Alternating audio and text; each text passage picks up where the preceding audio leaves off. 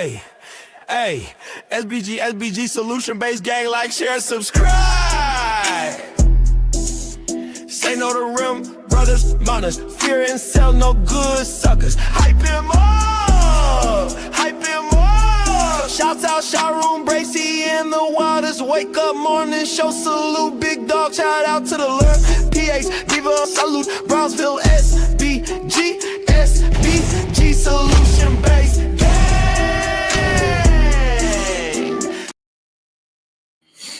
Bow! Let's go! Good day, everyone. How are we doing today?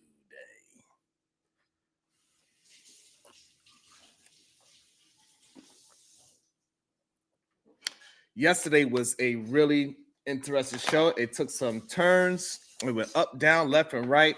And it's really good. And we're going to finish reviewing. We are going to finish reviewing Sharon versus Obsidian. Because it's wild and weird to see and hear in real time. Because when we start breaking these things down and we break down the words that's actually being used, when the men are not so mesmerized, because these men get mesmerized by other men that could talk very well. They get mesmerized by men that could deflect like a goddamn like Venus. They get so mesmerized that they forget to listen to what the words that the man is actually saying. Is it advice, or is it a situation that they could implement in their own life? And as we start breaking this down, some more Obsidian versus Sharon, and also Q Butter, and also Information Man. It is interesting, but also what happened yesterday, we had got to a very interesting conclusion with PH Diva on the man's neck. Get off me!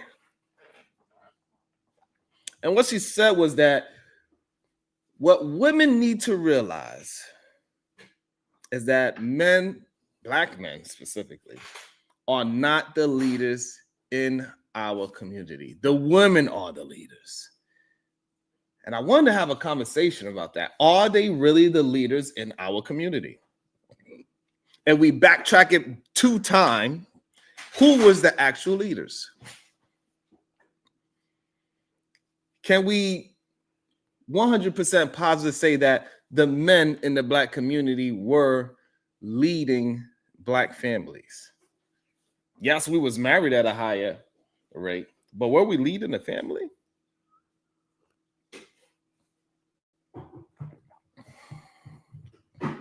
That's the part that's very interesting to me.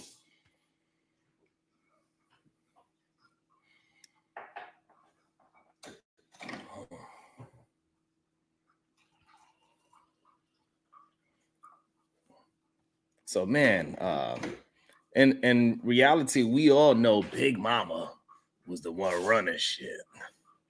All right? That's what we do, though, right? We know Big Mama was the glue. She was the original Wi-Fi. Everybody connected through her.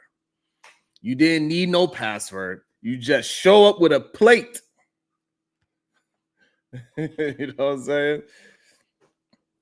That's it. You show up with a plate. And she held the family together with that sweet potato pie and the thread of a goddamn slipper. That's how she held it together. And Big Mama did not play. She'll whoop you and then feed you. That's love and discipline. A 2-for-1 special. Better than Applebee's, goddammit. Way better than Applebee's. And that's what was really going on. So this idea, like we do understand that that's been going on for a really long time. And now that Big Mama's gone and the family group chat ain't the same. It's just not. And back then, you know, Big Mama had rules. You didn't even know you had a curfew until you broke it. Now, you know, kids are negotiating like lawyers. family is fractured, single mothers is carrying the load, and single motherhood ain't the problem. It's single fatherhood disappearing like Houdini. That's the real issue. Nice. What up, man? Good to see you, brother. What it do? Salute to you. What's up, Miss J? Porica, Poriciosa. Good day. You know I am conversations. MJ, good day, beautiful. How you doing today? You know how we like to start the show. When I say good day to you, make sure you say it back because I could feel that great productive energy. Good day, everyone. Thank you, Miss Jalen. And I just thought the conversation was so interesting yesterday because we had some young men come up on a panel discussing how no, the women were not the leader back then. But when we just peel back this onion and we turn this thing into a cry fest, we start to realize that a lot of the young men did not want to listen to their mama.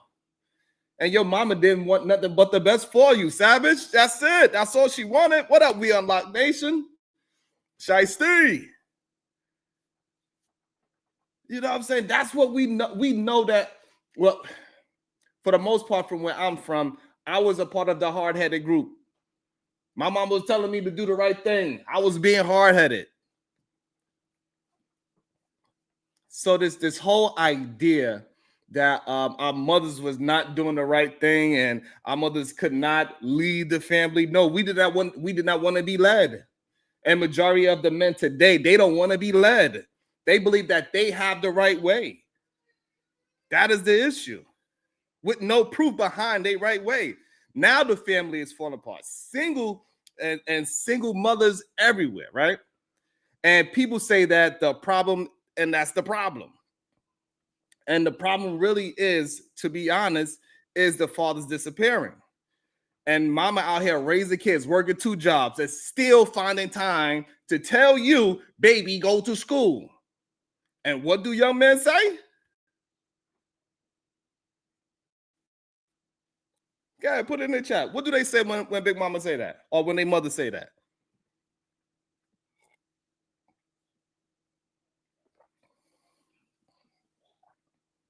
They say, nah, I'm going to be a YouTuber. I don't be a SoundCloud. I'm going to be a rapper. You don't even have Wi-Fi in your goddamn house and you're going to do all these other goddamn things. Listen to your goddamn mama. That's your leader. Listen to her. She ain't steer you wrong, because guess what? When you turn 30, you want to do all the things that your mama told you to do in the first place. You could have did it at the age of 20. As soon as you left high school, 18, you could have did it. Went straight to a community school. Thank you so much, Jordan. I appreciate you. I'm doing my best. And as we keep on building the show back up in the AM for, I'm not sure for how long, but I'm back for the meantime. Why is this holiday week? Until next week, hopefully. As long as y'all show me love, I'm gonna keep on doing my damn thing. But I do need y'all help as well. I do need you to hit that like and that share button. You got to put in some goddamn work too.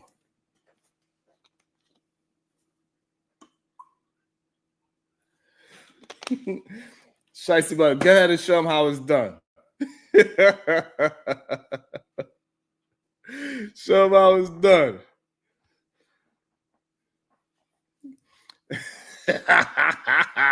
Savage said, Mama told me women need to be treated like princesses. And I would say about that, if that is your woman, I can agree with her. She should be treated. You should always want the best for your woman.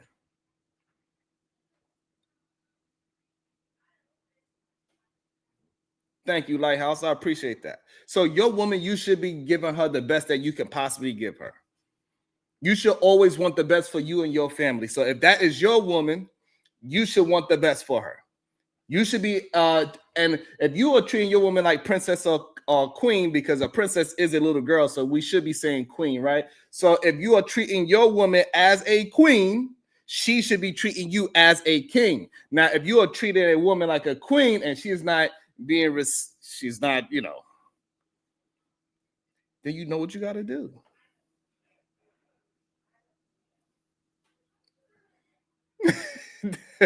I don't know, Shiesty.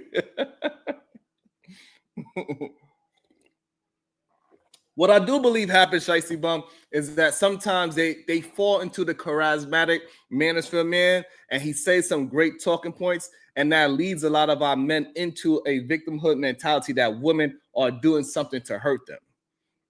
Yes, is it going to be a woman out there that would take your kindness for a weakness? Absolutely, it's going to be a woman that's possibly going to do that. But that's not the majority of women. So yes, I always want the best for my woman. I want her to look the best she could possibly be. I want her to eat the best food. I want to go to the best restaurants. I want to go to the best entertainment we could afford. I want to put her in the best neighborhood that I could afford. So yes, treat her like a goddamn royalty because that is yours, and you are hers. I don't get why we get caught up in this idea that we're supposed to give the least amount of love and support to the woman we chose to be with.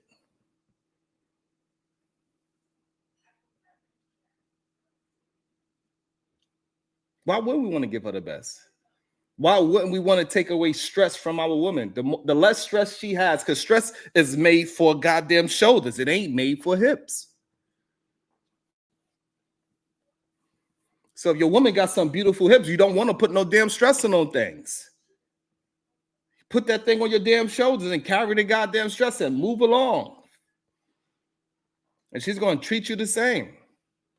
You take a stress away from a woman, she's going to give you everything she got.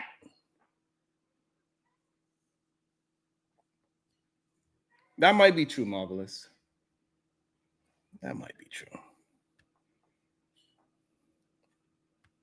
That's a good possibility.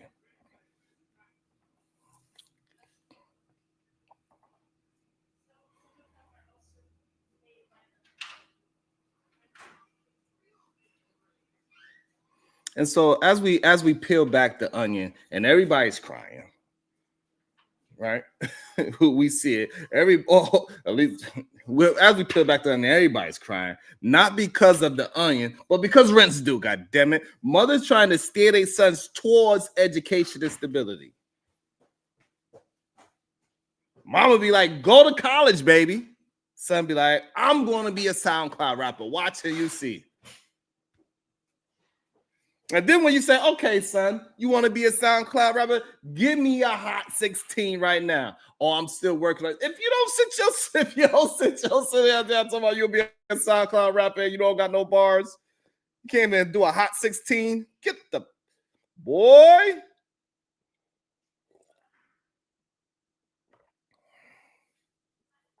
It's wild, man. And look, the young ladies, they listening. They graduating. They got degrees, careers. They getting them houses. Meanwhile, young men still arguing about who's the GOAT is. Is it LeBron or is it Jordan?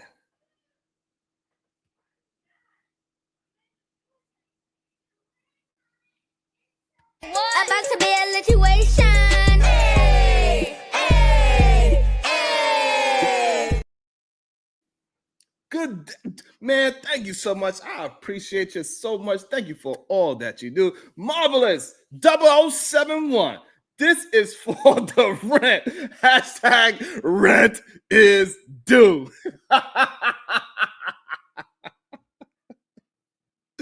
Thank you so much, Moms, for all that you do.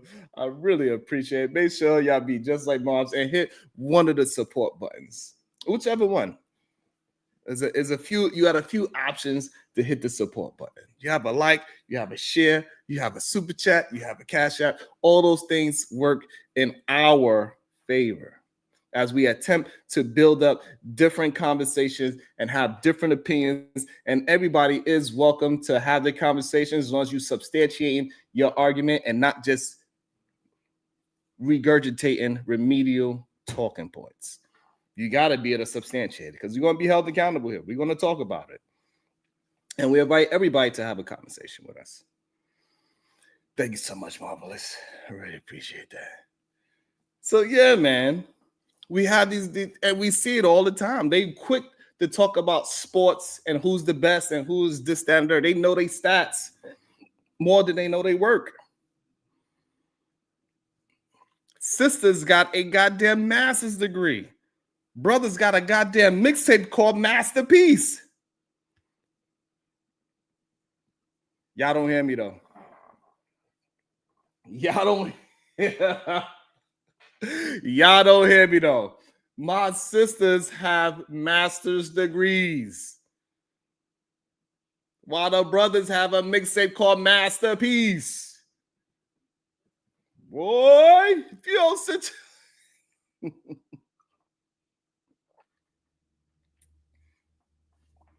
Fellas, it might be time to bend the knee. And just realize maybe us men as a whole, in general, are hard-headed. And why they have this mixtape called a Masterpiece, and he's still living in his mama's basement, mama like, I told you, go to school. And he like, well, mama, I'm about to blow up. He's like, mama, I'm about to blow up. And the only thing blowing up is her blood pressure. That's it. So women been the leaders. Big Mama was the CEO of the family. She didn't need HR. She had a wooden goddamn spoon. And she didn't need no goddamn board meeting. She had Sunday dinner.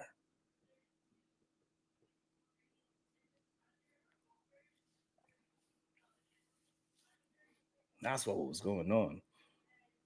And now mothers are still trying to steer us right. But for some reason, brothers don't listen. And listen, mama ain't trying to ruin your life.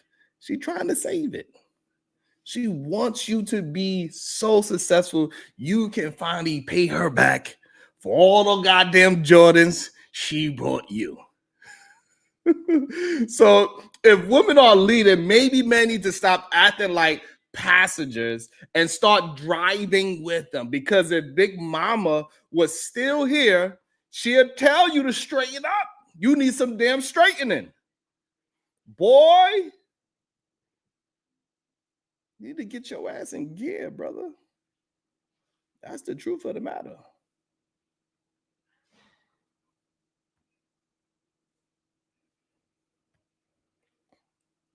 That's the truth of the matter. What up, Bubba?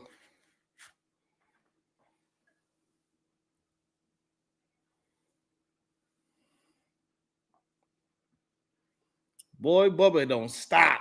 Bubba, if you don't sit your ass down, Bubba, if you don't sit your ass down somewhere. Because a master degree and master bedroom is two different things. That's why. You could say primary bedroom. Lord Jesus. Boy, you be trying it. Boy, you be trying it. Shout out to the very special Barry White 9791. Hi, everyone. Good day to you, Miss Barry White. How you doing? Hopefully you're having a happy time today.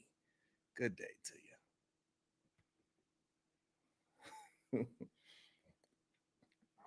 What up, Dante? I want to know who disagree with my...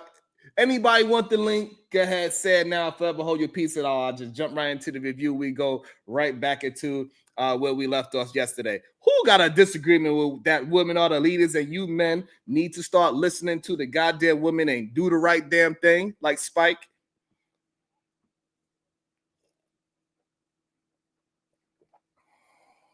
And so this is where I disagree with Big Bubba.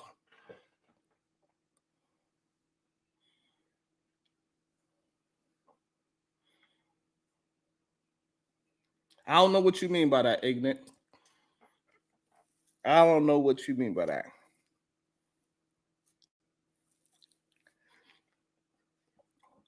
So the problem, Bubba, is that you're saying that Big Mom would tell you to straighten up. And what the problem is that a lot of men are not listening to that advice. You saying Big Daddy will make you, that's crazy. First of all, that you called him Big Daddy. I ain't never heard no man call his father Big Daddy. That's just, Bubba, that is crazy. Bubba, that is crazy. I want to know how many men call they father Big Daddy.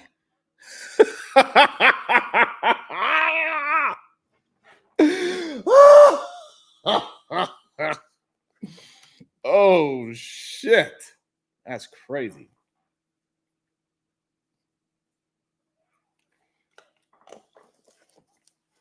And that's what I'm saying, Savage. And we ignore the nurture that our mothers was given to us, especially from where we from. We ignored it. We would have been much better off. We are paying attention to the things that they had told us now that we are much grown, right? Then now we realize, hey, maybe they did have the better advice. And for some reason, we fall into the trap of these manosphere type of guys, right? As Obsidian would say, I think he called them Uncle James. He said Uncle James that live in the basement that only come up for a plate of food and go back downstairs. We fell for all of his rhetoric that he was to tell us back in the day.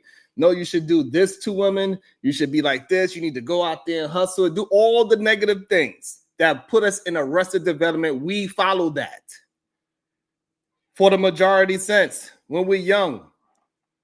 Instead of doing the right thing, we keep trying to act like men are supposed to be just this rebellious thing and doing all the wrong things until they figure it out by the age of 40. And women are supposed to just deal with it until he figure it out. No, absolutely not. Follow the goddamn lead of success. I ain't never heard no,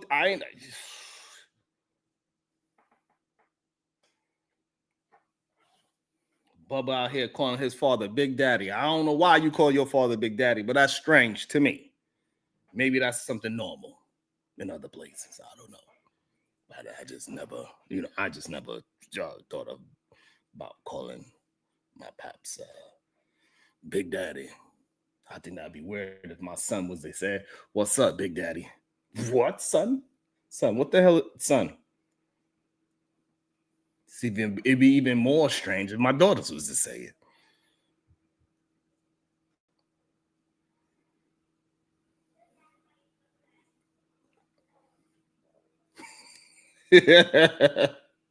Shout out to you, We Unlock. Keep on campaigning. We're gonna get Miss Crockett up in there. Yeah, let's go. We Unlock Nation. I'm gonna support you on that campaign, my brother. Yeah, so I guess nobody asked for the link. I don't know. Savage, you let me know. You let me know, Savage. We can have a conversation. Let's talk through it. Let's get some understanding. Let's get some straightening. Let's get some goddamn straightened. No, I'll drop it anyway. Because I know my brothers ain't scared to have an honest conversation. Because I know my brothers are not afraid to have an honest conversation.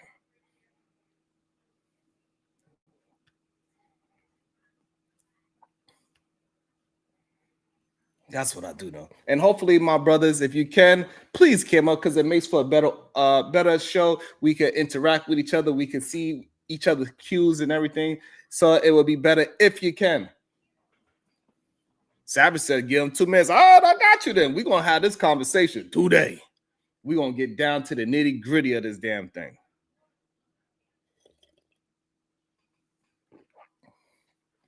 Because I don't see why it should be even a thought that a woman cannot lead properly. If she is given correct advice, she is given correct leadership, you can point it out and say, hey, this is the things that I see that can produce productivity in my life. Why not follow the information? Why would you follow the information of an unsuccessful person? Because that's what we kind of did when we was in our teenage to young men years. we followed all of the wrong things. We know the women tell us not to be gangbangers, but what we did. They told us not to be in the street, but what they did. And not only did we follow a lot of the wrong advice, the young men that did follow the correct advice, they got their ass whooped for it, which I don't understand either. So when are we going to just stop holding the line? We ain't holding the line no more. It's time to bend the knee. Welcome to the show.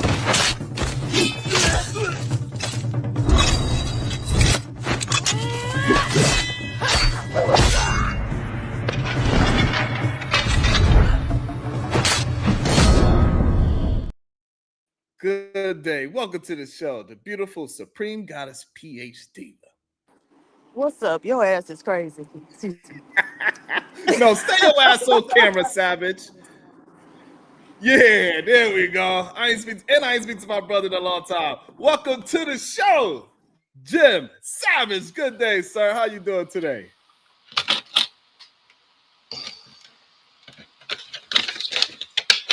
Can you hear me? Yeah. That sound like it's not on the microphone. It sound like it's in your computer, though. Yeah, there we go. It just went out. So while he got keep getting it together. So Diva, what I'm crazy about, Diva? Y'all bending the knee? That's right. You told us to hold the line. No, it's time to bend the knee, Diva. Who y'all bending the knee to? We are bending our knees for our beautiful black queens. Right. Yeah. Okay. Yeah. Y'all Go ahead, finally Savage. Let's got see if it's getting it working. together. Go ahead, Savage. Let me see. You hear me? Yeah, there you go. Yeah, we can hear you good. Savage, you look like Kimbo Slice reincarnated. I'm just the whole pie, baby. I'm the whole pie. I'm the slice Are of the pie. you said you related to him? No. Oh. I'm not a slice. I'm the whole pie. You must have heard that before. He had his line ready. He had his comeback ready. I heard it so I'm many the whole times. pie. That was a good one. So, Savage, what's your thoughts? Talk to me. Well, I was raised by just my mother and my two sisters. You know what I mean? So I know that women have the qualities to.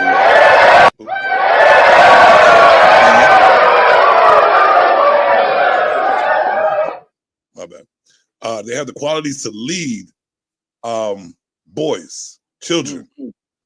You know what I mean? They do have the quality to lead the children at the beginning stage of little boys and little girls. They have that quality. But once a boy, I wouldn't say anything. I don't know about the females, but I know a boy trying to be on his journey to be a man. There's only but so much a female could lead a boy to do until it's time for him to be a man. So I do agree with leadership at a young age of children. Innocence. They could lead innocence. But once it's time to reach that world, because you see, most women are mostly delusional in the world as a adult. So, by the time you reach a certain age, it's time for the man to step in and take care of business. So I think the problem is if they are leading them up into, let's say 16, let's give it a nice age around like 16, right? And then at that age, you're saying a male figure should be taking over the leadership role for that young man. I would say a lot earlier than 16. Okay, 12? I would say 16? 12. Okay, 16. So now the issue is if that young boy was listening and taking heed to her leadership and advice, it would translate into 13 and beyond as well. He would be doing the right things, going to school, doing the right education, challenging his character. But what we are seeing is that the young boys are rebelling against it because they have this ideology that they are just inherently better, smarter, faster, stronger than any woman that's giving them advice. They're learning that from females. So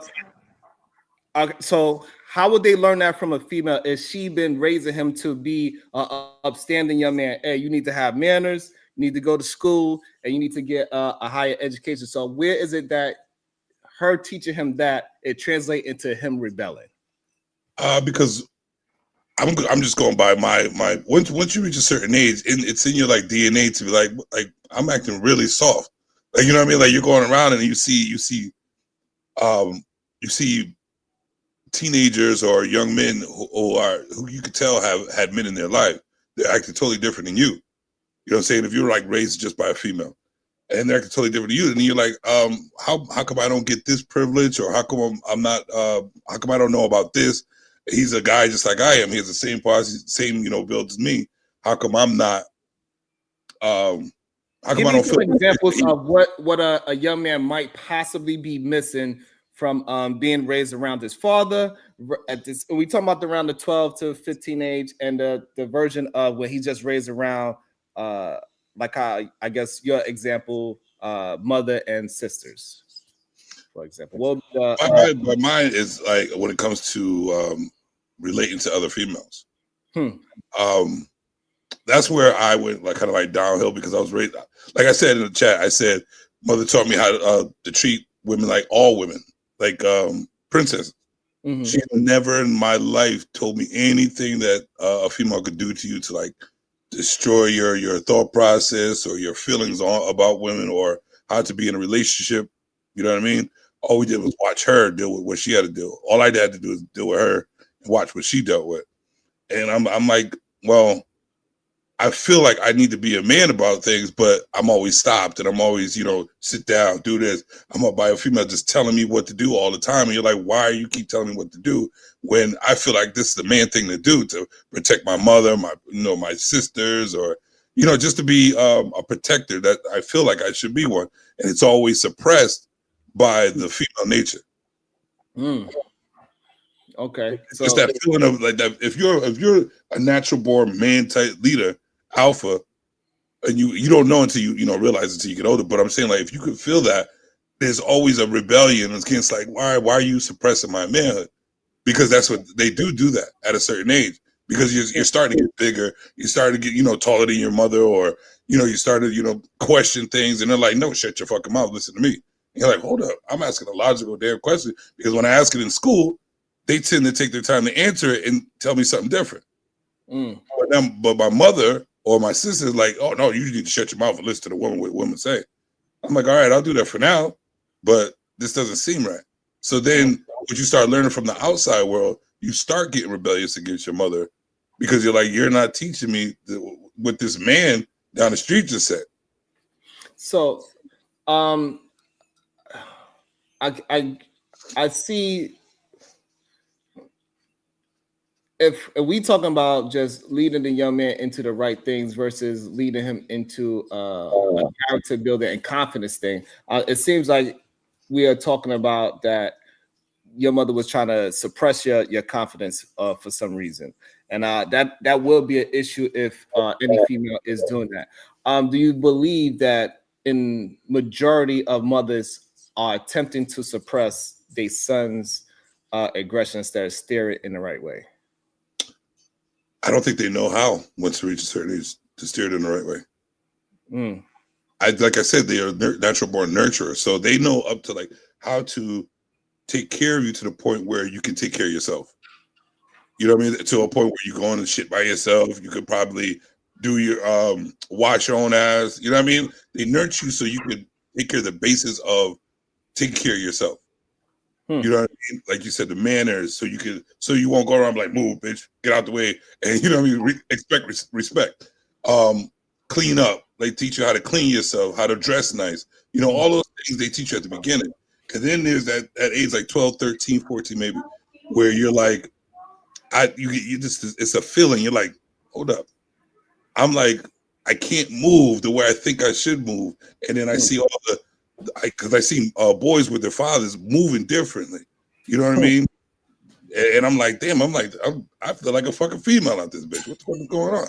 I mean, it's an interesting correlation, I believe, because I'm not understanding exactly where the female feeling comes from, because us cleaning and taking care of ourselves and going through education, I don't look at that as a female trait. Well, if I'm whining and complaining, say that again? Yeah, you know what I'm saying? If I'm whining, crying, and complaining, and it's okay, that doesn't feel right to me.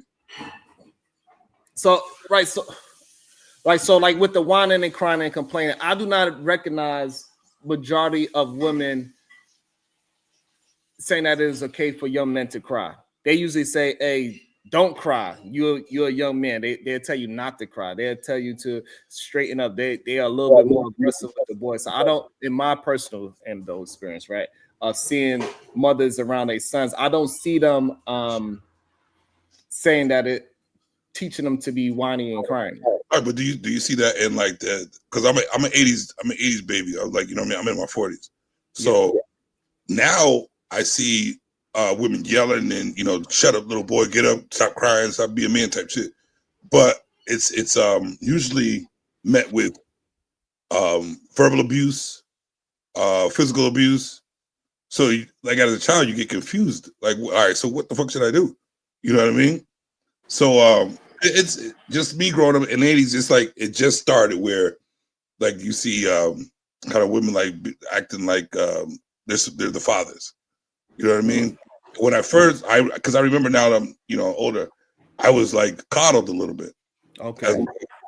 And it was like, don't like, I'm falling, I got scabs, who cares? It doesn't really hurt. I'm trying to get up, but she's holding me. I'm like, I don't want to be held. You know what I mean? So I had that natural feeling of like being like an independent man trying to, hold myself down. But I always felt like I was being coddled. And I like at the time I really didn't mind it because I'm still learning. But now that I'm an adult, I'm like, I see it in other kids, and I'm like, I know how much of a bitch ass I used to be when I was young. You know what I mean? Like being coddled all the time. And I was a step behind all the boys that were raised by their fathers. And I was looking for that man or the man guy. Yeah. And I see now me taking that role, I see the effect, the positive effect on like, because I'm learning while I'm doing it. And I'm like, this, if I would have had this, I would have been in a whole different position than I am now. Especially in the dating market. I mean, dating females. Like I was like the most romantic, write letters, all that. And I think because that's what my mother taught me. My sisters also. And then, it looked like the girls are acting west, but in the long run, they was fucking with other dudes, the bad guys. You know what I'm saying? And I didn't know this. I was clueless to what was going on around me because how much I was coddled. There was no man telling me what to do in those situations. So I had to keep dealing with that up to an older age until I had to go out, reach out for myself to see what being a man is all about. Well, that's the thing. So I don't think it was what your mom taught you, or your mom and your sisters, how they taught you to interact with women that was the issue. The issue was that you were punching above your weight class, right? And the type of women you was choosing. And so yes, they were entertaining you, but you weren't who they really wanted because again, you was punching above your weight class. And so they was messing with who they really wanted. You was the Makes no stable sense. guy that What they I'm could saying fuck. is, Sir, wait, we let you just speak, sir. We let you speak. Why are you cutting me off? It makes no sense. Yeah, but can I finish my statement or do we just have to listen to you? No, I'm sorry, my bad. Thank you. So yeah, so they were entertaining you, but you weren't who they really wanted, right? But the man that they really wanted, the bad boy, probably wasn't as stable and as reliable and dependable as you were. And so they was trying to have their cake and eat it too. So, had you picked the little nerdy girl who was in class right beside you rather than the girl that, other dudes wanted, then maybe you would have had different outcomes. Okay, do you But think I that? did want to ask you, Sharon. So, in terms of the conversation, the context of the conversation, are we talking about leadership um, with regard to the community or with regard to families? I think originally I wanted it to be about both, but I think it trickled into more of a family conversation, and it seems like men need to concede to women being leaders within the family. Right. Because, so one thing, like we've been seeing these videos, I'm outside, let me try to walk inside. But we've been seeing these videos lately about, Black women in labor at hospitals being like turned away and sent home, that type of thing, mistreated. And so again, like my whole stance has been black men cannot be leaders in this society, right? Because when the time to lead is, right? Now's the time. Uh, when your wife is actively in labor and these people dicking them around and putting her life and the life of that child at risk. That's one of the biggest issues black women face, the maternal mortality. Um, and so being a leader is about problem solving. And so how do we solve those problems? I like it. I like it. Well, for me, Diva, I was always interrupted in those areas. I was all up in the goddamn vagina trying to pull my baby out too. Like I ain't let them. So you was gonna deliver it. I was going to deliver that. I said, "Move over, goddamn doc. What you talking about? My woman is in pain. Move over, baby. Put your. So I do agree with that part that we do. We cannot just we need to do some research, especially at that moment when it's important to find maybe possibly have a doula. A doula would give you some more information, what you are allowed to do, and what you're not allowed to do. They give you more confidence when you're in the room with doctors to say, "Hey, doc, this is not my wife need X, Y, and Z." And we gotta educate ourselves in that department. And that kind of goes to what Savvy was talking about earlier about the coddling part, right? We do see that a lot of black young men do get coddled. We do see that is a issue. I don't know if it's a mass problem or is it a rebellion problem, right? So I do recognize it is a lot of young men that do, especially our black young men, get coddled. We have to do a better job at recognizing that and able to, if we are in contact with a single mother, to be able to say, "Hey, my experience of what you are doing at this point, this coddling part, is going to translate into a negative thing as he get older. He's going to have to learn how to reevaluate that coddle thing, and it's going to give him some sort of arrested development that he's going to be stuck at a certain point, and then he's going to have to break himself out of it, and it's going to make him become a man a little later than what he could be. He could be progressing as a man at 18 instead of at 30, right? Because like me and you, we in the same age group, and we probably started really striving stronger around 30 than what we should have been striving at 18, going to college and leading ourselves properly and choosing character. And so and Diva probably did make a good point, right? You was probably not choosing the character of good women, you was choosing the looks, the attractiveness of those women instead of what their character is, and you romanticize with the wrong type of woman, possibly. Yeah, I understand that, but she just skipped over everything I said because they listened to certain things and not the whole picture.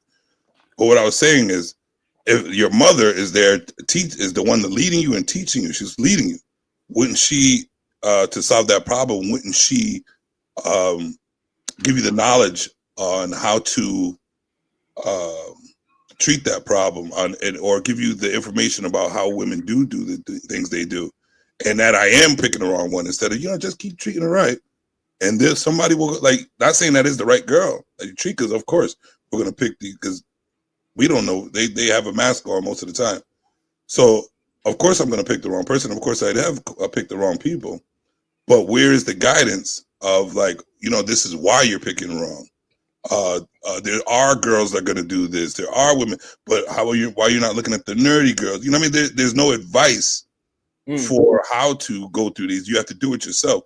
And while you're picking the wrong person, you go down a fork in the road that could lead you on on a path of I'm trying not to curse so much. I'm a cursor, but a path of fuckery. You know what I'm saying? And then you have to find your way out of that path. You know what I'm saying? And then you go down another, instead of, if we were guided early by both of our parents, because sometimes when you're raising a child, because I got a couple kids, raising a child, you have to treat each one differently. And your mother will teach you a certain thing and your father will teach you a certain thing, and they both have to work together to come to a solution on how you should walk through life. And sometimes the mother won't agree with how the father does it, and sometimes the father is right, and sometimes the mother's right. Sometimes they have to come together to teach you that. But if you just have one source and you have to go by that and say it's not the right time or right place for it, you tend to go down a path of learning on your own, which could be disruptive to the way you should be guided towards life, or the decision you should be. And so, and I do agree with. I don't think you should be getting advice from your mother on. This is for all the young men. You most likely shouldn't get advice from a woman about dating because she doesn't date women. So I would agree with you there on that. I never took my mother's advice on women. I never, but I always been very rebellious though. I ain't listened to nobody. I was hard headed. I had to learn I never knew any different. Everything. I never knew any different. I only just had my mother. It was always the female aspect of everything. So, but the only issue that I had with that, right? Me just looking back at myself, she did give good advice on certain things that I just naturally rebelled against as well.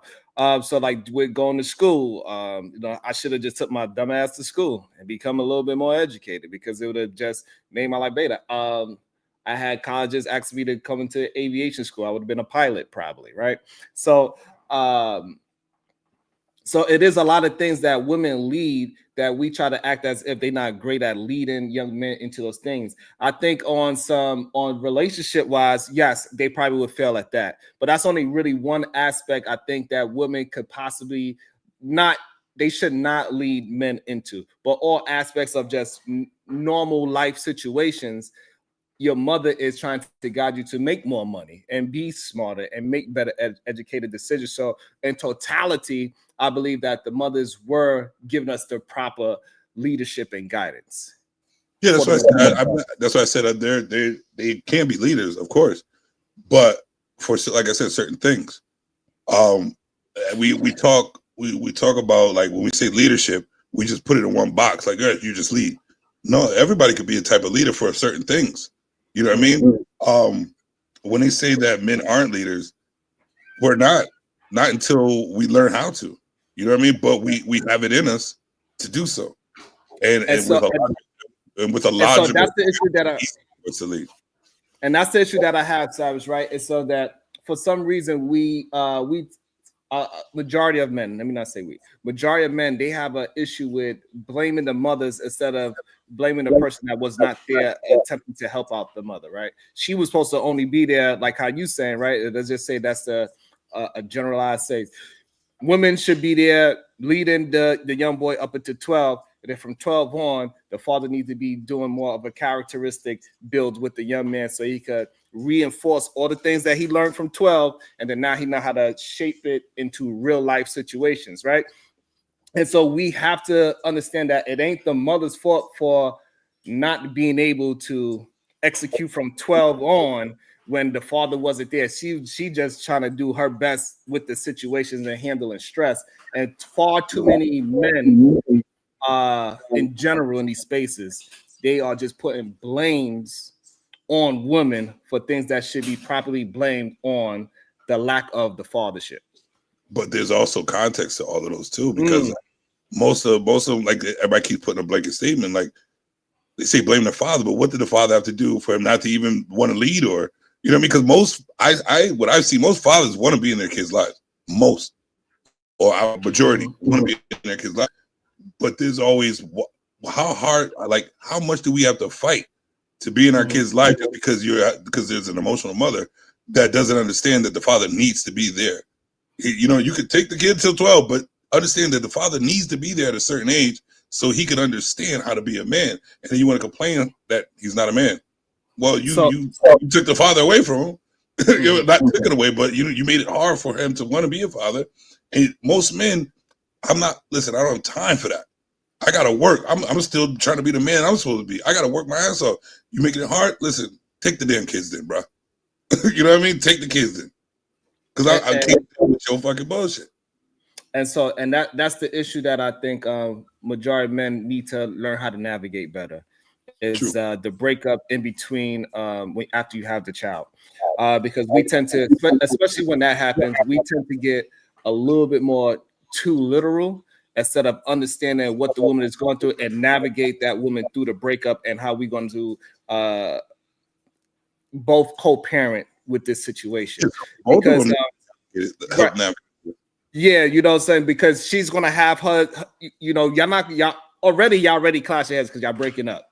Right. So of course, naturally, also when y'all start talking about the child, y'all gonna naturally clash heads too because it still didn't get resolved of the first clash that you had. So now it's getting scrutinized at a different level because it's also a mix of the relationship with the parenting that's where the clashes at. And us as fathers, we got to understand that we cannot try to use the truthful negative things about the woman's character and use that as in motherhood and say, no, well, you want to go and get your hair done. You know, we hear the arguments that they be trying to say, my child support is going to your nails and that bullshit. Like, hey, leave that part out and just talk about what's the greatest thing for the kid. I think men need to learn how to navigate properly through leading through a breakup as well, especially when they got kids involved.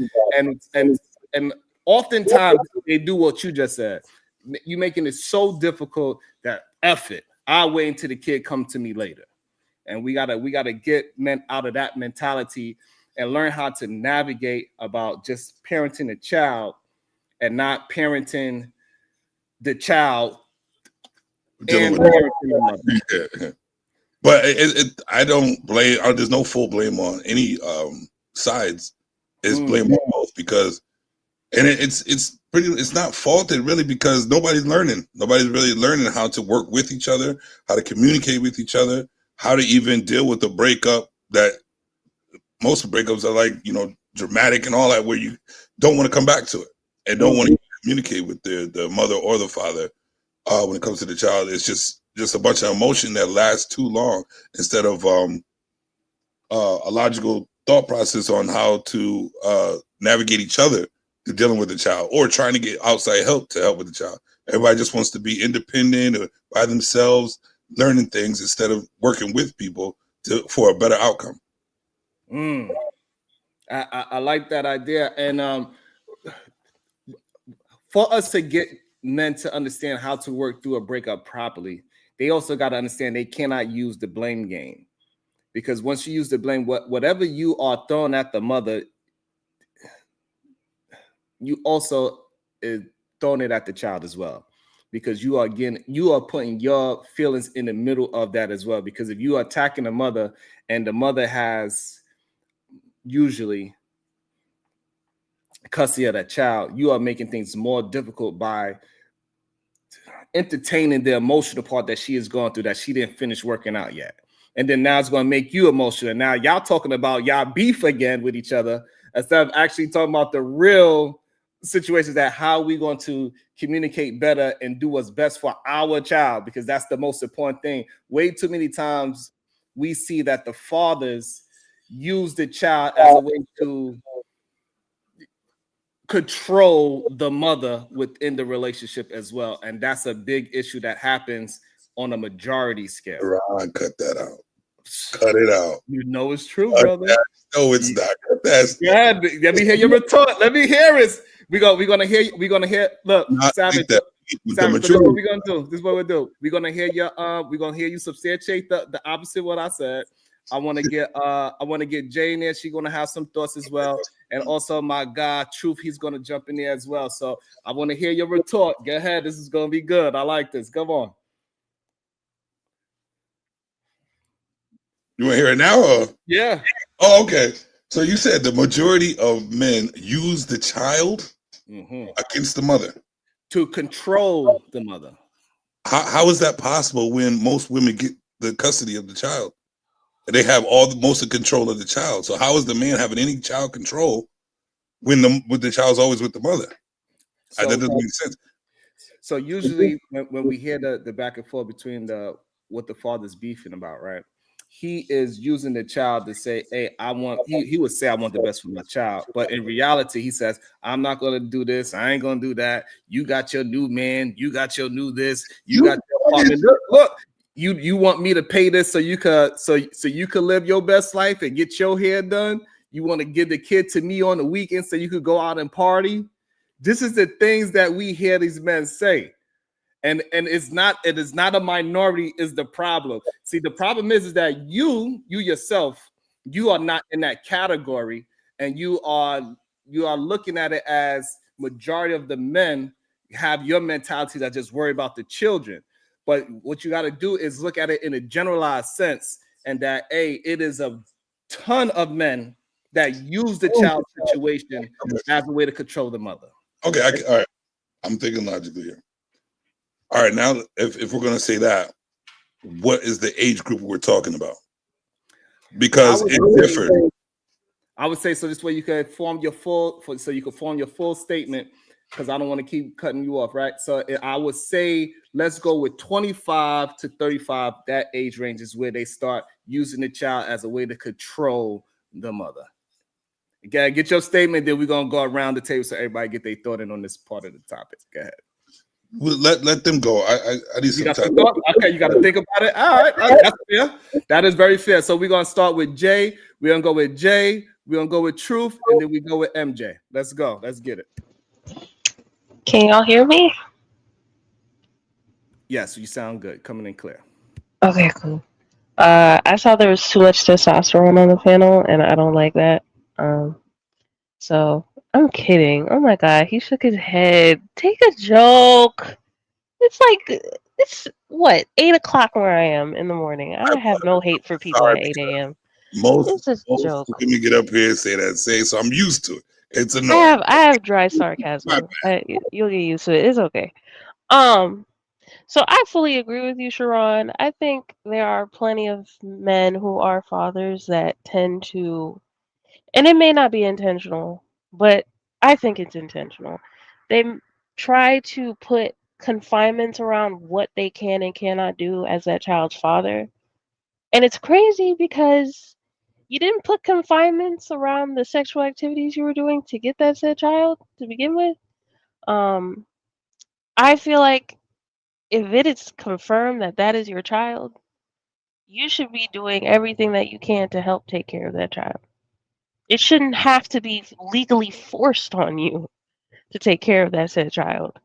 Like, if I were to agree that the court system is unjust, because it's unjust around the board, that's how it was created. Who has the best convincing arguments? It's not who actually, So if I were to go by that logic, then why aren't more men just choosing to, come up with a financial plan to help take care of the child?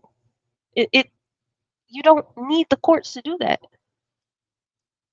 You know the child needs to eat. You know the child needs clothes. You know the child needs to go to school. You know the child needs insurance. At least take up the insurance. Like what? Like it. All of this could be easy. Like navigating that co-parenting should be easy, but people make it hard because their feelings are involved before the child got there, and y'all have a weird dynamic with each other instead of being like, you know what, we're two adults. Let's just get this done. We have a child here. Whatever happened between us, it is what it is, but we have a child. That's the goal. Take care of the child. But no, we have to go through the rigmarole of courts, legal documents, having to force you to do stuff. Now you're on the hook. And if you don't pay, you go to jail. Like it shouldn't have to take all that. It really should. Great place to land it. Thank you, Jay. That was a very good insight. Welcome to the show, Imago D. Peter 29 into chapter 10. I don't know. I messed that all up. I messed that all up. Good day, everyone. How y'all doing? What's your thoughts on the topic, my brother? So we're talking about fatherhood, or I see y'all talk about many different things. Just want to we are running that. So the way how me and Savage started the conversation, we talking about women been leading the family for a while now, and we should men, we've been holding the line and not allowing that to happen, and it's time for men to bend the knee. That's where it started. That's where it started. And so now we trickled it down to now we are into how the mothers are the leaders and how the context of how they became the leader. And so Savage's position is that a lot of the mothers push the father away type of situation. And so now we are into the context. I believe that men are not leading in breakups properly enough. They still holding on to the woes in a relationship, and it trickles down into the negotiation with the child. And men usually use the child as a way to control the mother in the situation, and that's the demands, and that's where the real friction happens at. And I think that's a good summarize of what me and Savage was talking about. Yeah, so what you said, sad to say, is the truth. Majority of men, they look at the relationship with the child as the relationship with the mom. So when they're with the mother, the love for the child is a little bit more, I would say, greater than when they're not together, and that's a sad thing because the way I look at it, that's my child. So whether I'm with the mom or not, then that's my child. I'm going to love that child just like if we was together or not. A lot of times, the same way that the lifestyle was there when y'all was together, that those things change. Instead of if you was picking a child up from school, still pick the child up from school. They're used to their father picking them up from school. If you was there in the mornings, you're taking them to school. You was eating breakfast with them. If it's okay with her, hey, can I still come, eat breakfast, get them ready, still take them to school? Yeah, sure. Come right on. Still continue to do those things. But the problem is, majority of men, they get upset and then they'll be like, okay, it doesn't matter. I'm going to go do what I want to do. And then the lifestyle dynamic of the child changes. And we don't look at how that affects the child. We're looking at how we feel about right now that we're no longer in a relationship. We no longer have access to the mother, so on and so forth. So, and that's on a large scale. I'm not speaking about the guys that don't do that, but majority of men do. We have to be honest about that part. Sharon spoke about the emotional stability of the mother. If the mother is emotionally unstable, guess what? It does affect the child. That's why I do not suggest people when they say, oh, if I cheated on her, I didn't cheat on the child. Yes, you did. You're in a relationship with the mother, you cheat on her, you hurt her, guess what? That child is going to feel that. She's off, she's not feeling well, she's worried about what you're doing, so she's losing track of what she's doing around the house. Her mood is off where the child is used to seeing her happy and that plan and everything like that. Those things change. So we have to be cognizant of how we treat each other because those things change whether we're there or not.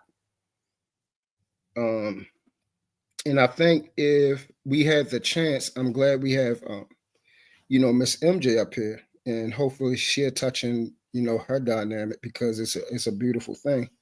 I wish we had more moms like her because what happens is it gives guys a chance to actually see how the mom is.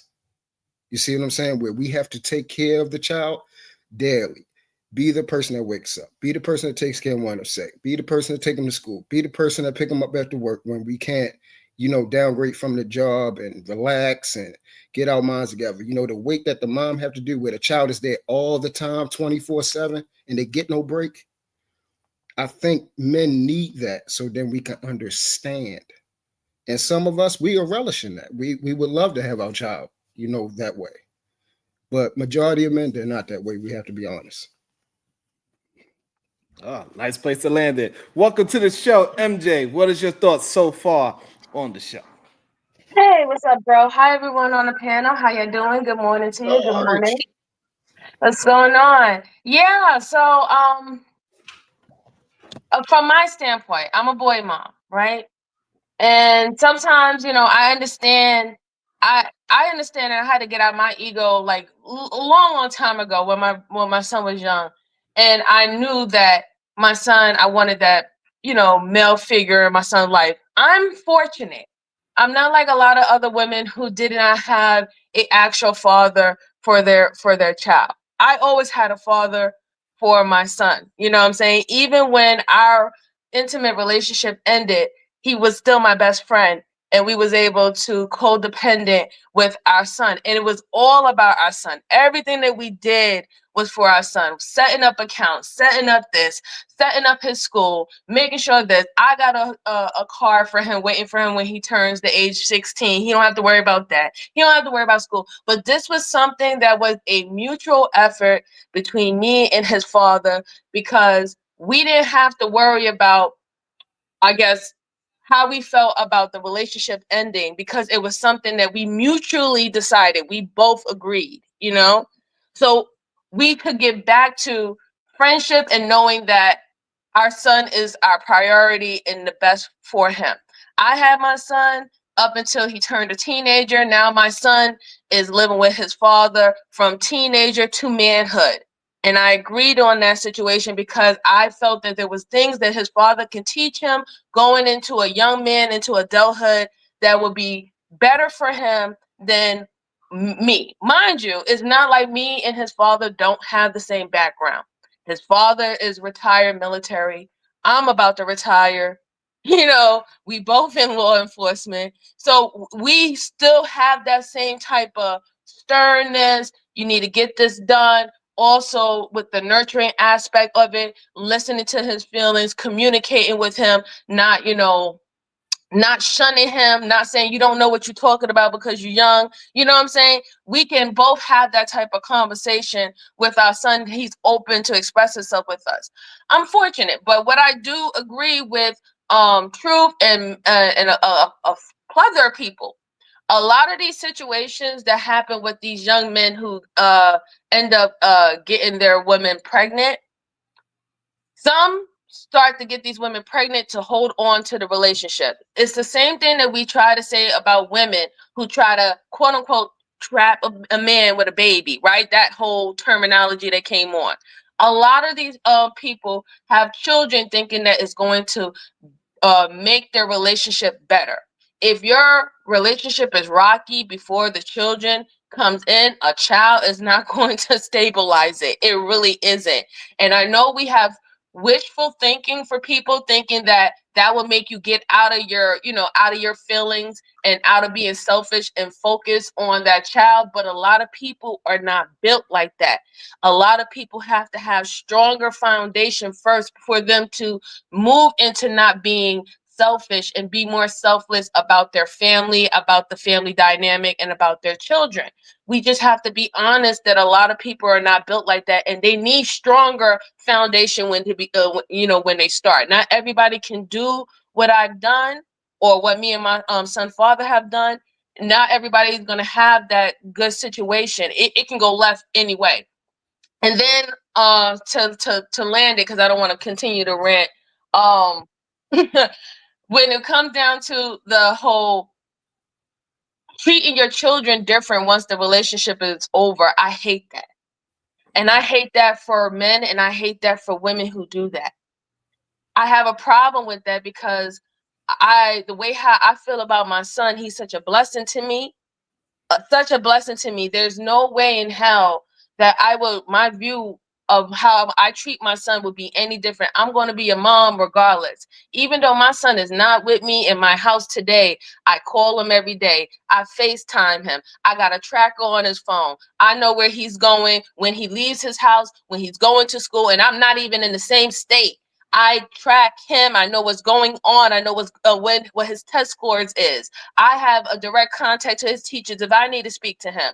And unfortunately, I have a father. If something's going on with my son, he's going to call me now, like how I would call him to notify him what's going on with his son, whether it's medical, whether if he's emotionally going through something, he had a fight, you name it. I'm getting a call. You know what I'm saying?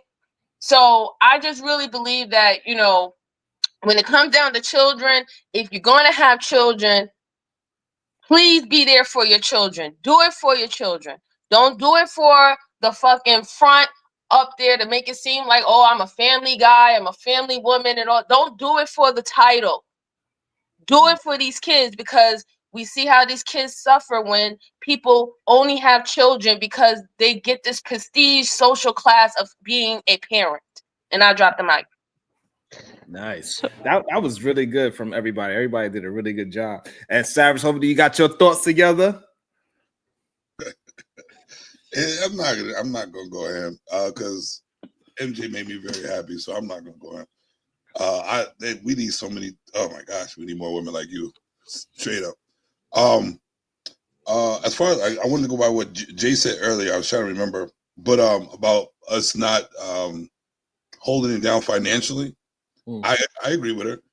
But what I want to say about that is that most of us, so all right, most of us are kids having kids. You know what I'm saying? Most of us are still learning how to be adults. Not now, but I'm just saying, like most of the ones having kids now learn how to be adults. So none of them, most people are not even financially stable. We're just having kids because we're having sex so unprotected, and nobody really has a place to live. Nobody has money in the bank. You know what I'm saying? And so I was going back to the guidance. None of us are really guided on how to even take care of children or how to be a man, how to be a father. Because I know I did not know how to be a father at all. I'm having a kid. I'm like just learning while I'm going through it. And watching TV, looking at other people that take care of their kids and kids look like they're doing right. I'm taking advice from them. You know what I mean? So it's not a blame game, which we tend to do a lot. And I was caught up in that world as well and still trying to do it a little bit. But it's like we just need better guidance from our people and people in general instead of just being blamed and this is their fault, this is the mother's fault, this is the father's fault, this is the government fault. None of us are working together to get a better outcome for the children. That's all I'm going to say, really. Okay, I like so that accountability. Go ahead, Jay. mm. So this leads back into the actual topic of the show as to why I feel as though most men are not ready for leadership. I know I'm kind of changing the topic, my You're not. bad, but It's a most thought. men are not.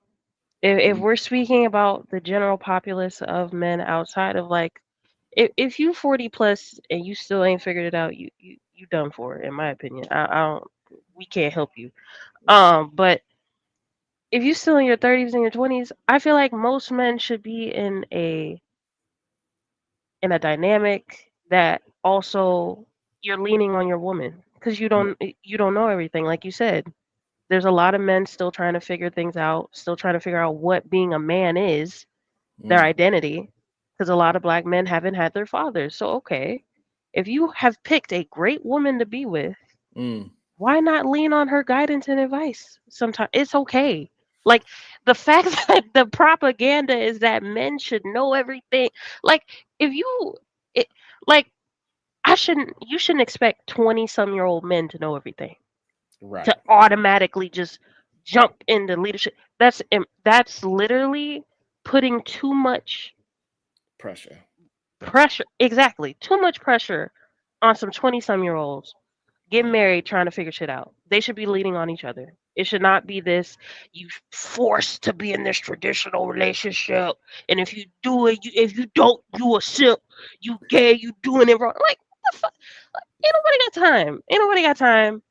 The best dynamic is you both leaning on each other and figuring shit out and researching and trying to figure out what's the best route to be parents, what's the best route to make money, what's the best route for us, not what the best route is per everybody fucking else, because everybody else isn't married to you two. It's you two. It's you two and you two alone. When the world decides to turn their back on you, guess what? You married to that person. You got to smell that person dirty drawers. You got Damn. to cook for that person. You got to do everything with that person. So why not lean on that person? It makes the most sense that way. On top of it, I don't, the money excuse, and I consider everything that you stated excuses, because at the end of the day, you figured out how to lay with that person sexually. You need to figure out how you're going to provide for that person and that child. I don't care. Frankly, I don't care. There are no excuses for that. The child didn't ask to be here. The child shouldn't be suffering because you haven't figured life out and now you're being thrusted into parenthood. That is your fault. And I will put fault on you. as a person. If you were not ready, you shouldn't have been doing what you've been doing.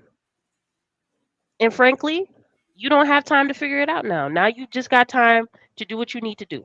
And you may live an unhappy life for that, but guess what? Child shouldn't have to suffer just because you're unhappy. Damn. It's not about you anymore. It's about that child. Bar. It's a good one. Yeah. Yeah. I definitely can't say anything disagree with what she said at all, man. Sure, I got a question for you. I think, huh? He got a question. Bro, go ahead. Yeah, I think we gotta be honest. We gotta be honest with each other about who we are, what we want, and who the person we're dealing with. And like she said, majority of us did not have a father. They wasn't born for marriage. They never seen it. They wasn't around it, so you don't know what it is. I've been fortunate enough to be born in wedlock. Had my father until he passed away, and then I had my stepfather who still counsels me to this day. See what I'm saying? So those type of things are very, very important. And if you don't see it or don't have somebody cultivating you through those times, because you gotta know that parenting doesn't stop when you're 18 years old, 20 years old, when your child turns 25, 30. You know what I'm saying? I'm 41. My dad still counsels me to this day. He's 66. So where he's at 66, I'm trying to get there at the next stages of my life. Where he was 50, I'm trying to get there, so on and so forth.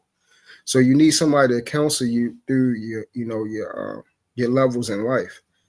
Majority of men don't have that. So how are you going to try to lead something if you've never seen what a leader does? How are you going to know how to lead a household when you never seen that? Your father didn't do that for your mother. You never seen it. Your grandmother, your parents, your brothers around you aren't married. Like, you have to have some type of foundation to see these things in order to identify and then to at least try to be like it or to strive for it. You can't just say, oh, traditional marriage, I want a woman that stays home. And I want to be the man and take care of all the bills and do this. Okay, so what does that look like? I don't know, but I know that's what I'm supposed to do. Men by default are leaders. Okay, who told you that? YouTube? What? Okay, so now you get in a situation, you actually get that. Guess what happened? It fails. Why? Because you've been put in a position, like Jalen said, that weight, you don't know what that weight is. That weight is too much for you. Your mother, she used to working with a man. She was working her whole life. She had a man working with. They tag team. It's okay. But that's what you know. You see what I'm saying? So we got to find out who exactly we are and what we came from, and then operate inside of that. I like it. I like it. Go ahead, Savage. I know you said you had a question. I want to get where your head is at. So so you agree that women should be the leaders? Yeah. Should be until when, or they should be like leaders of a community? Like they say. So I'm more leaning towards what Jay is saying and how MJ and kind of what we were saying earlier. They should lead the young men up into 12, and then from 12 on, we should have evolved men leading them. Right, that would be the ideal. But what we see is that majority of the time, women are leading in the right direction. They want better for the community. They want higher education for our boys. They want better communication style for our young men. So in that sense of where we at now, I think the women have evolved into leadership because they've been listening to the people before them to improve themselves. They got higher education, they making more money, they buying houses. They was listening for the past 30 to 40 years on how to be leaders, and now men need to catch up and bend that knee and say, hey, we dropped the ball. Let's catch up, and then maybe after we catch up, then we could start being in our rightful place again.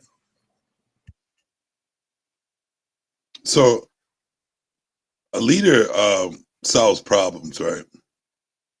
And a leader wants the best for the community, right?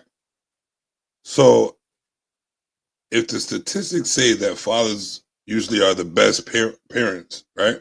But fathers are really not in the home, but they came up with a statistic saying that fathers are the best for the children. Even like they take care of the children more, or children come out in a better outcome if the fathers are taking care of children. Uh, how are we to say that have those stats and barely have men in the home, and we are seeing well, I can't. I'm not going to really talk about like we see the majority because everybody's looking on social media and not really seeing what real life is about.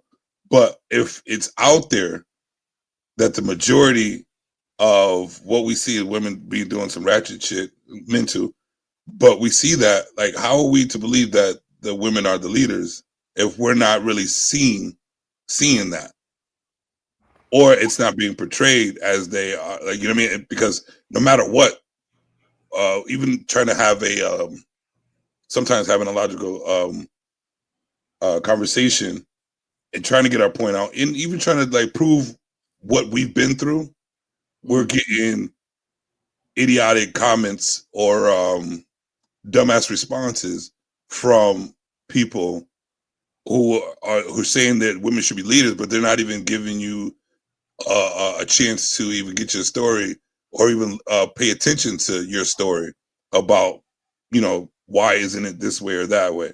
So how are we to believe that they're supposed to be like they're the good at leaders if this is Okay. what you're seeing?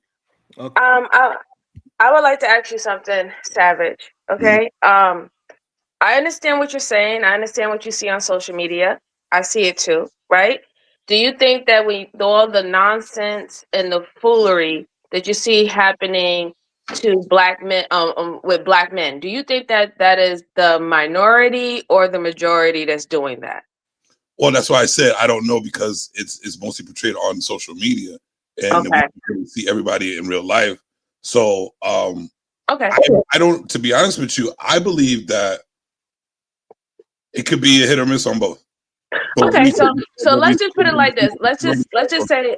Uh, uh, yeah. oh, sorry. I didn't mean to cut you off. I apologize. I just wanted to finish on with my question. So let's just say, for this conversation, that all the tomfoolery that we see is going to be the minority when it comes down to our community. Not everyone in our community is doing that, right? Now, let's look at the situation with black girls. Black girls are being raised in the same households as black men. Oh, black boys. Sorry, not black men, black boys. Black girls are getting their education. They're getting college degrees in higher maths. They're learning trades and stuff like that. They're outperforming black boys, and these black boys are in the same household as these black girls. So I need for you to explain to me, why do you believe that is happening?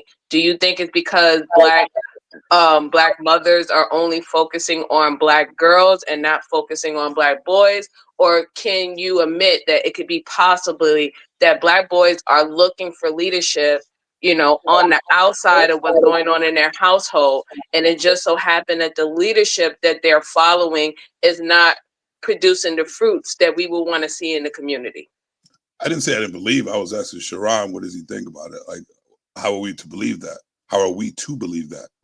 I didn't say I didn't.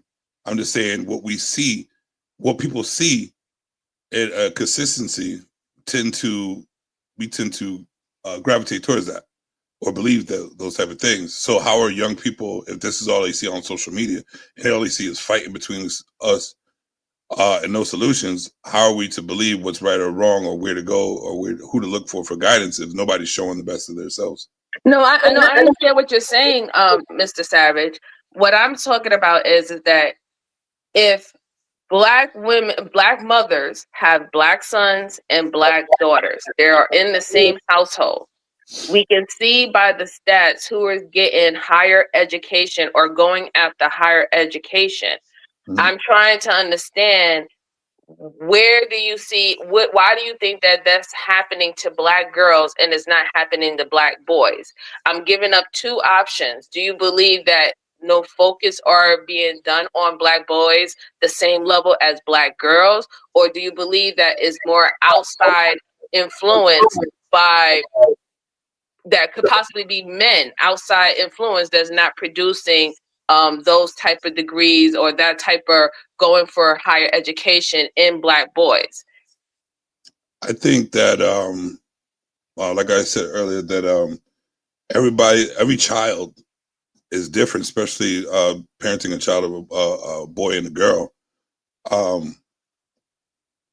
I believe that if we're in the same household as the son and daughter, whatever, we're being raised the same way, which we shouldn't be. So I don't, like they said, women learn faster or whatever like that. I believe that because they pay attention to more details than a boy does when he's younger. So I believe that they are capable of reaching the points of getting better education, listening clear, and doing this at a younger age. And I don't think there's more focus on how boys are thinking and feeling because there's not a similarity in the household. So a boy and a girl are being taught the same way when they shouldn't be. You know what I mean? They should. No, it's a boy and a girl. That's why everybody keeps thinking we're equal and we're not, because we're being raised by a female the same way when we shouldn't be. It's not about. It's not about. Well, in my opinion, it's not about Mhm. equality. It's both people, regardless of gender, should have the basic, baseline personality traits of treating people with kindness, knowing how to operate in the world. So yeah, most things they should be taught the same. The key word Like is the should, nuances of life comes later. but the key word is that should. A lot of people aren't getting the guidance and not the teaching that they are lately. So we're all like, oh, it should be this way. It should be this way. Yeah, it should, but it's not. So why We got, haven't Black men stepped up? we got to keep in mind that most children aren't getting the proper guidance, and this has been going on for a long time. So So we then why can't. are the girls getting degrees? Go Why ahead. are I'm the sorry. girls getting the degrees if most children aren't being given the proper guidance? The thing is, though, regardless of that, why haven't Black men stepped up and created some type of educational system specifically for Black boys if it's the case that they learn differently and so they need to have a different set of circumstances or be taught differently? So why haven't Black men taken the leadership and the initiative to go ahead and put that system into place? Absolutely right. So why haven't women done that either? No. When we talking about y'all, No. You said why haven't Black men be leaders? You said the right, women are leaders. You said the women are leaders, right? So why right, haven't the women the understood women, that about wait, right, wait, because the women don't believe that. You Hold don't on, one believe at a that, time. Okay, hold on. Let's right? try. He cut me off. Hold on, both parties. Hold on, both parties. Let's try to hold on because when we ask questions back and forth, that's when it gets too jumpy back and forth. Try to Right. make a statement, answer the question, all right, and then you could, after you answer the question, then you can rebut with your question. Me? Yes. Okay. So she said, why aren't men being like you said, men are learning to be leaders. Why haven't they? I don't know. But I could also ask the same question to you. If you think y'all the best leaders and y'all are the leaders, and you know and you see that men need help because y'all keep saying it, why aren't you building something for or men and young boys to get better guidance and education so they could be on the same level as having a higher education as the women do and learning as the same rate as the women are? How come y'all aren't doing it? How come men and boys are being treated like you supposed to already know? Without your guidance, I don't give a fuck. I'm a woman. How come it can't be let me help you out also? Okay, so my response to that is the idea that Black boys learn differently was your argument, not mine, right? And so I never made that argument. And women aren't making that argument. You all are the ones making that argument. And so if you believe that, then the onus is on you to do that. Black women have put in place several programs for Black males, if they, but ultimately the issue is not the schools or what y'all are being taught. The issue is your peer group and black male culture, right? And so the only people who can change that is black males. But actually, I came up here to challenge Sharon because he mentioned something to the effect of at some point, black men will be able to take their rightful place as leaders again. And so my challenge is, what makes you think it's your rightful place to be the leader? So because I believe majority of women would love for their man to take on that mantle of leadership and take off the stress of figuring out finances, figuring out how the kids is going to do X, Y, and Z, figure out how they're going to live. And so once you take that stress off of women, I think women are 10 times happier within a relationship. And I think it's better for families when the father is taking 100% of his responsibility and the female is taking 100% of her responsibility.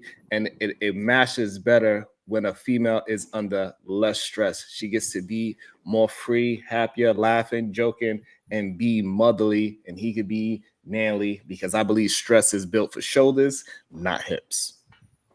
Okay, that's all cute to say, but in actual practical terms, again, what would make you think that that's black men's rightful place when that's never been something that y'all have been able to do? So I didn't say rightful place, but You did say rightful place. is on that lines, right? So because women want men to lead. Yeah, They would women like can want it, whatever. We it want a also lot of got stuff. women. It also has women that don't want that, and they have whatever they have where they doing they situation. But the women that do Okay. enjoy that, they will have an opportunity for a man to be able to be that leader. Because once he has his rightful mind, he's not going to be upset if him and his woman are leaders together. So he could either match with a woman and they could be leaders together because he got his mind right, or he could take the full responsibility of leadership because he has his mind right as well. So it's going to be better for our families altogether. Okay. Again, so you said a lot of words, but uh, again, that's never been the case, right? I was just reading, I can't remember what I was reading, but it was talking about how even when the black men were in the homes, it was a time when bill collectors used to come to your house. They didn't even call. They showed up at the door. Where's my money? And they talked about how oftentimes it was the woman going to the door to talk to the bill collector and set up what type of arrangement, whatever type of arrangement they Yeah. needed. And it'll be the black man cowering in the back, hiding, right? Mhm. Mhm. So again, I just don't think that y'all are really cut out for that. And I think we're going to have to come to grips with it and accept that. I understand that women want it. I would want it too.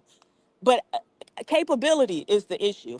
And the thing of leadership is that it's a communal thing, right? You're leading people towards shared goals. And I think women by nature are just better at doing things for collective type activities than men. Men tend to be way more individualistic than women.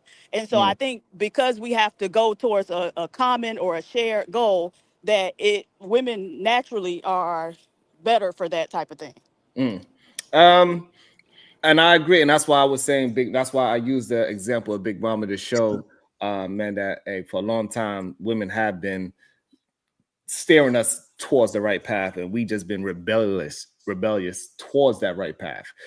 So, and if we was to start being, if we start to follow better, we could become better leaders. Is my thought pattern to it. Follow who? The better leader, which is right now for the past 50 to 60 years, or maybe even 100, the women been better leaders than men. We just are horrible followers. You proved that. I'm not saying they're Several not. hundred. I'm not saying they're not. I'm saying you proved that, Sharon. That Yeah, our so the way how I prove it is that, and I want to bring Afro Nerd in as well. The way how we could prove it is that for a long time, men been very hard-headed to the advice of women steering us in the right direction, like in education.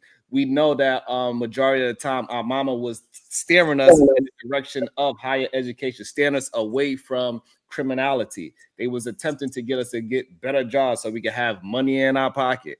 And we tend to look at it as our mother or the woman that's in our life as nagging. And when she's not nagging, you come home, you stress about your job and how you hate it. And then she says, well, here, baby, here's a plan that we can go do for you to do to improve your financial situation or your job. You don't need to work for that kind of boss anymore. Maybe you had better skills, go back to, and whatever the case is, she will lay out a plan. And the issue is that majority of men are not executing on these plans. And this way it turns into, they are claiming that the woman is nagging him. But in reality, he's not executing on the plans that they're coming up to from the leader of the household.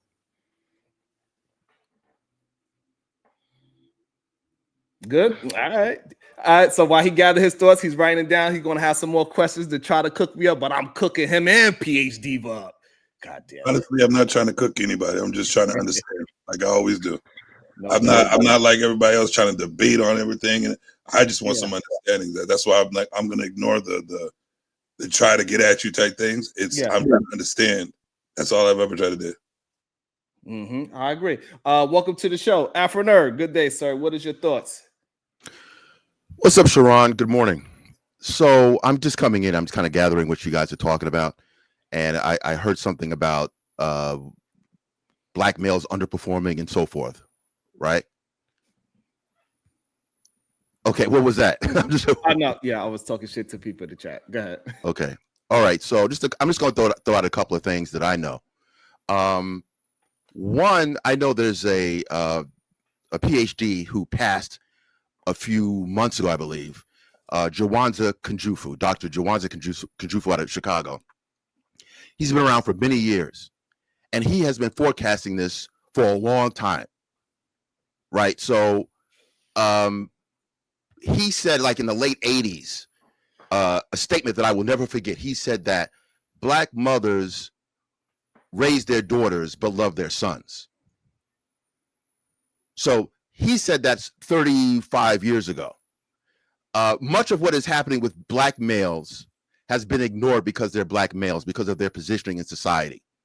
You hear people like Scott Galloway and others making the rounds about the crisis with males, right? So what oftentimes has happened historically is that what has happened to black people, taking away gender, when black folks are underperforming, we're like the canaries in the coal mine.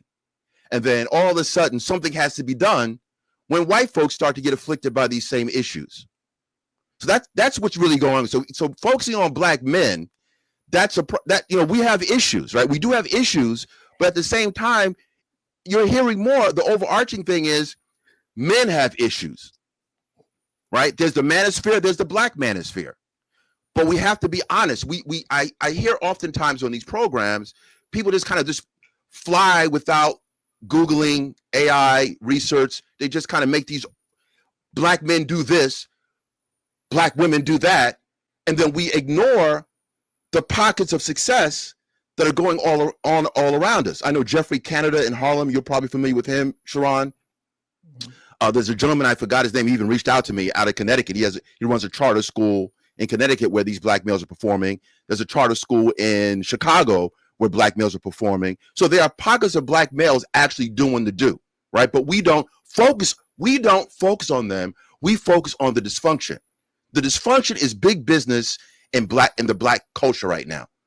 As if that's the only thing going on. It's just, there's way too many black folks for everyone to be a screw up. When we talk about crime, it's only like within a 1 percentile. So all the screw ups, all the criminality, so we go by what the media says versus what raw data says. So we do have black males actually performing. They are building things. You have owners of businesses, black male and female. Certainly, we have to give props to black women who are doing exceptional. But that's not saying that black men aren't doing it either. But this idea that black men haven't been controlled on purpose, right? I'll close out on this. You remember, you may or may not remember that you had COINTELPRO, right? Counterintelligence program. You had the government actively supporting the idea against black empowerment. Like they had it where we cannot have a black messiah, in quotes. We cannot have a black messiah. So this idea that black folks aren't being controlled, when you have the Tuskegee experiment that lasted into the 70s, where black men specifically were not given medication to address syphilis, just so we can see what happens to them, like a lab animal. These are real things. So when people start talking and just kind of just bloviating and going all over the place, like black men ain't doing this, black men ain't doing that, no, that's not really accurate. We got to start running the numbers and say, give props to the brothers that are actually doing something, deal with the dysfunction, and that's it. But just kind of laying it out like black men are doing it, well, you can't just say these things and then run the numbers. Show that you can't discount people that are doing something. I think that's just nasty work to me. I'll leave it at that. Yes, I got everybody. I just want to ask one question. Can the black messiah be a woman? Yes, certainly. But that's not what the focus was. So the problem wasn't on that. So the problem is black men will fight it if she was to start to rise up. And I don't know about that. You see, that's one of those open-ended statements I'm talking about. You were throwing. That's the issue. Go ahead. The reason why we do know about it is because that's when they would start using the Bible and saying women can't teach, women can't do this, women can't lead. This is the issue that we having. And we know for a fact black women especially been leading a lot of things, right? We have Harriet Tubman, right? We know who led. We know for a fact that women been leading for a very long time. And the problem is that black men are what it seems like is assimilating to the white man's rhetoric. And this is why we go against our own women. What evidence is that? Now, where are you getting that from? It do have pockets of men that is doing what you are saying. But when we having the conversation, we are talking about the majority. And the majority are not executing on those high levels like your brother in Connecticut, like the brother Q Butter that's in New York, and the other dude that's in Chicago. That's not the majority sense. So we cannot act like those exceptions. The stats actually say the majority of black men are in the middle class. Yeah, which is like 51%. That's what the stats say. So we can go by what you believe. Hold on. See, this is the problem with Negro too. They go with what they believe instead of going with the stats. What are you reading from? Nerd, you have to let me land it. Go ahead. And so the issue is we are not talking about brothers being in the middle class. That's just making money. That's not being. That's okay. Just making money ain't just making money, yo.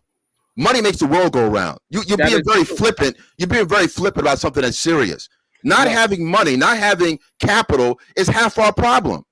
However, so when you say just making money, no, it's not just making money. It is just making money. And the reason why it is just making money. Because you say so. No, the reason why is because if a woman is making just $100 less than you, you'll use that and say, well, I'm still making more. So if the money doesn't count when you are choosing your woman, it can't count when a man is just being in the middle class neither. Sharon, because if we're looking for a leader, we're talking about leadership qualities, and then it only matters when a man makes money, but all of a sudden doesn't matter when a female makes money because they are right neck and neck with us in the middle class. Sharon, that majority of black men, they need a woman to get out and be in the upper middle class because majority of people are working together. So when you're using this is why we gotta not just play and use the information in a negative way. We gotta use it in a truthful way. Okay, truthful is how the evolutionary standard works, right? Let me repeat that. Truthful is how evolution works. Everything you said, it's trolling, clearly, right? Because that's why you're giggling right now.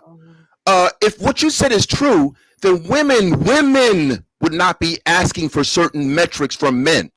They would be dating 5'4" dudes who are not making as much money as they ask that you be of a certain height and of a certain economic standard. So when you sit there and say that, no, hold on. Once I start to cook, once the boiling makes you want to come in, I'm giving you information.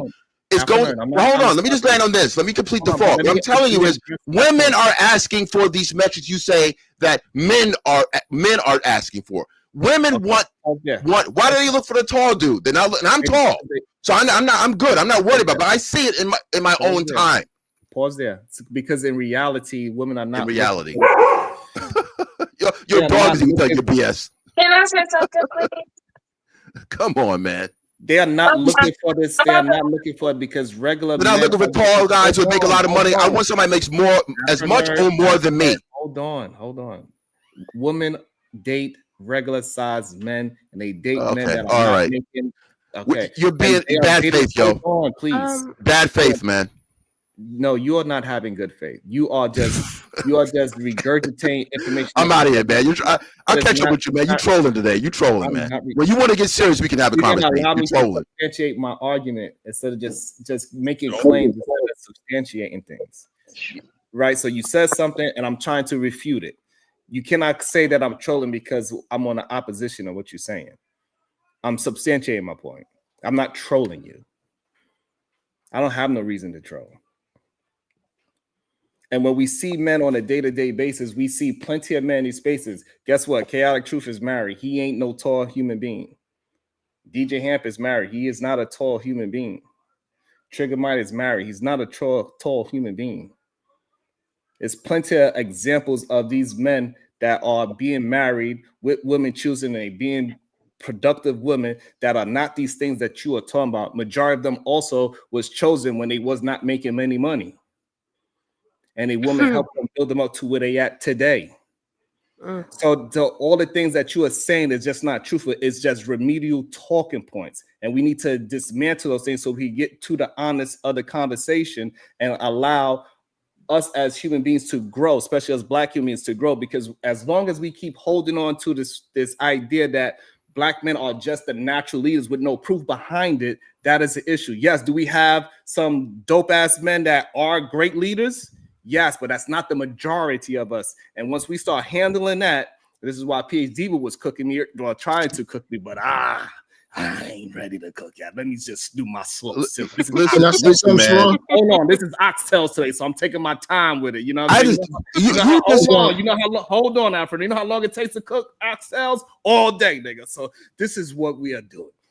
You remind me. Hold on. Before I remind you, Usher, what I'm trying to get you to understand. So if we just take the rightfulness of that women been attempting to get us in the right direction. Me and Savage already agreed that they were attempting to get us in the right direction. And somewhere between the 12 and 16, we get lost in the way. And then we find our way back around like 30, where we get very serious with life. And we're like, God damn, all the advice that we got, we should have did that at 18. And so now that we're here today, what I'm trying to get you to understand, if we allow them to lead us, we can eventually get into the mindset where we can actually take over the reins and start leading correctly, because we followed correctly, because we all know a great leader first learn how to follow first. I want to get the ladies in there. MJ wanted to get in there. After MJ, can I get in there? So we're going to do it like this. We're going to go MJ, Truth, Jay, and Savage, so we can get all of the voices in there. All right. I'm going to try to be fast because I'm going to start heading to work. The point is, I hate when the conversation gets confused about preferences instead of actually what's going on in reality. Just because women might have preferences, just because the stats show that they might like a man that's taller or such and such, we can see in real life that women have found love and have found companionship with people who doesn't even fit any of their lists. And also, men have done the same. Y'all have y'all preferences as well, but y'all have found love or found the companion that didn't necessarily fit your superficial list, right? So the conversation got to stop moving to superficial things and then actually about what is really going on and what really matters to individuals when they have these relationships or marriages, right? And then secondly, to the point, it's hard when I hear about like women saying women are not leaders and they can't be leaders. And then in one breath, they say that, well, it's women's leadership that has caused all this confusion and chaos and stuff like that. I really want to know, when are we going to just really kind of like be honest? I can make an agreement that we're not perfect. I can make an agreement that men are not perfect. I can make an agreement that we have a lot of work to do. But there's so many ways women have shown up in leadership or tried the best that they possibly can and are still doing it. It's very offensive to hear that when I've been a leader of men for almost 20 years. I'm going to a job right now where I am a leader of men, not majority women, majority men, okay? And I make sure that they get home to their fucking families. I make sure that they get home to their wives. You know what I'm saying? And their children. So it's quite offensive. And then on top of that, you want to talk about why not helping and the supporting. Yeah, you don't even know. It came down to Q-Berta. Shout out to Q-Berta. I know him in real life. You know why I know him in real life? It's because I was a substitute teacher for his school during the pandemic. Okay? When our kids needed a math teacher and a science teacher, I was there. And you know, on top of that, I put my own son in that damn school to learn. To learn. Listen. So at the end of the day, you can say whatever you want to say about women, but there is women who are doing the work, showing up where they can show up, and paying homage to the men who show up for their community. There's nothing I will do to support a man who is actually really showing up and doing what they need to do. And I'm going to continue to do what I need to do. And if that looks like me taking over or being a leader, then by God, I'm going to fucking do it because it's better for our children and it's better for our community. And that's all I have to say. I'll be listening in the cloud, Sean. Talk to you later. Thank you. That was awesome. Go ahead. We got Truth, Jay, Savage, and then Afternoon could address us all. Yeah, I'm glad the Sarge tapped in on that because that's what I was about to go to. You know, we saw, you know, a couple of interviews and a couple of debates showing a extreme inferiority in leadership amongst us. And we just got to be honest about it. That default setting that we want to herald and hover over top of us, it's not working, man. It's just not working. We talk about the pockets and understand the terminology that y'all use. Y'all said pockets. That means that's a minority of these things happening. It's a minority of men showing up in leadership. You see what I'm saying? So it's not on, you know, a large scale. So when you see women saying, hey, how about we step in that line? You can't fault them for that because in the households, in jobs, they are rising to leadership. So it's not like it's something that's coming out of nowhere. And then every time, you know, we have these conversations, what's happening? There is a comparison of men and women, right? Everything a woman does, we want to say, why can't we do it? Or why they aren't supposed to be accountable like us. We're putting them on the same level as us. We're putting them right on that pedestal.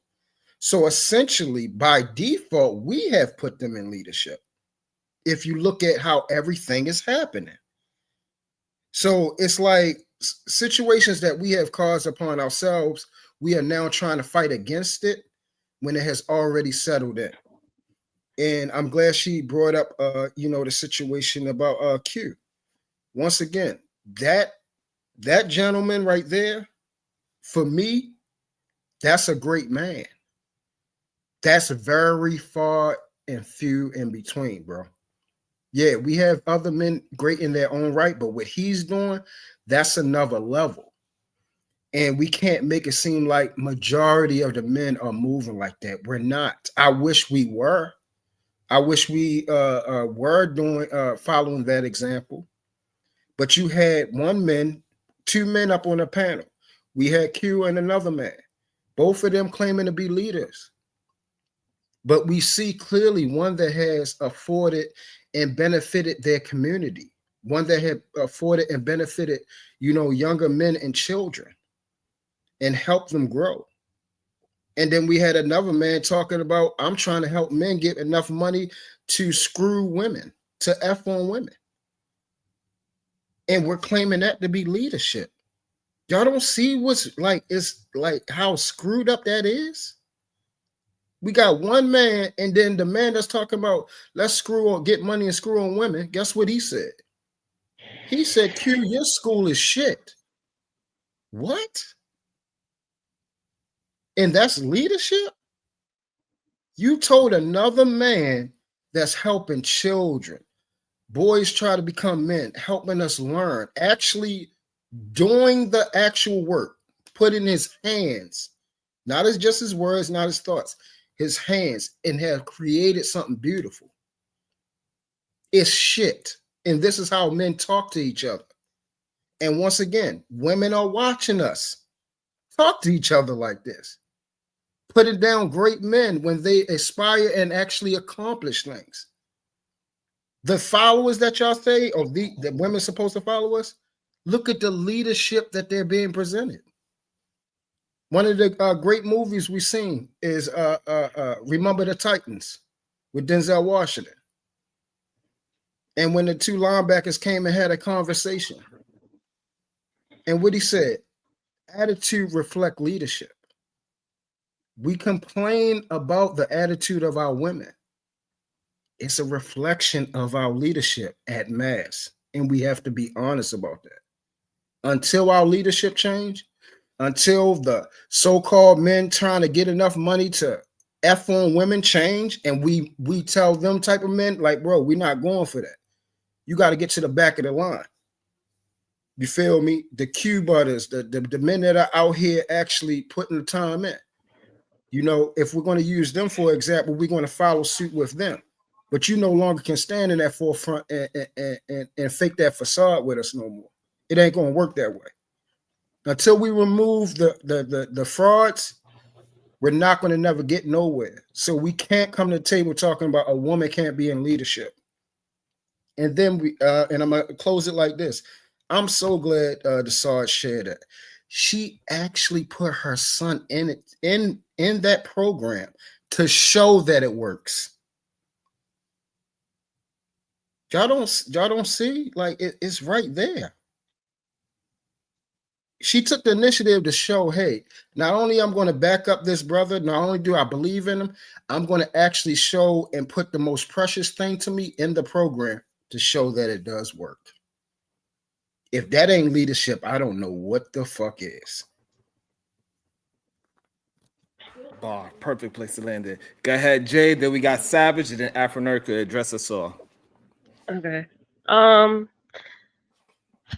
First of all, the middle class classification. I don't know where people get that evidence from, so I'm just going to assume that they got it from the IRS. I don't know. So let's talk about the classifications of middle class. People that are getting taxed at 12 and 22% are considered middle class. The people that fall in the 12th percentile are between 11,000 and 47,000 annual earnings per year when we file our taxes. The 22% bracket is 47,000 to 100K a year. When we look at the median earnings of a black man, it's around 54,000 a year. That's I mean, for a single person, that's great. If you're taking care of a household, not so much. Depending on, the state or whatever. When you add in the fact that we're a like America is like gung ho about consumerism, you're really not going to be able to make it on 54,000 a year. So it's great that we're classified to be in the middle class, but when you look at it on paper, the middle class is struggling to even provide for themselves, let alone a family. That's the whole issue with people that people have with our government right now. Groceries are high, everything's fucking high. I'm not gawking and making fun of 54K. I'm thinking about the reality. of America, the situation in America. Most people can't even find an apartment making 54K. That's the reality of America right now. So I'm not trying to talk shit about how much money you make, but we need to do better.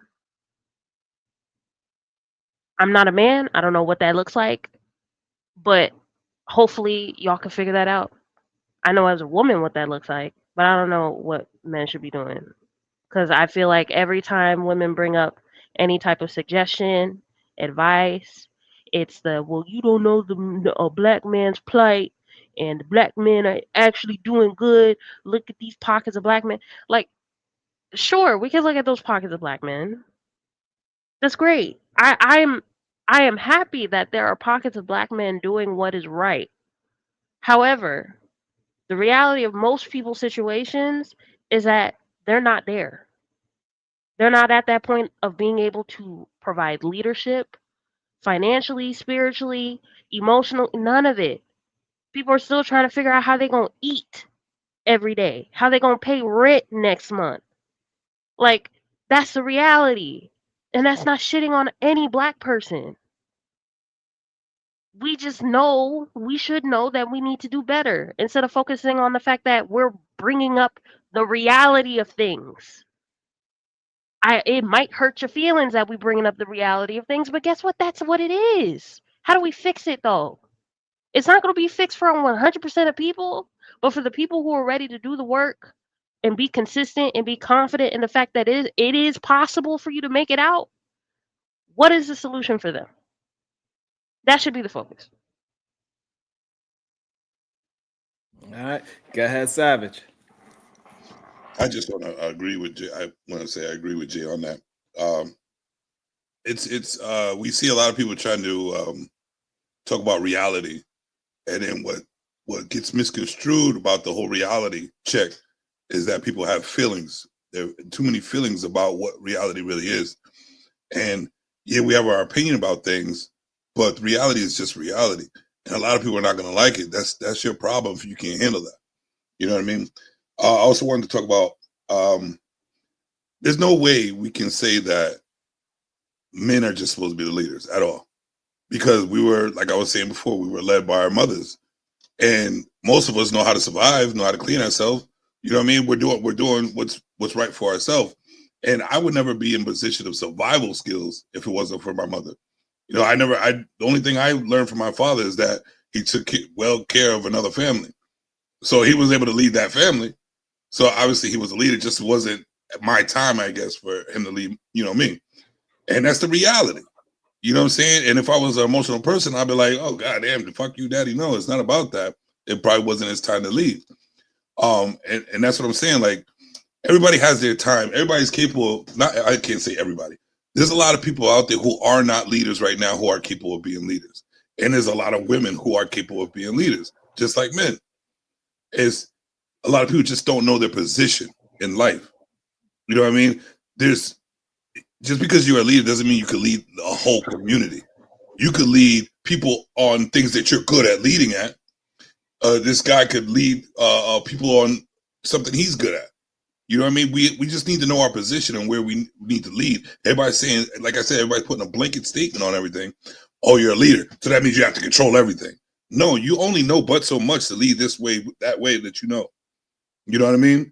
So we just need the problem is the communication and the understanding. So yes, women are doing a lot better than most people right now because they're the ones paying attention and want to do better. And we're sitting there, you know what I mean? We're sitting there.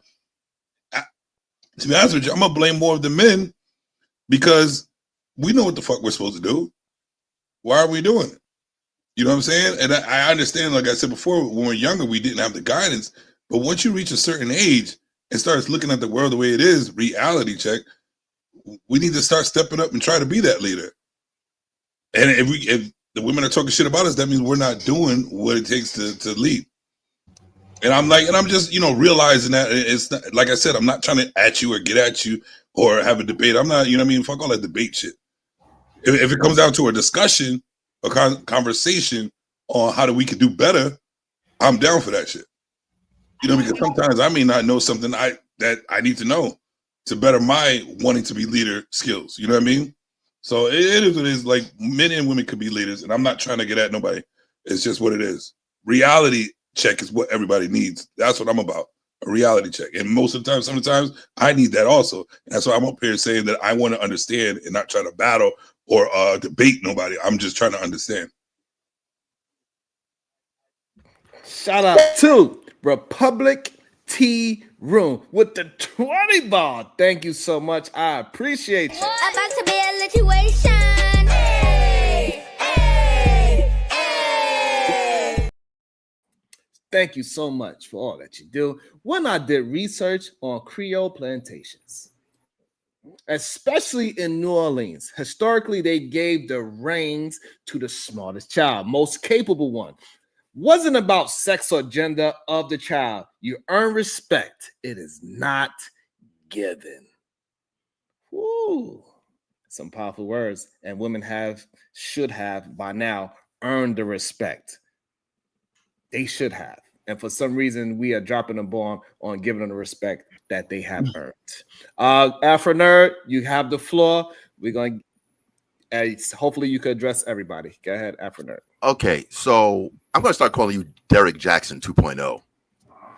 You just, this kind of leaning on the matriarchy is like, instead of just being truthful, you can be, you can talk about facts and be not really gender specific, right? Because I know we seem to be leaning on this. I find it odd that you have women who are very prideful in being leaders, but then they still want somebody to lead them. Like, you can't have it both ways. You can't say we're capable of leading and then have critique that, well, men should be leading us too. Like, you can't have two leaders like that. Someone's got to be second in command, first command, however you want to divvy up your leadership, so be it. But this idea that, when you talked about, women are dating men of all heights, and we understand exceptions, and we also understand the rule.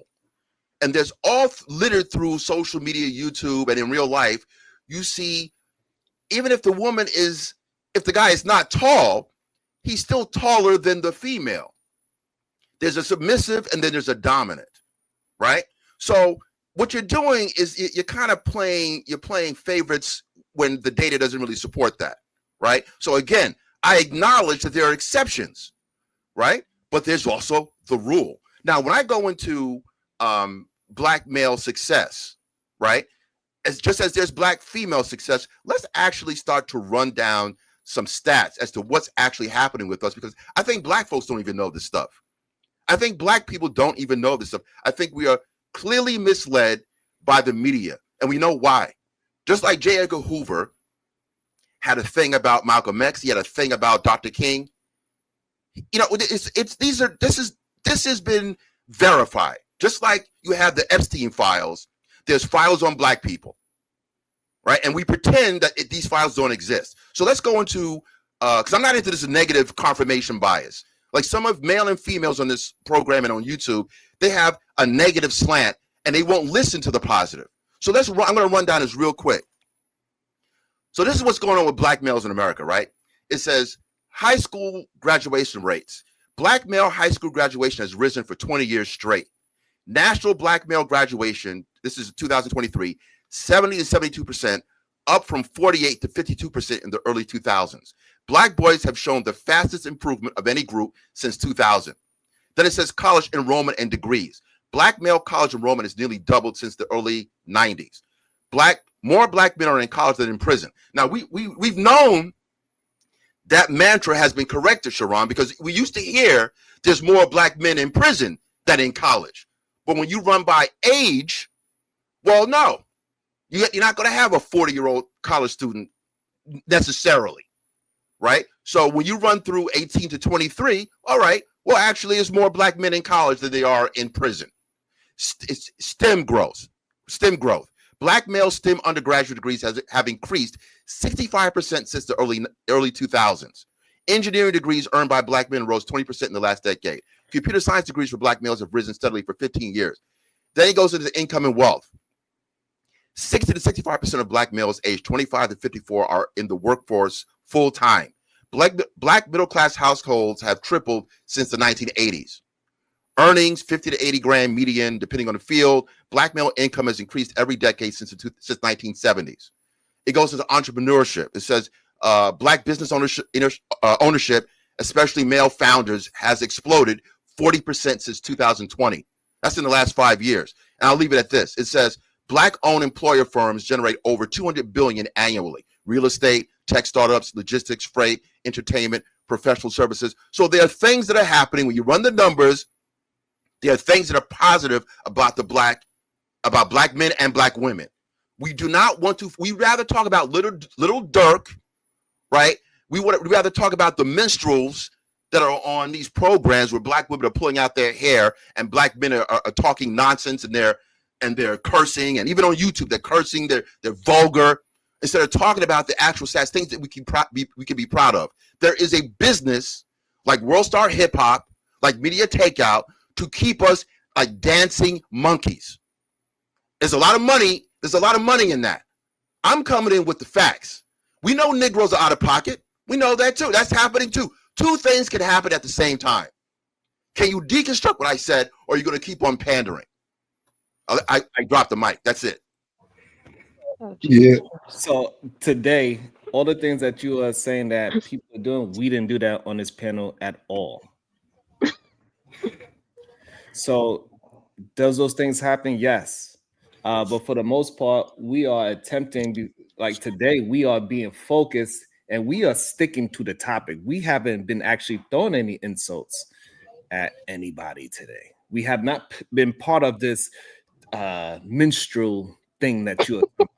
Nobody has brought up any kind of rappers or any of those things. We are actually dealing with some things that possibly we dealt with in our lifetime and working our way through it and seeing how we can move forward to have a better understanding. So young men won't be bucking up against their mother, especially the parent that is there.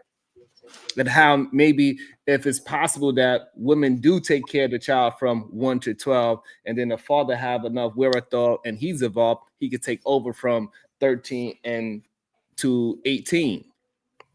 That's what me and Savage was talking about. And when we are talking about Truth said it so beautifully. Like, yes, we understand there's pockets of great young black men doing great things. And we even have in communication with one. His name is Q Butter. However, that is not the general sense of black men.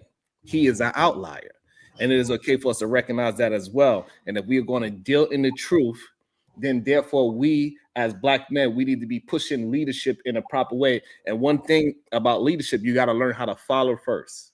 And you know, to learn how to follow great leadership. So if somebody is telling you to do something and you can see that is a success rate behind that advice, we need to get young men to understand you need to take and heed to that advice. And it's simple as that. Hey, Sharon. So I wanted to ask. I'm bring you in a second. Say that again. Yeah, got you. If I've just done. I think, and I've said this a couple times, that when we have conversations, a lot of times we speak past each other. Like you stated, like sometimes we'll say stuff, and the very thing that we're speaking about that didn't even happen on the platform because we're so used to having these type of conversations where it happened. And it's a lot of conflating what I call the 3 R's: reason, right, and reality. So, and the reason why I'm bringing that up, because I would like to ask, Afro Nerd. Yeah. What is the way he sees the world from his POV? Does it need to change? And why is the world in a bad place? What's the reason?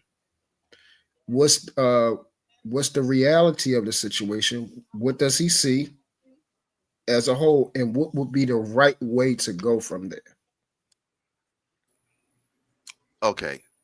I'm going to try to be as quick and succinct on this one. That's a major league question you're asking me, right? Yes, sir. So I'm going to say, we're talking about specifically to black people because you talked about the world. So you want to talk about how can black people Black, improve their the situation? black world, the black All world. right. Yeah. Part of it is we have to start to deal with certain truths, right? We have to start dealing with data. We got to get away from our feelings. There's oftentimes I've heard things on Black YouTube. I'm talking about not Sharon's show, but other programs that when you start bringing in books, and people get turned off. They don't want to really get into what's actually happening with us and where we could actually improve.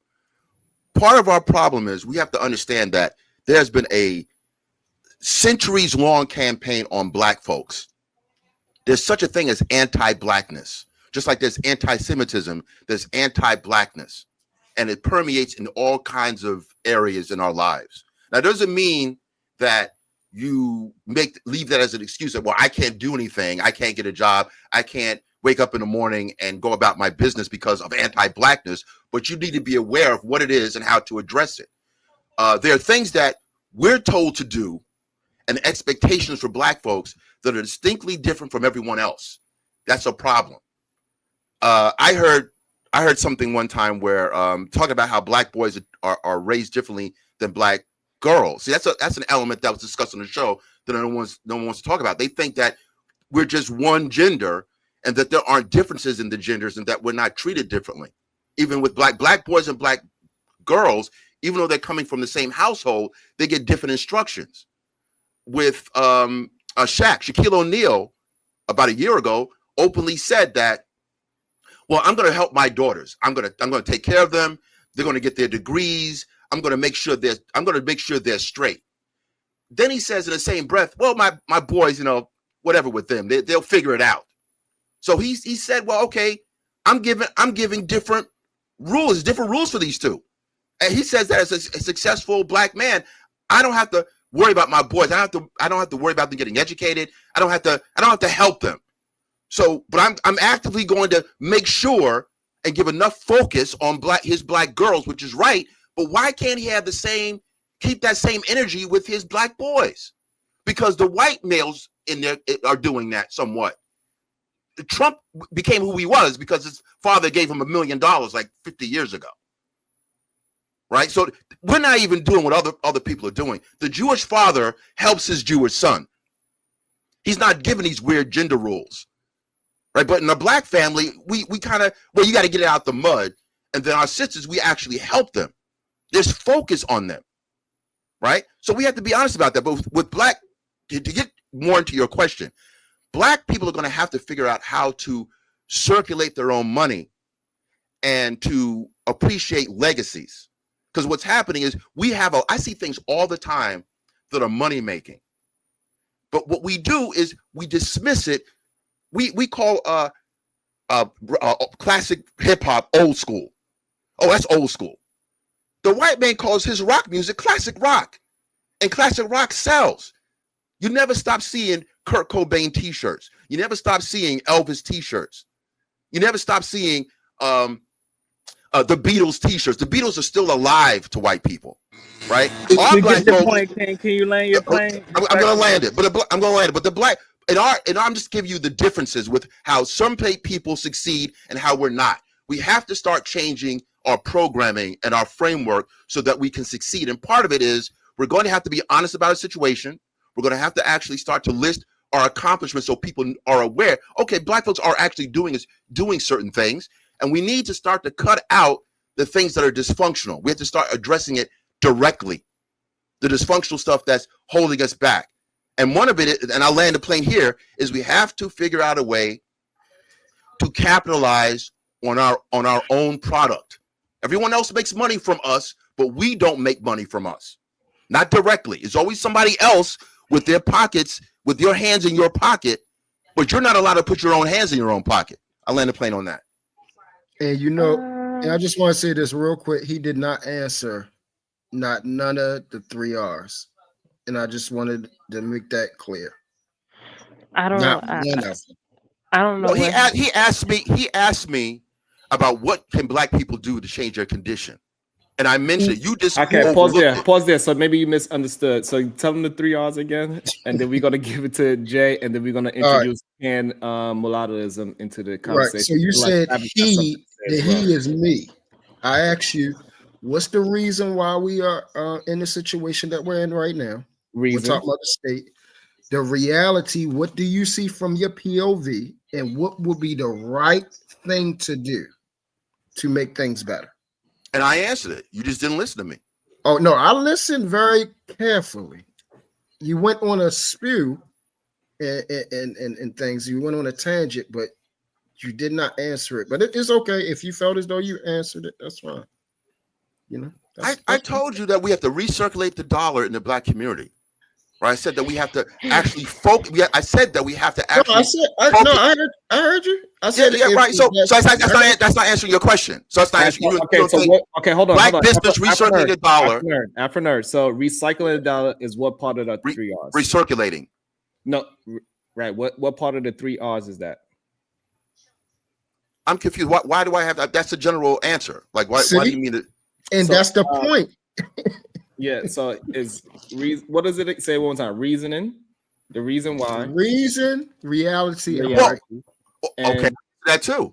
When I said the reason is that there was a focus on black dysfunction for centuries. So the reason why we mentioned the government. Hold on, I mentioned the government. We got you. We heard what you said. Allow me to get. No, but you're quick to say no. Afro nerd. People I didn't say no. Let's slow it down so people can understand your answer. This is funny. This is funny. So So no, you didn't. You heard me, but you didn't listen. There's a difference. You know that, right? You heard me, but you didn't listen. Afro nerd, don't be so reactive. So the reason is that we focus on black degeneracy, anti-blackness. Correct? That's the reason. One of the reasons, yes. Okay, that's one of the reasons. So now, what's the second one? Truth, reality. Reality. Your POV. Okay, so now, what is the reality? The reality, I said that you have. The reality is there's successes and there are failures, and both operate in the same tandem. That's the reality. Reality is. Okay, stop there. Hold on. The stats. Hold on, Matt. You do this. Hold on, so you're clear. I'm clear. Can I be clear about that? You're ready to interrupt me when I'm answering the question. You got to allow me to get you to be clear. I'm attempting to get you to be clear. That's what I'm attempting to do because you're not understanding that people are. You're not understanding people are misunderstanding you, and I'm trying to get them to understand so it can be clear and concise for them. Yeah. All right. This is remedial. So, now, what was the third one? Truth. And right. What would be the right way, or if you can provide a solution to fix the problem? There we go. Well, as I said, the solution would be to capitalize on our IPs, on classical. When I went into this whole thing about classical rock, you thought I was going off the deep end. What I'm saying is we have things that we can capitalize in our community, and we don't do it. Right? Okay. So in other words, so when I talked about we're dismissive about certain things that we can make business ideas out of because we think that it's old school. We have content, we have all kinds of things that are cultural that we don't capitalize on that other people capitalize on. If we capitalize on our own stuff, that would be a correction. Okay. Is that right? Is that clear enough for you? Yeah.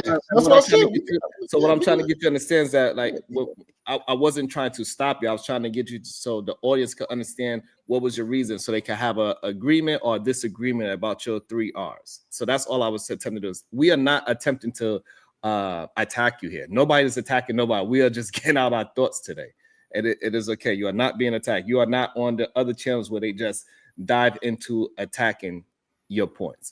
Go ahead, Jay. I know you have some words to say, and then we're going to bring in pan mulattoism into the show, and Savage could rebuttal after that.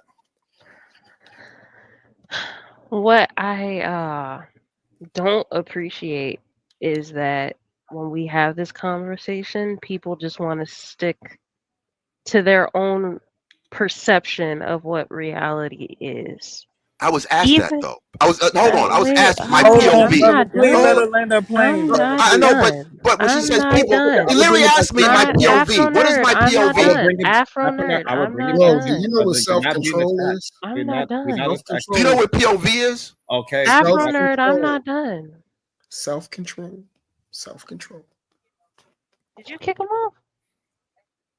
I did not. Oh.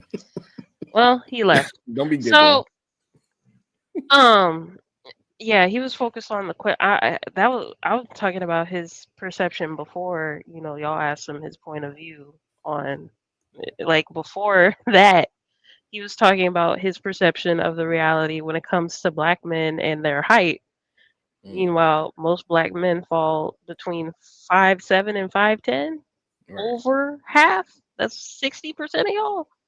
So the reality, the true reality is most black women are with regularly sized men. Like Right. we're with the 60 percentile of men.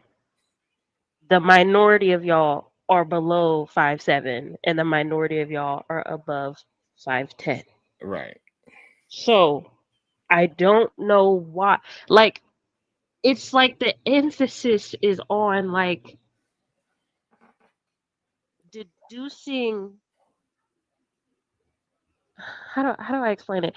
Like the focus is on our fantasy of what we want a man to be, and not the reality of who we get with and we finally become attracted to and fall in love with.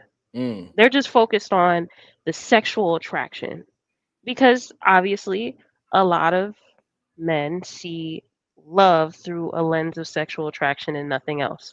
So it makes sense why he's so focused on the fact that the dominant versus the submissive, and like, you're focused on just the sexual piece of a relationship.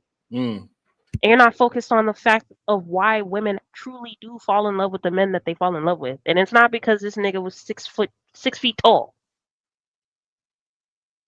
Her coochie got wet probably because he was 6 feet tall. But that's not why I'm marrying this man. Like, I don't like. Why are we focused on like the elementary pieces of humans? You can't change your height, but you could definitely change your character. But they don't talk about changing your character to be a good man. They talk about the fact that we need to change our preferences. When, sir, we already do. If you asked, she may not hurt your feelings like that, but if you asked a woman, if you could pick a man off of Amazon, his traits and qualities, what would you choose? I bet it won't be you, unless you're trying to save your feelings. I bet it won't look like you. I bet his package might be. I'm just saying, it may not be you, because everybody got their sexual fantasy. Even men, y'all be fantasizing about women that don't look like your woman all motherfucking day. But guess what? You chose your wife. You chose the one that you fell in love with for different reasons. So that's what I mean by he's focused on his perception of the reality of things instead of focusing on what's actually fucking happening around his ass. It's not happening. It's like these women are ending up with regular ass men. It's crazy. Perfect. Welcome to the show, Pam Mulattoism. Good day, sir. What is Peace, your peace, thought? family. And thanks for having me. I'll make my comment brief, and I know it's a lot of noise around me. Please forgive me. Now, to address the topic, which is bending the knee to the female leaders, I definitely must acknowledge that there are certainly many female matriarchs, many matriarchs, for sure, that have, through their actions, earned respect from us as men. Also, we have to acknowledge that every man isn't a leader. Every man isn't a patriarch. So just like you have degenerate men that engage in violence or the drug trade or homicides, you have degenerate women that engage in a lot of these different acts, such as deleting their own babies and et cetera, et cetera, et cetera. So to sum it all up, yes, many women definitely are matriarchs, and they deserve that respect.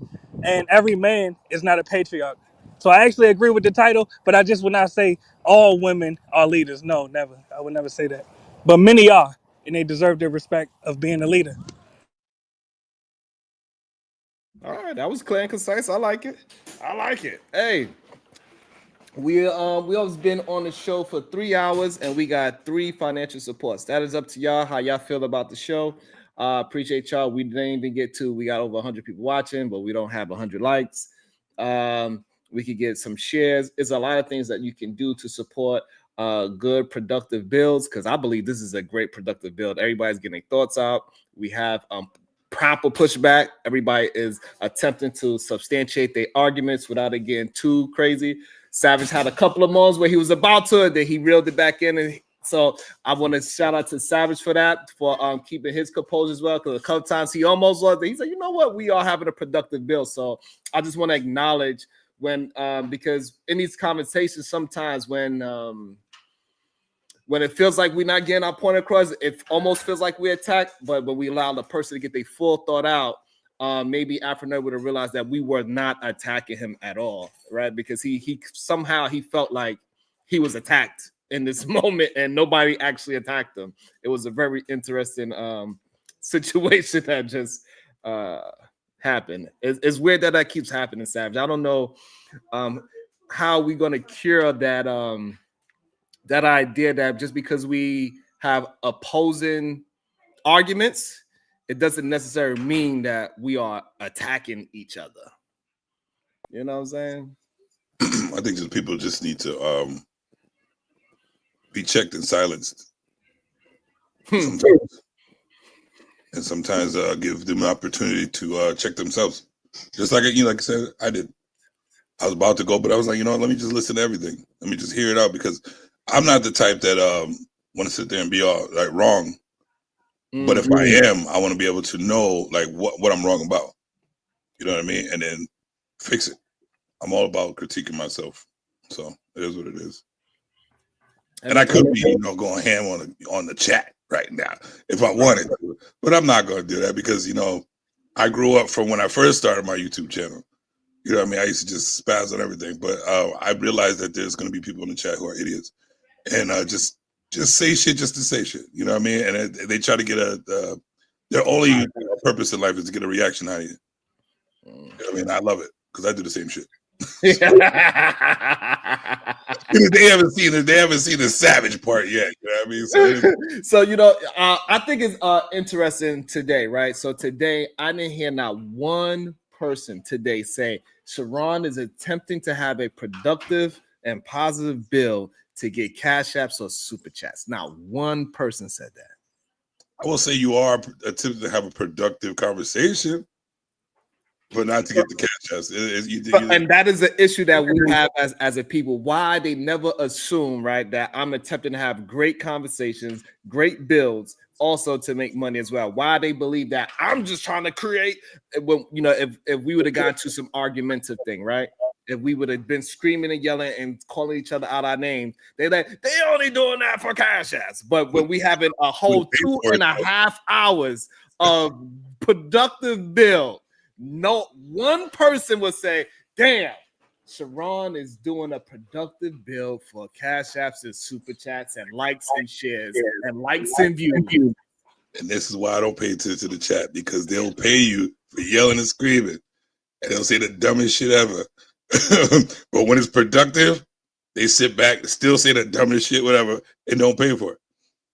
It's ridiculous. So I just want to clear the air. So if I do have a show and it gets wild and contentious and people start spending money, I do not want to hear not one effing person say I did it because of some chats, some views, some money. None of that. I don't want to never hear it again. Because for the past 3 streams, all of my streams been the green truth. Nobody fight with Diva been holding it down. She's been on her pro-blackness lately. I want to know if Jay is trying to challenge me with profile pics because she changed her goddamn mind. Look what the first thing they would say. That's what I'm saying. They don't. That's their job. Their job is to do dumb shit in the chat. But I still appreciate at least commenting in the chat. I appreciate it. Hopefully you hit the like button or share button, because they also forgot that I said, right? He said drive begging. Yeah, so I'm drive begging for a like. I couldn't get to 100 likes. I'm drive begging for shares. I don't even have 1 share. You know what I'm saying? Like a lot of the things that I'm drive begging for is free to you. It's absolutely 100% free. As I said, idiotic. Hey, I did enjoy this conversation. I learned a lot, and I appreciate you for having it. Yes, sir. Peace. This is what I attempt to do all the time, Okay. but people have a certain idea of me, and so they try to steer up. You know, just like kind of like what Afro Nerd kind of did. He tried to he's put some other show into this show, and he's like, "Yeah, y'all be." We didn't do that today. We didn't mention no rappers and that. We always talking about our experiences and what we see. That's all we did. We shared today. He sounds familiar. He sounds like he gets rowdy a lot, though. He sounds familiar. I think I heard him on a couple. Yeah, but he's in that. It sounds like he's in that mentality. I believe he can say something or have a decent conversation. But it seemed like he came up with that. You know that animosity already. Yeah, that come from they're not used to being heard a lot, and you know when people come on here, they look at this as an open forum. So they like everything that I can't talk about in my actual real life and nobody's listening to me, I'm going to come on here and get somebody to listen to me on here. And if I don't, I'm gonna scream at you. So that it's crazy. I was did you hear my question, Savage? Because I would like to No, you didn't ask it. The 3 R's. Oh, about that? Not really. Sorry, I've been. Yeah. So, what is the reason our situation is the way it is from your POV? You know, the reality that you see. Like, tell me a description of what you see the world is, and then give me a right way to go, a solution that will solve the problem. I would say the 3 things that are a detriment to that is lack of communication skills, lack of understanding skills, and too many people believe in social media and not doing the research.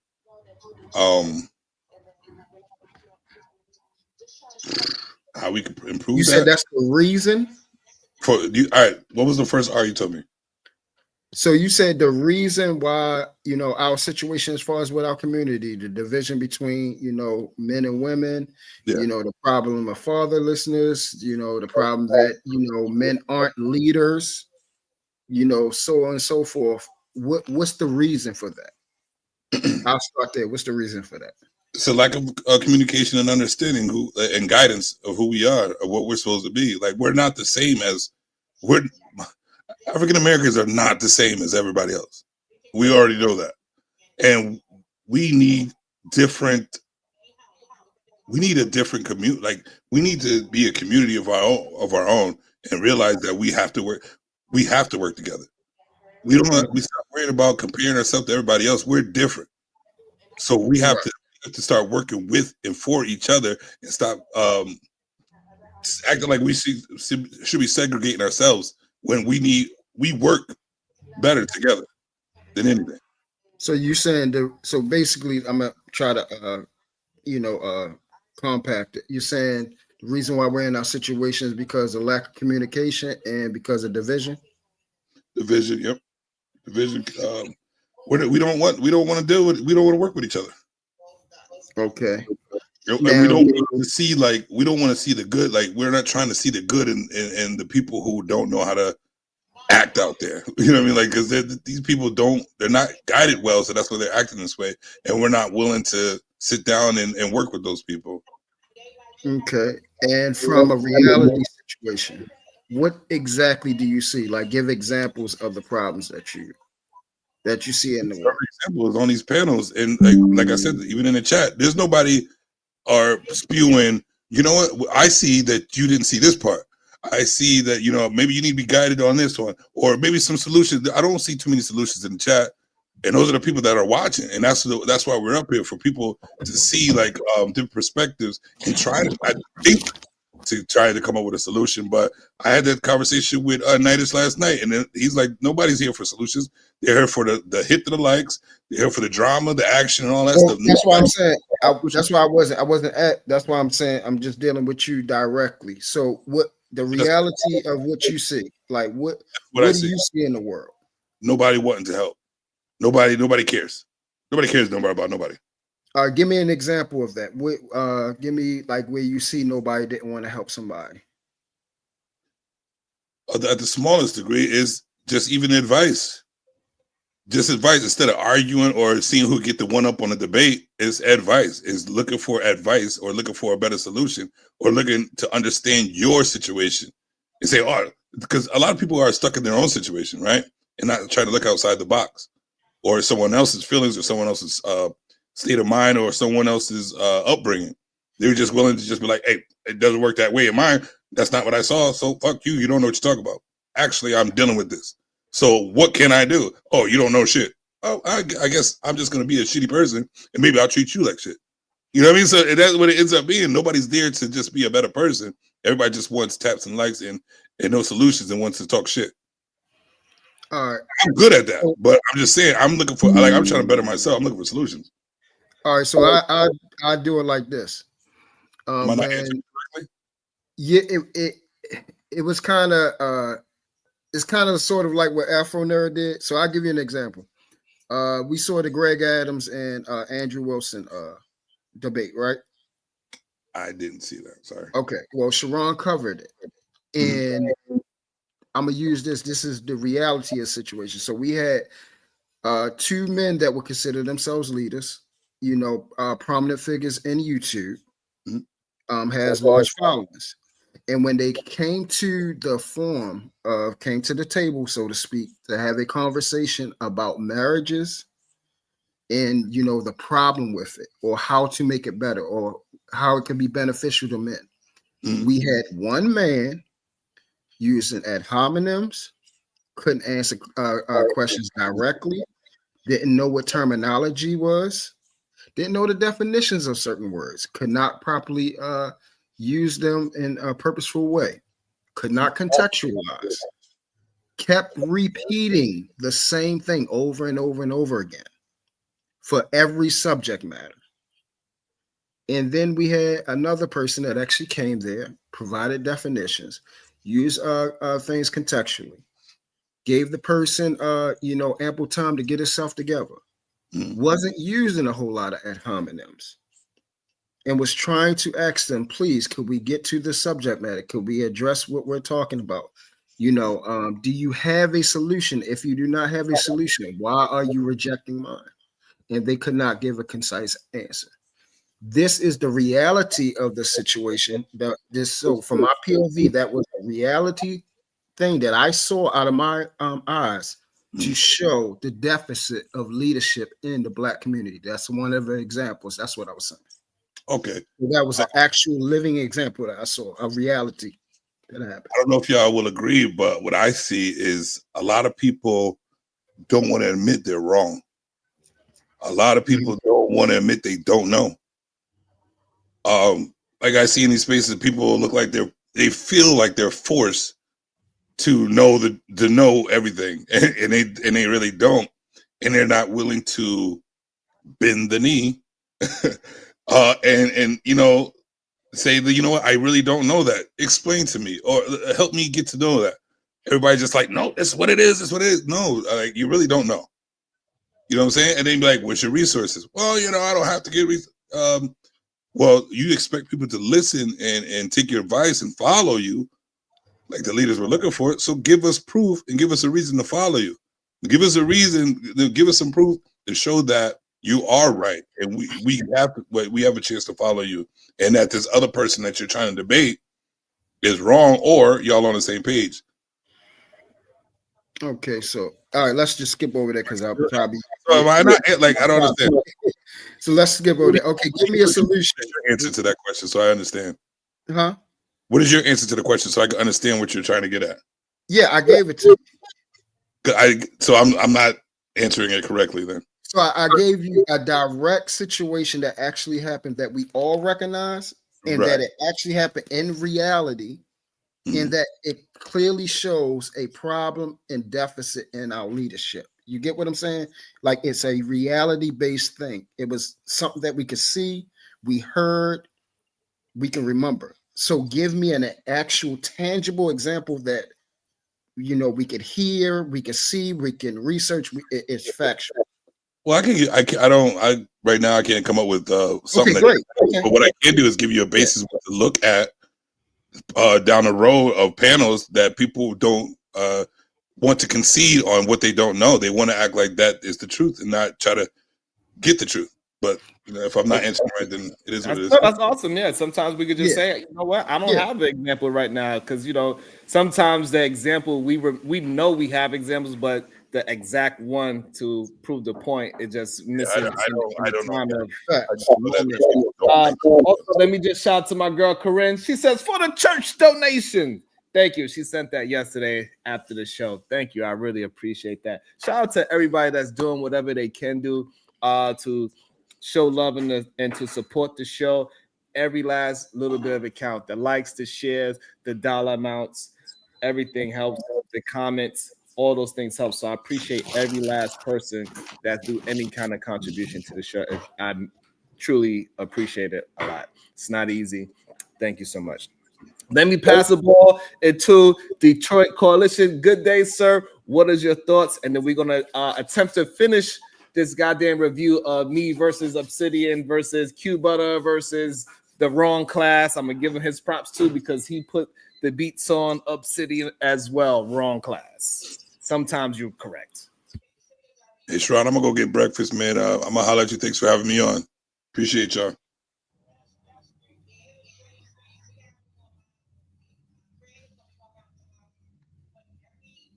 It's on you, Detroit Coalition.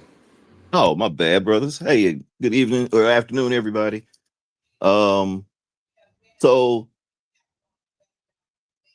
as far as your topic, as far as bending the knee to women, I think that honestly, I think that no matter this question of men being leaders and women not being leaders, to me sounds like a white European male discussion.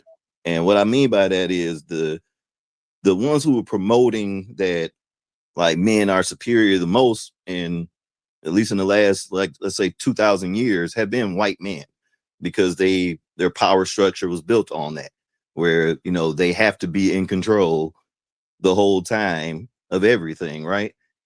When you go to African culture, different people would be in leadership. You know what I'm saying? It wasn't about, and I heard somebody say this about, like, in your household and your family, whoever the kid is that just is the most educated, the brightest, the one who can make the most responsible decisions, whether it was male or female, was going to be the leader of the family. Let's think about, like, your parents have gotten to their 70s or 80s.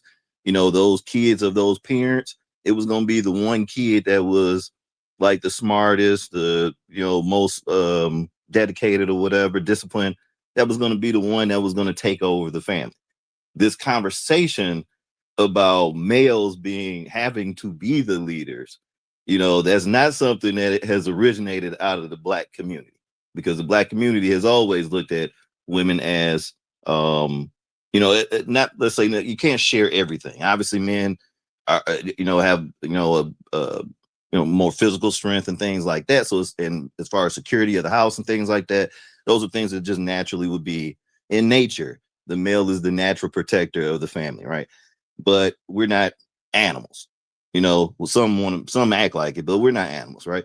So in our culture, it's not like that, unless we fall into this whole, like I said, European way of thinking about how to run a community or run a society and stuff like that. So it's never been, I don't think, an issue of bending the knee to women. It's been bending the knee to a leader that could do the job.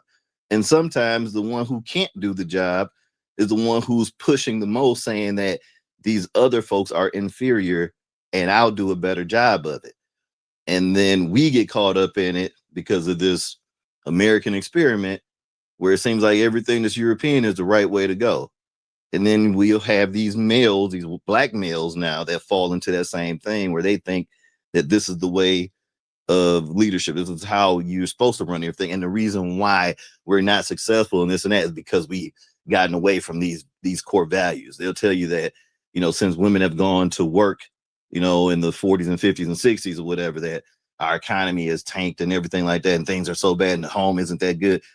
And this was kind of the conversation I brought up the other day when I called in. We won't talk about the things that have pushed us out of more stable communities and things like that. We'll point inward at like the people around us, but don't understand that the pressures have always come from outside the community first. So when I see somebody like Afro Nerd come in, first off, I'm not gonna have an FBA conversation today. I'm not gonna have a Black conservative conversation today. But even that is a way of trying to turn around and point a finger at a community and say, I'm not a part of that. Like that's them. You know what I mean? When we're all in here together, unless we start turning our backs on each other, which I've seen that go on more and more, at least online. And I think we've gotten into this thing where now we accept online as the reality, when the whole time, and even right now, it hasn't changed. It's not reality. Everybody's shining up the best part of their life to show online. I'm not on camera right now because I ain't shined up my room yet. So there's a reason, so why everybody's doing all these things. It's the appearance that people are presenting online. And if you don't have anything else to, if you don't know anything better, then you're just going to attach to that. I did want to, and I know I can go on because I almost killed your closing of your show the other night too, Sherelle. So I do apologize for that. But I want to address the 3 R's too, because even that, like, I'm having a hard time of not combining reason and reality. So if you can explain kind of the difference of the reason and the reality of the things that are going on in the community. I want to answer the 3 R question, but I'm just having trouble separating those two. I like that. And that's what we need more of, just honesty. That's what we need, and that's how we can get things move forward. I think a lot of times people feel as if we talk about subjects too much. The reason why we talk about subjects so-called too much is because we want the resolve to those topics, and we have not got there yet. It's the same thing with relationships. A problem in your relationship will keep coming up if you never get a resolve from it. And this is why a lot of times men would say, hey, I cheated on her, but it was 5 years ago. Why does she keep bringing it up? She ain't never got resolved from it. So when your ass go to the store, she's like, well, was that bitch at the store when you was getting those cookies? Because you didn't have no resolve to it. So the reason why we continue to have these conversations and it moves, it does move the needle a little bit forward, is because we care about it. And to be honest, relationships is tied into your political position. Your relationship is also tied to your economic position as well. So to think that I'm talking about one is not talking about the other is a mistake. Talking about your relationships with human beings and your woman or your family, it absolutely is attached to the economy, and it's absolutely attached to politics. Shout out to the Big Bad Bull. Big Bad Bull says, Cat, what you mean it's Cat, Big Bad Bull? Shout out to Big Bad Bull. He was the sponsor of the last stream. Thank you so much, Big Bad Bull, for showing love and support. Hey, Brace, and also, About to be a situation. Hey, hey, hey. I think that's what you was just checking me on. yeah. Hey, I was right. Hey, look, I was right on time too, right? Shout out to it. It said "Situation song, please." yes, I felt it coming. As soon as I pressed it, you pressed me. That was funny.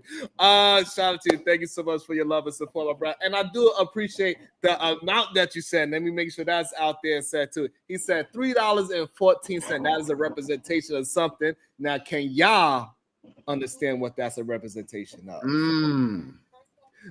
Shout out to Jay. She came I'm glad you picked up on it.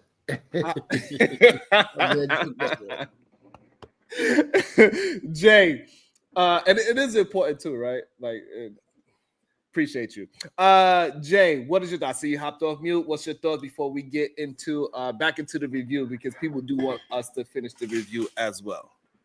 Oh, well, go ahead and finish the review. No, I want your thought. You came off mute. I want to know what was your thought. Oh, I was just gonna say like patriarchy is part of colonialism. That's not like a black thing. It's European. It's European centric. That's why every time colonialism happens, somehow patriarchy becomes a part of people's everyday lives. Like even in African countries before colonialism, women were included in leadership. Women had their own councils. There were some tribes that were matriarchal. Like it's, I don't know. I don't know why people don't get the correlation of patriarchy being literally a European idea, but whatever. Let's talk about the conclave. You going to the conclave? I don't know. People are saying that I should go and report back, but they might make you sign something where you can't even talk about it. I don't know. I was scared. I don't want nobody to be, I don't know. They said they doing the Lord's work at the conclave, Sharon. You may get a second wind of life.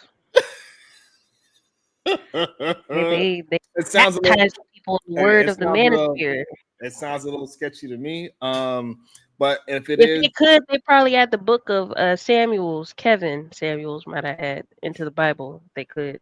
If it is getting meant to be positive and productive, then I'll be all for it. But I just don't know. I don't see the results that he be talking about. I think all men should go to the conclave. Because apparently you should be fashionably advised by a gay man. You should be wearing what gay men advise is good fashion for men to wear now. Like, do that. Shout out to the conclave.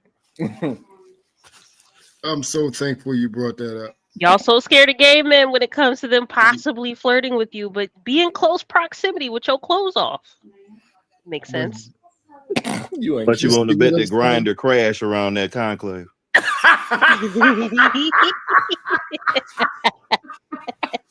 Y'all so scared of gay men. And this is y'all leader. This is y'all great, fearless leader. Oh shit! He said they crashed when they did that conclave. That is hilarious. That is very interesting. All right, let's see. Dan, do I got the video up? Hold on, let me see. I don't even got that video. I gotta go find it again. That shit is hilarious, though. Let me see. Let me bring it back up. But I did find it.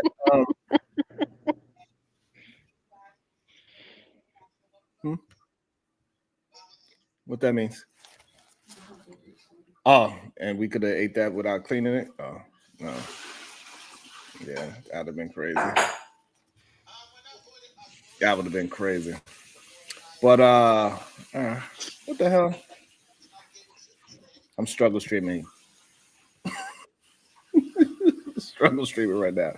Yes, my sister come and help me out while I'm struggle streaming. Good day, MJ. The Sarge is back. MJ, you going to the conclave? They allow women at the conclave. Absolutely not. That's a hell to the nah. Yeah. I ain't going. I think this is around where we were at. And do you want to say anything before we try to get back to the review? I guess she's good for the meantime. Yeah? Is it back up? No, I'm good. You go ahead. I'm listening in. All right, so I believe this is where we left off last time. So we're going to finish up. We're going to get into the part where Q Butter and Obsidian had the conversation. Truth actually brought that part up earlier in the stream today. And also we're going to get to the part where finally the wrong class got something right. And we're going to discuss that as well. It took them years, but finally. No captivity. Information man. No captivity. Andrea, if you got some comments, I'm gonna come to you since you're the only lady on the show right now. I'm coming to you after Information Man. Shout out to Information Man. Go ahead and shoot. Information Man. I just want to say that what I don't understand is that as a man, you can improve upon yourself without putting down Black women or women that you don't want. What I've observed over the years within the manosphere or with brothers online is that it's too much talk. It's supposed to be, I mean, people are saying, well, it's about self-improvement, Black men supporting Black men. But what I observed was more people just spending more time talking about women that they don't want, that they don't have any desire about. And then what you do is I ain't gonna lie, that's a very good point. That's a bar. I like this man. Who this man is? His name is Information Man. It's only That's been like exactly 10 the seconds. point. I appreciate that. Yes. Yeah, that's that's the main issue most people have with the nonsense that they are spewing in the manosphere. It ain't talking about men, it's talking about women. And how these men are comparing, they don't even realize how they comparing themselves to women in the first goddamn place. And that's another reason why we know the women must be the leaders, because they always comparing themselves to. Ooh, damn. StreamYard did him dirty. StreamYard guy, release my brother ASAP.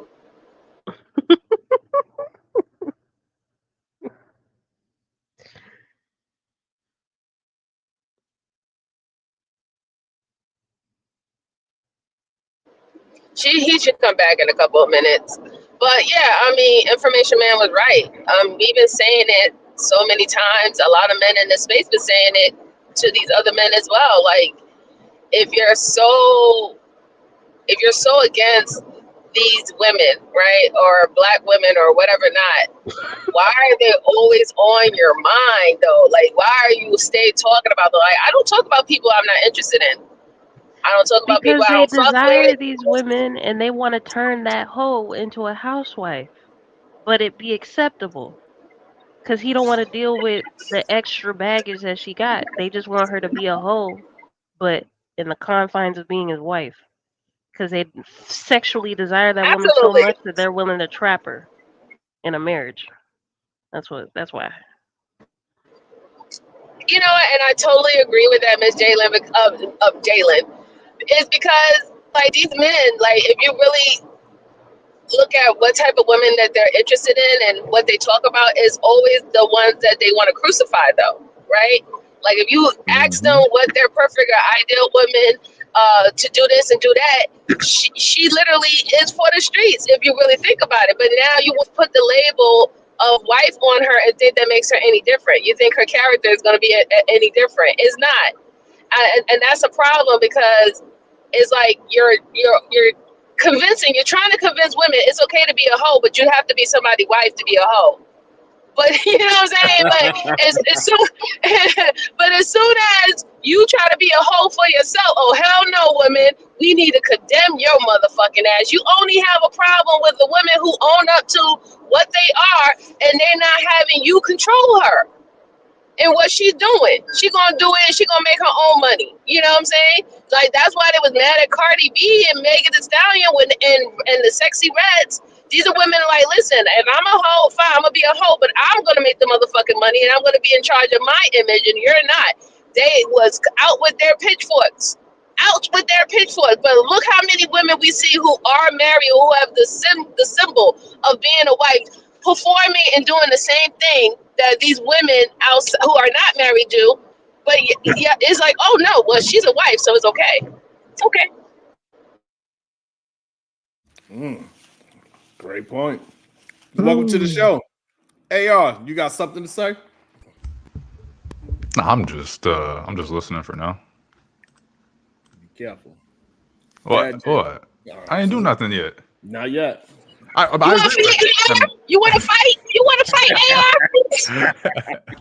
No, I mean I agree with I think MJ.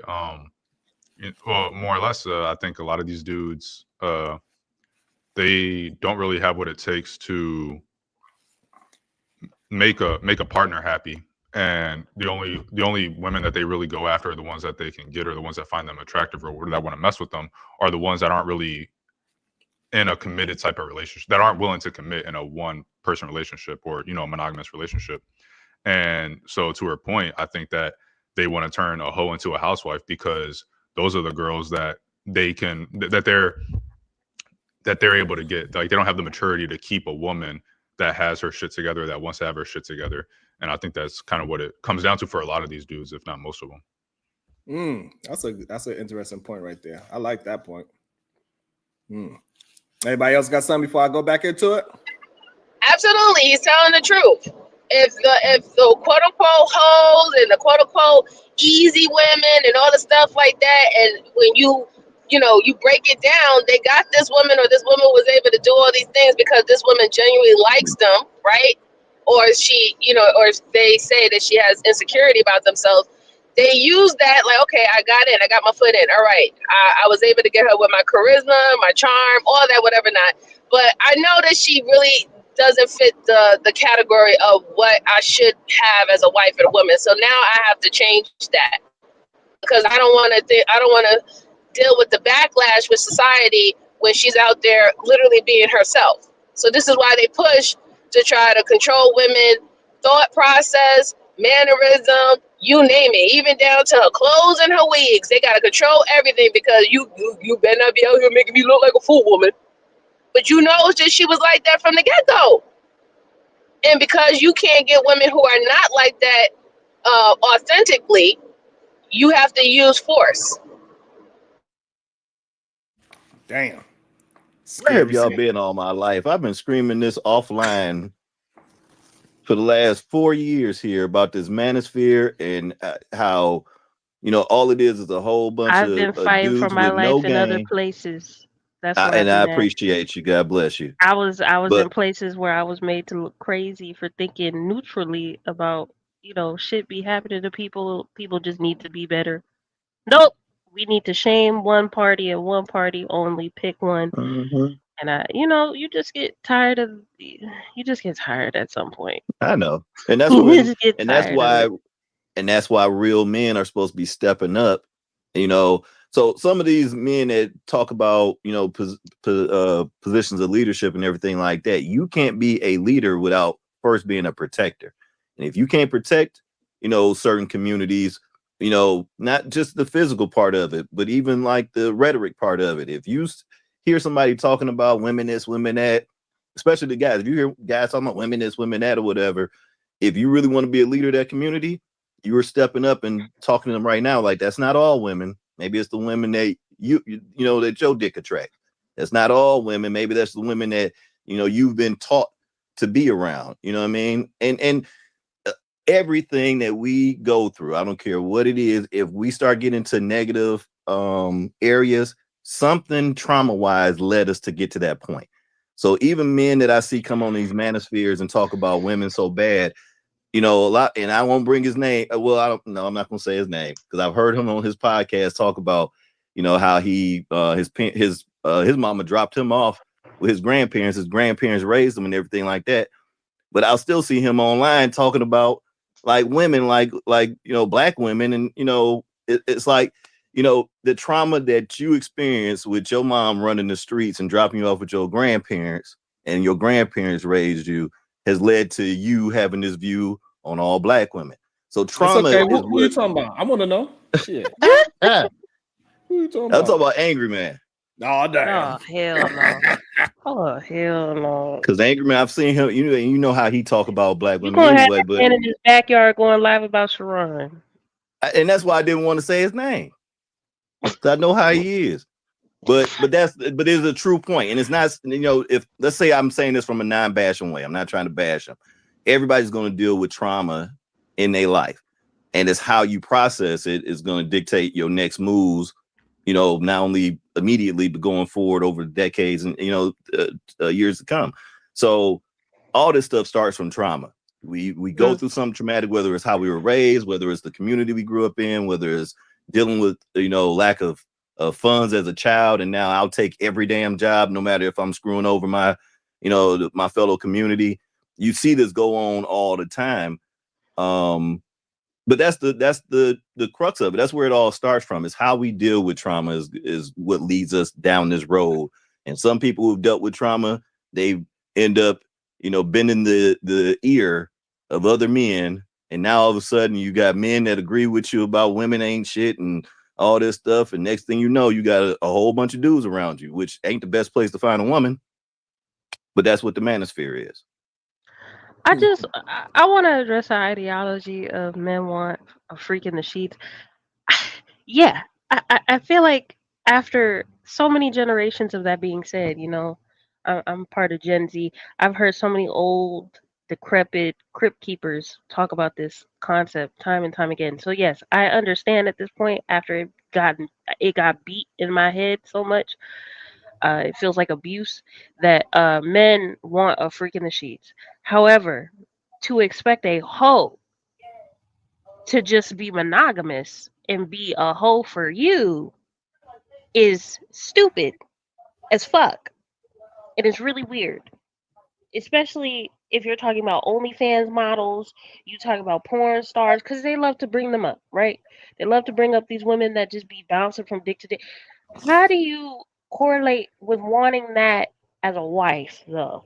Because that's the problem. Because there's no other reason why you focus on these horrible batch of women. From your perspective, these are horrible women, and yet you're so focused on them trying to change them to be this submissive Christian conservative. That makes no sense. It's just a That's what, fantasy. yeah, Jalen. That's what I was about to say, and I'm glad you said that. It's perversion. It's perversion. It's promiscuity. It's actually a mental illness that a lot of stuff that needs to be addressed by being so hyper and over sexualized to the point you're saying things that literally doesn't make logical sense. And once again, we're supposed to be men that supposed to be logical, right? So, like you said, we want a monogamous, conservative, kept wholesome woman to be a porn star that does the most filthy, nasty stuff. Double-mindedness at its finest. It does not make sense. Absolutely not. But the whole point. Go ahead. I'm sorry, T. Sorry, True. Go ahead. No, go ahead. No, go ahead. That's it. Go ahead. No, I was just gonna say is because the simple fact that they're double-minded is because they are hedonism or hedonists by nature. They feel that the most intrinsic value that you could ever have in life is fulfilling all pleasures, which goes to money, sex, and everything else involved, right? Pleasure is their number one goal in life, and they move everywhere. That the only reason why we have men having some act right, or they know how to, I guess, blend in with society is because of the rules and the stuff that we have in place, right? That's the only reason. If they didn't have no rules and no laws, you have heard many times, Truth and Jalen, on these panels that there was no rules and no laws or anything to follow. These men will be out here running a whole muck to the point where they say that they will be out here violating women off a GP because they just have the strength to do it. They will rob, steal, and kill, snatch, whatever, and wouldn't give a day about it, even though they're doing this today. But there is some form of consequence for doing things like that due to laws and rules, right? So it just really goes to the nature of a individual. If you're a hedonist and it's all about how you feel, what makes you feel good, that doesn't mean, it doesn't mean that, you're gonna, I guess, go away or frown away from doing things that would be considered devilish or satanic. You know what I'm saying? Like you, hey, it makes me feel good, so it's the right thing to do, right? Because I feel good doing it. And this is where we at. A lot of these guys, they're not true to themselves. Y'all move off of pleasure and it doesn't matter who you hurt in the process. Your family, your community, your children, your quote unquote significant other. You don't care. It's about what you want and when you want it. Okay. Many women are freaks in the sheets from the men. That doesn't make them hoes. That makes them good wives and girlfriends that will keep their men interested. If the only way to keep you interested is to do anal and all this degenerate sexual deviant shit, you got bigger problems, my guy. I don't know. You got Mm-hmm. bigger problems. If that's the only way to keep your ass interested, you're gonna have a hard life. Cause by the time you get 60, I don't know if she's gonna be able to do all them shit she was doing for you when she was young. I'm just saying, you gonna have to find something else, bro. I don't know. Sex ain't gonna get you through a relationship until death, but go off. But But that they they're think it gonna does all though. they're gonna That's do is they're gonna change it out for a new one. They say it all the time. They're gonna change it out. Let me go get a newer version of the product. Let me get a younger one. Let me get this one. Let me get that one. Let me get in this different shade. This color. This particular color. This flavor of ice cream. All they do is just say, "I'm gonna go out and get a new one." So no, they're never gonna be It's satisfied. They're not. the reality is they're not gonna be able to get a new one because you 60 with saggy balls and you need Viagra to keep you up and you possibly broke. So I don't know how you gonna get a young woman. I'm sorry, Sharon. I don't know how you gonna get a young woman to get interested in you and you ain't got nothing to offer her but a old decrepit body. I don't know. Sorry. And wasn't Keith What I Sweat said. talking about It's that it's like a the couple of complete months ago? illusion of the whole thing. Is extreme delusion that this thing is going to be sustainable. And we're talking about 50 to 60-year-old men talking about trying to, adapt proclivities that you never even had before, but you want to do it now. Actually openly saying, I'm trying to participate in heathen behavior at 60. Can't move, can't barely can walk, can't barely can take care of himself. But your whole adaptation of life as a man is, let me find a way to get in the STEM so I can acquire enough money so I can buy and participate in prostitution behavior and transaction with the women that I'm going to come online and complain about. Can somebody help me out with that? I tell you, truth. That's the problem right there in itself. The simple fact is that these Edomites, right? They see what type of control religion garnish amongst men and women. They cannot obtain that unless they go under the disguise of being a part of the traditional of these religions. So this is why they go in there, they act like they're for the religion, and then they still, act on their heathens way. That's why they still act like heathens while they're saying that I'm a Christian or I'm this or I'm that. Mm-hmm. Because they only want to utilize the religion that gives them the opportunity to have more of a say so, more of a control. They respect that, right? They respect the power, but they can't achieve the power moving the way that they move because that means that the other person can move that way too, right? So they Correct. want to confine that, and that's what religion brings. It brings that with women, it brings that with manhood. That they like that power, but that's why they want to utilize it. So they go and they extract using that power under the book, but they know they're not playing by the book. They know they're not reading that book. They know they're not really following that book, and they don't intend to either. That's why they can always, pull out these verses, and the verses is always about controlling another person but themselves. So Correct. somebody in the chat is saying that they didn't say anything about anal. Freaking the sheets is basically keeping it spicy. Sir, how you gonna keep it spicy if you just doing the same positions and the same shit in the bed every time you have sex? I know what keep it spicy mean. I'm not slow and stupid. It gets into degenerate shit. That's what keeping it spicy means. Outside of role playing, you gonna get tired of her playing nurse and playing doctor and playing teacher. You gonna get tired of that after 60 goddamn years. So guess what you gonna get into? You gonna get into the more degenerate shit because you have this fucking hunger for sex and Correct. different types of sex, and you want her to be a different morph into different women and wear wigs and shit instead of actually being like, There you you know go. what, this woman good enough for me. She is good enough for me. I don't need all this degenerate morphing into different personalities and Yep. different women just so I can keep from cheating on this bitch because I really want a blonde today, but I'm gonna tell her to put on a blonde wig so I don't cheat on this bitch. What the problem is, y'all all y'all old crypt keepers, y'all need to go to the conclave because allegedly the conclave is helping men combat they sexual hunk. This is what the conclave is telling people to go to gay men for advice on how to I be a like man. this. Go to the I like this. conclave. Go to I the like this type of conclave, all right? Jalen. I like this type of Go Jalen. to the Jalen, motherfucking conclave. All right? Jalen, I'm not Jalen stupid. cursing. Y'all got Jalen cursing. I like I this. know, right? I like this a lot. Go to the motherfucking conclave. I don't want to hear nothing about freaking the sheets and keeping it spicy. I know what that shit mean, bro. Like, stop. Stop. We know what that means. Come on. Like, you're not talking about let's do doggy style tonight. Stop it. We know what it means.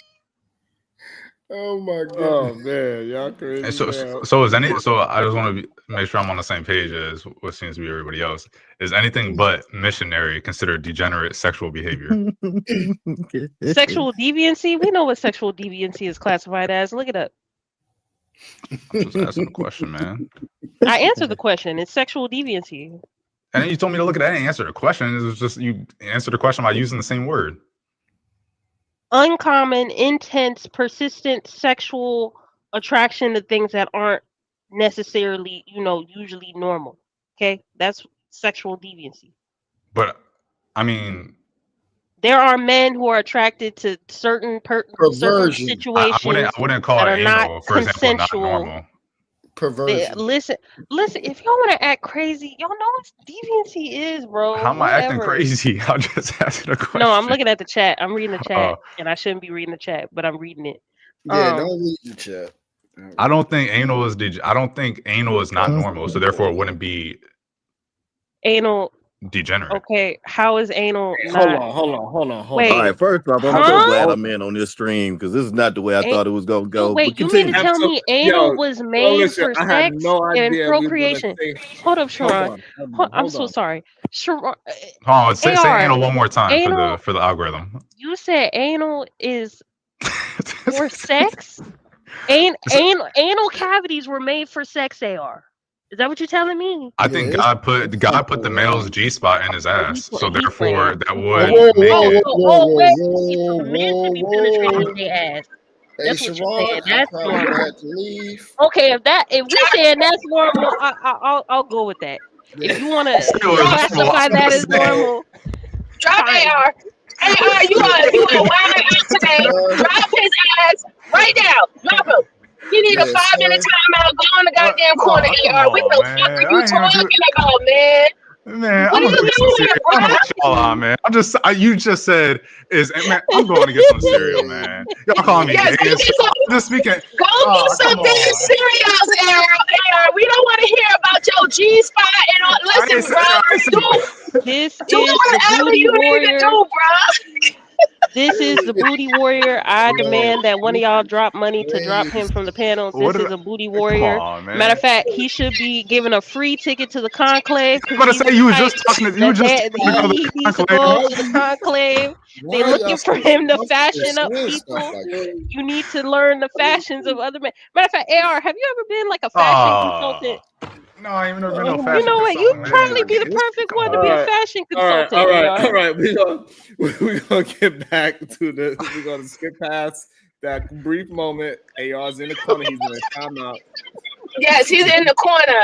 I'm so disturbed, AR. No, you need to go in the corner, bro. I don't know where were you going with that, bro? Like, listen, we don't need to know what you want to do in the cheese, bro. That is your business. We just saying. It's not me. What are you talking about? It ain't me. I'm just saying that you can't say. Okay, now listen, we're not gonna go. We're gonna move forward. We ain't going in the back. Yes, please, sir. We can throw it back. What? Yeah. No, don't throw it back. Throw it back, The sir. minimum You can throw it of back. women that are undesirable within our community. Give him 10 minutes now. and you maximize that as if all black women are this or that, when it might be a small fraction of black women that fit that category that you don't want. So you can self-improve as a black man without it being at the detriment of putting down black women, particularly the black women that you don't want. Now, I've said this 1,000 times on these YouTube streets. This is internet shit. Most black men out there in the real community are not crying and whining on social media about. Now that part, I disagree. Yeah, I think we don't have enough men that is given the proper opposition so men can have the proper understanding that you got to get past your trauma bonding with your humans, your people, right? It's one thing that you had something happen to you, but it's another thing when you live in that pain.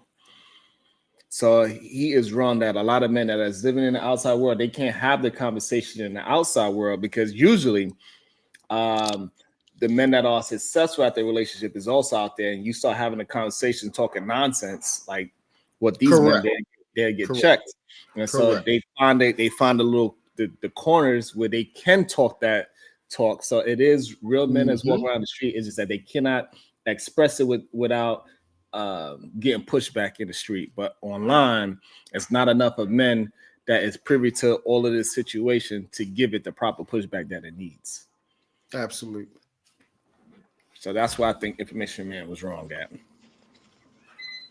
And I agree. Social media is not therapy, but it's therapeutic. And I think that's something that people just need to understand. It's therapeutics to sometimes get out of full thought, because there's clearly a lot of people don't get a chance to get out their full thoughts. So I get their vulnerable thoughts out there. And so it is important that they have some kind of therapeutic situations, and then hopefully they can find a place to go to therapy to actually solve their problem. Because the gym is also something that's therapeutic, but it's not therapy. Going to the boxing gym, whooping on a goddamn bag, or even sparring with somebody, that's therapeutic, but it's not therapy. So I think that's the real confusion about social media and having these platforms. They don't understand the difference between the therapeutic part of having communication with our people versus they also need to go get some professional help too. Some people need professional help. You need past therapeutic. So I think that's the issue. I think Are that's you a guys huge problem on here, that majority of people that actually need professional help, they're coming on here and bleeding all over each other, trauma bonded, and then you got this daggone clusterfuck of just a whole bunch of people with all this animosity and hate and projection. And then you're seeing all these things, group after group after group. And it's happening. Even when you'll even have a conversation with somebody, you be like, okay, so you met you actually dealt with a bad woman before? And then they'll say yes. And then you be like, okay, well, what happened? And then they will share something with you that is a normal occurrence. That's not a bad person. So it'd be crazy, man. It'd be crazy. Go ahead, Detroit. I know you had something to say as well. I was just gonna ask, are you guys familiar with the victim to perpetrator continuum? You ever heard of that? So it's basically like somebody goes through some kind of trauma and they justify how they were mistreated. Basically they pass that same kind of perpetration on to somebody else. So whatever's been perpetrated to them, they rationalize that they are justified in doing that to somebody else. And it doesn't have to be something that was done to you directly. So we were talking about if you grew up in a house that was dysfunctional or whatever, where the victim to perpetrator continuum goes is that because you grew up this way, that you feel like it's okay, or if anything, it's almost your right to commit that on somebody else. I see that, just like you guys were talking about trauma bonding. You know, all that stuff kind of works together. It all starts from something traumatic that somebody never figured out how to deal with or never understood why it happened to them. So if it was, you know, like that abusive household, they don't understand maybe the trauma that their parents went through that led to them ending up in an abusive household. They just understand to make sure that they're in control of their abusive household, if that makes sense. There's so many people out here that like, and that's what prevails the manosphere, is that thought where these, you know, guys, you know, whatever they've gone through in life, they've ended up in this position right now, but they don't understand that. And you go online and it allows you to not understand it further. It gives you an area of space where you don't have to figure it out. Just come here and be ignorant. And then you have a whole bunch of ignorant people actually trying to be leaders to other ignorant folks that need some leadership and stuff like that. And then you end up with a conclave. And what that's going to end up being is just a whole bunch of people giving money to a group or whatever that's playing off of your trauma. You leave there with your trauma intact. You know what I'm saying? I was about to say that. You know what I'm saying? You leave it not if more so more emboldened. Your trauma is stretched here, and you think that you gained some kind of strength, and you actually have become weaker, and that's what that manosphere is. Pay $1,000 to go hang out with some old niggas. No, I think the cheapest ticket you could go to actually physically be there was $800 or something like that. I think the cheapest. Yeah, and if you wanted to do it virtually, the virtual ticket I believe was $600. Sharon, I am not paying $800 when I can go to Future Care. You know, I can go to Men on the Move to help out the elderly, as I already do. Bar. Women, because the men that I've been around in my organization, I'm sitting in talks about the conclave and working with black men. I've been working with black men since I was 18 years old. I've been putting young black men through trade school and college and mentorship for years. I'm 56 years old. We've been doing the work that he's talking about, and we do it without doing what? Putting down black women. Matter of fact, a lot of the brothers that I deal with are married and have gone for the women that they choose. So I don't put any black man down that wants to self-improve. Yes, there are things that some black men have gone through that's unfortunate, whether it be around the issues of child support and what have you, and it's good for brothers to give a recommendation on how to deal with certain stuff. But I just don't see where the constant beating down on women because it looks feminine for you as a man or any man to spend all your time browbeating and talking down about women that 9 out of 10 times you don't even want. And then we find. I think that's another very interesting point as well. That is a very good point. Majority of these men don't realize that they are talking about themselves in a very feminine way. They are telling on themselves.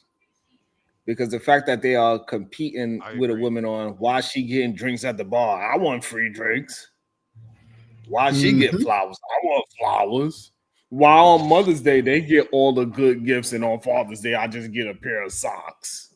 Like, you don't realize how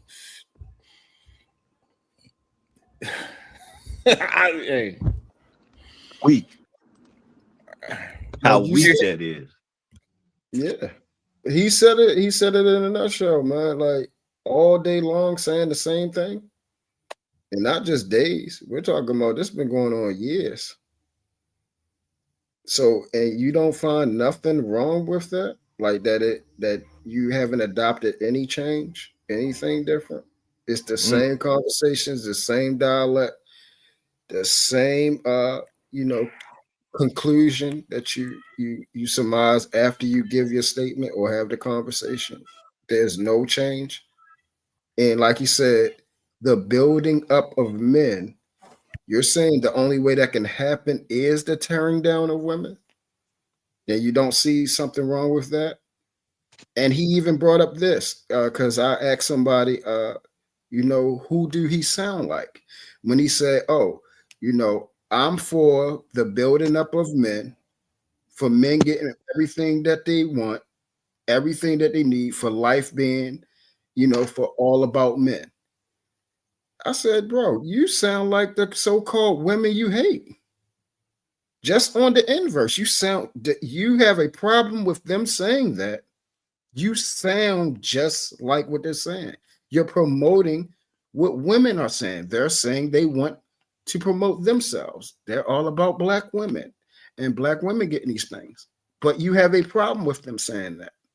But then you have adopted their language in competition of them. I just don't. I don't understand. Yeah. And that's that victim to perpetrator, or yep. That's exactly it right there. Makes sense. Find out over the years that you got a lot of these ninjas on here who be talking all this stuff, and behind the scenes they with baby mamas and every damn thing else that they telling you that you shouldn't be with. I think the conversation is outdated, and I'm gonna tell you why. Tell me why. For it's you owe, as Jason Black always say, or Julian Lewis Smith, his real name. Okay, I know some shit around here. He said it be these old niggas that keep up this bullshit. Because the Z generation, they don't give a damn about none of this stuff. The young men, we keep telling up here talking about, well, what are we gonna do to help the young men? Most of these young generation, not baby boomers, not Gen Xers, but the younger generation, they not even on this shit. Most I think he's misinformed about saying that as that. well. I Yeah, I think appreciate him for saying that. I think he's correct. What? I am a part of Gen Z. I'm gonna be Yeah, honest. you're a little old, Sharon, We so you don't wouldn't give understand. a fuck. Respectfully. We don't give a fuck. We still trying to figure out how we going to afford to get a fucking apartment. So Who the gives reason a why fuck about this shit? No, I think y'all wrong. The reason why I think y'all wrong, because if that was correct, Andrew Tate wouldn't be as big as he is. Nick Fuentes wouldn't be as big as he is. It's a lot of these Sneeko, Fresh and Fit. Those are mostly young men in this Gen Z conversation. Is the ones that is fueling a lot of those podcasts. So no, they do care about it. They saying they're the ones that's trying to actually carry that torch for real and move that torch forward to how these red pill people are saying. They're gonna find out with a rude awakening that they are following the wrong men. So Bracy, this probably be the only time today. Oh, go ahead, hit your cash thing first. All right. Let me hold first. About to be a situation. Hey, hey, hey. Fighter Complex 7, $4.99, aka Cueva Doches. Sharon, the boxing gym is therapy for me also, because coaches many times are also mentors, positive role models. Okay. I like that correlation actually. I like that correlation. That's close to therapy. I get that. I still believe it's more therapeutic, but I could absolutely concede to this as well, as it could be some kind of form of therapy. Yeah. Same time. So the only time we would probably disagree is probably on this one today. And I'm pretty sure you have children around in this age range too, 18 to 25. Mm-hmm. So from with my children and understanding their friends and listening to the conversations and having conversations with them, they from what I just say from my anecdote, they are not geared on the relationship aspect of in the problems that they're having coming together. They're like, it's whatever. If I have it, it's cool, but I'm not even looking for it. Most of them are into building their structure, their business, getting money, going to school, enjoying life, traveling.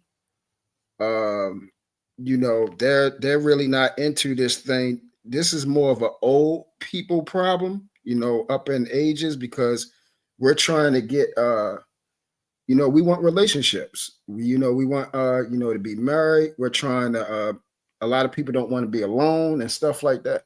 So this is more of an older problem than, I would say, from, you know, in that age range from 18 to 25. They're getting money, they're doing things, they're living, they're traveling, they enjoying life. They're not all rooted up, angry, and it's All right, crazy. so this is why. All right, so I have a young man hit me up and say, "Hey, can we please meet up somewhere so we can have a discussion about these things?" He's only 22 years old. That's number Mhm. one. Just recently, the other day. Next thing, Sway. Young people care about these combos. They just not on panels and in the chat. We have the conversations. So I think people are missing out a very important thing, that these conversations are affecting the young people. The young people just don't feel confident enough to hit the panel because they always going to get, well, you too young, you don't know this, wait until you get older type of situation, right?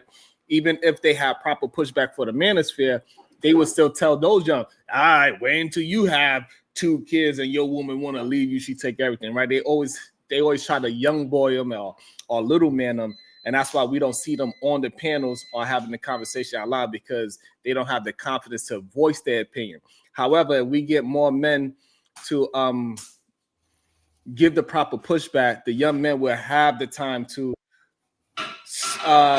express their thoughts, and this way we could go back and forth with them and possibly get some correction, or at least get their main thought out, and they could be able to figure out what works for them and what doesn't work for them. So no, young people absolutely want to talk about relationships and how to get them. Also, even in an adult experience, the children, the young kids, they will call you up like, hey, but how do you get past this and the pressure of this? So they want to have these answers from men that they see, or women as well, that see that is navigating through these things. My daughter, just another anecdote. My daughter was talking to my wife yesterday, and she said, sometimes people just don't understand. I need a break from my children. And my wife was like, she's about to go in, but she realized, like, she's going through it, right? Even though my wife is raising 2 young kids at the moment and raised her as well. And she had the nerve to say, you don't understand that I need a break too. So young people are going through this as well. I don't think that, or at least I wasn't. I feel like Jay or MJ, whoever it was, that also said it. Saying that young people don't want to have, conversations about relationships. I think it was, for me, it was more about the. No, but that's what they said.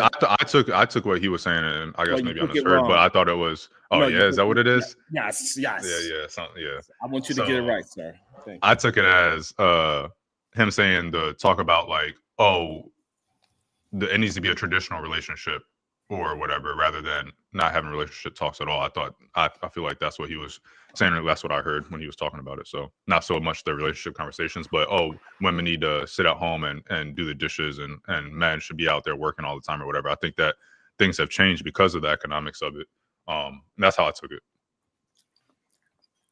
No, that's not. Okay. Okay. Well, obviously I wasn't paying attention. I was busy eating Fruity Loops. It's okay. It's only exit only. Maybe that's why. I don't know. Something like that. Yo, tripping. Just fucking with my brother. Just fucking with him. Welcome to the show, Chicago Rilla. Good day, sir. How you doing today? Peace, family. What's the word, y'all? We doing I saw well. Pimp J up here. I said, let me pull up real quick. Man, you missed a good one earlier, Chicago. Ooh, we was good. I was listening while I was getting ready for work, man. I was listening. Well, wait a minute. Which part? The one where y'all jumped Afro Nerd with the 3 R's? Which part? Which part did I miss? Maybe like 40 minutes before that. Y'all gave that man $1.50, Sharon. I mean, Sharon, my bad, Sharon. But you know what? Look, I was thinking while y'all was talking, just to pivot real quick and I'll go on mute. H-Rap Brown passed yesterday. And on these stages, you know, we have all these conversations about talking. And then when you ask people to show their work and they show you their work, it's like, that's cool, but that's not good enough. And so again, I'm one that always says, you know, I'm focused on Roseland. I'm focused on the community that, you know, I'm invested in. And so when I think about Jamil Al-Amin, I lived in West End when they arrested him, when they allegedly had that shootout. And I used to hoop at West End Park. And what's crazy is that Muslim community, it was a small community. It may have been like 3, maybe 4 blocks, but they owned Soul Veg. They had a grocery store, and those kids were homeschooled. But also, guess what? Them dope boys, they knew to toe the line. The thugs and the gangsters, it wasn't too much of that activity because a lot of cats would come up missing. And so what's the point? What am I saying? Build where you at. It's too many cats. Like when Truth was asking like the 3 R's, what would make it right? Yeah, build community where you at. Them cats they was only concerned about them 3 or 4 blocks in West End. They wasn't concerned about Bankhead. They wasn't out in Decatur. They wasn't over in East Point. Now we could have conversations and build, you know, with other mosques or imams or so on and so forth, right? But my main concern is these 3 to 4 blocks that I got control over in West End. Yeah. And I'm telling you, the women and children were protected. The elders were safe. And this was like early 2000s.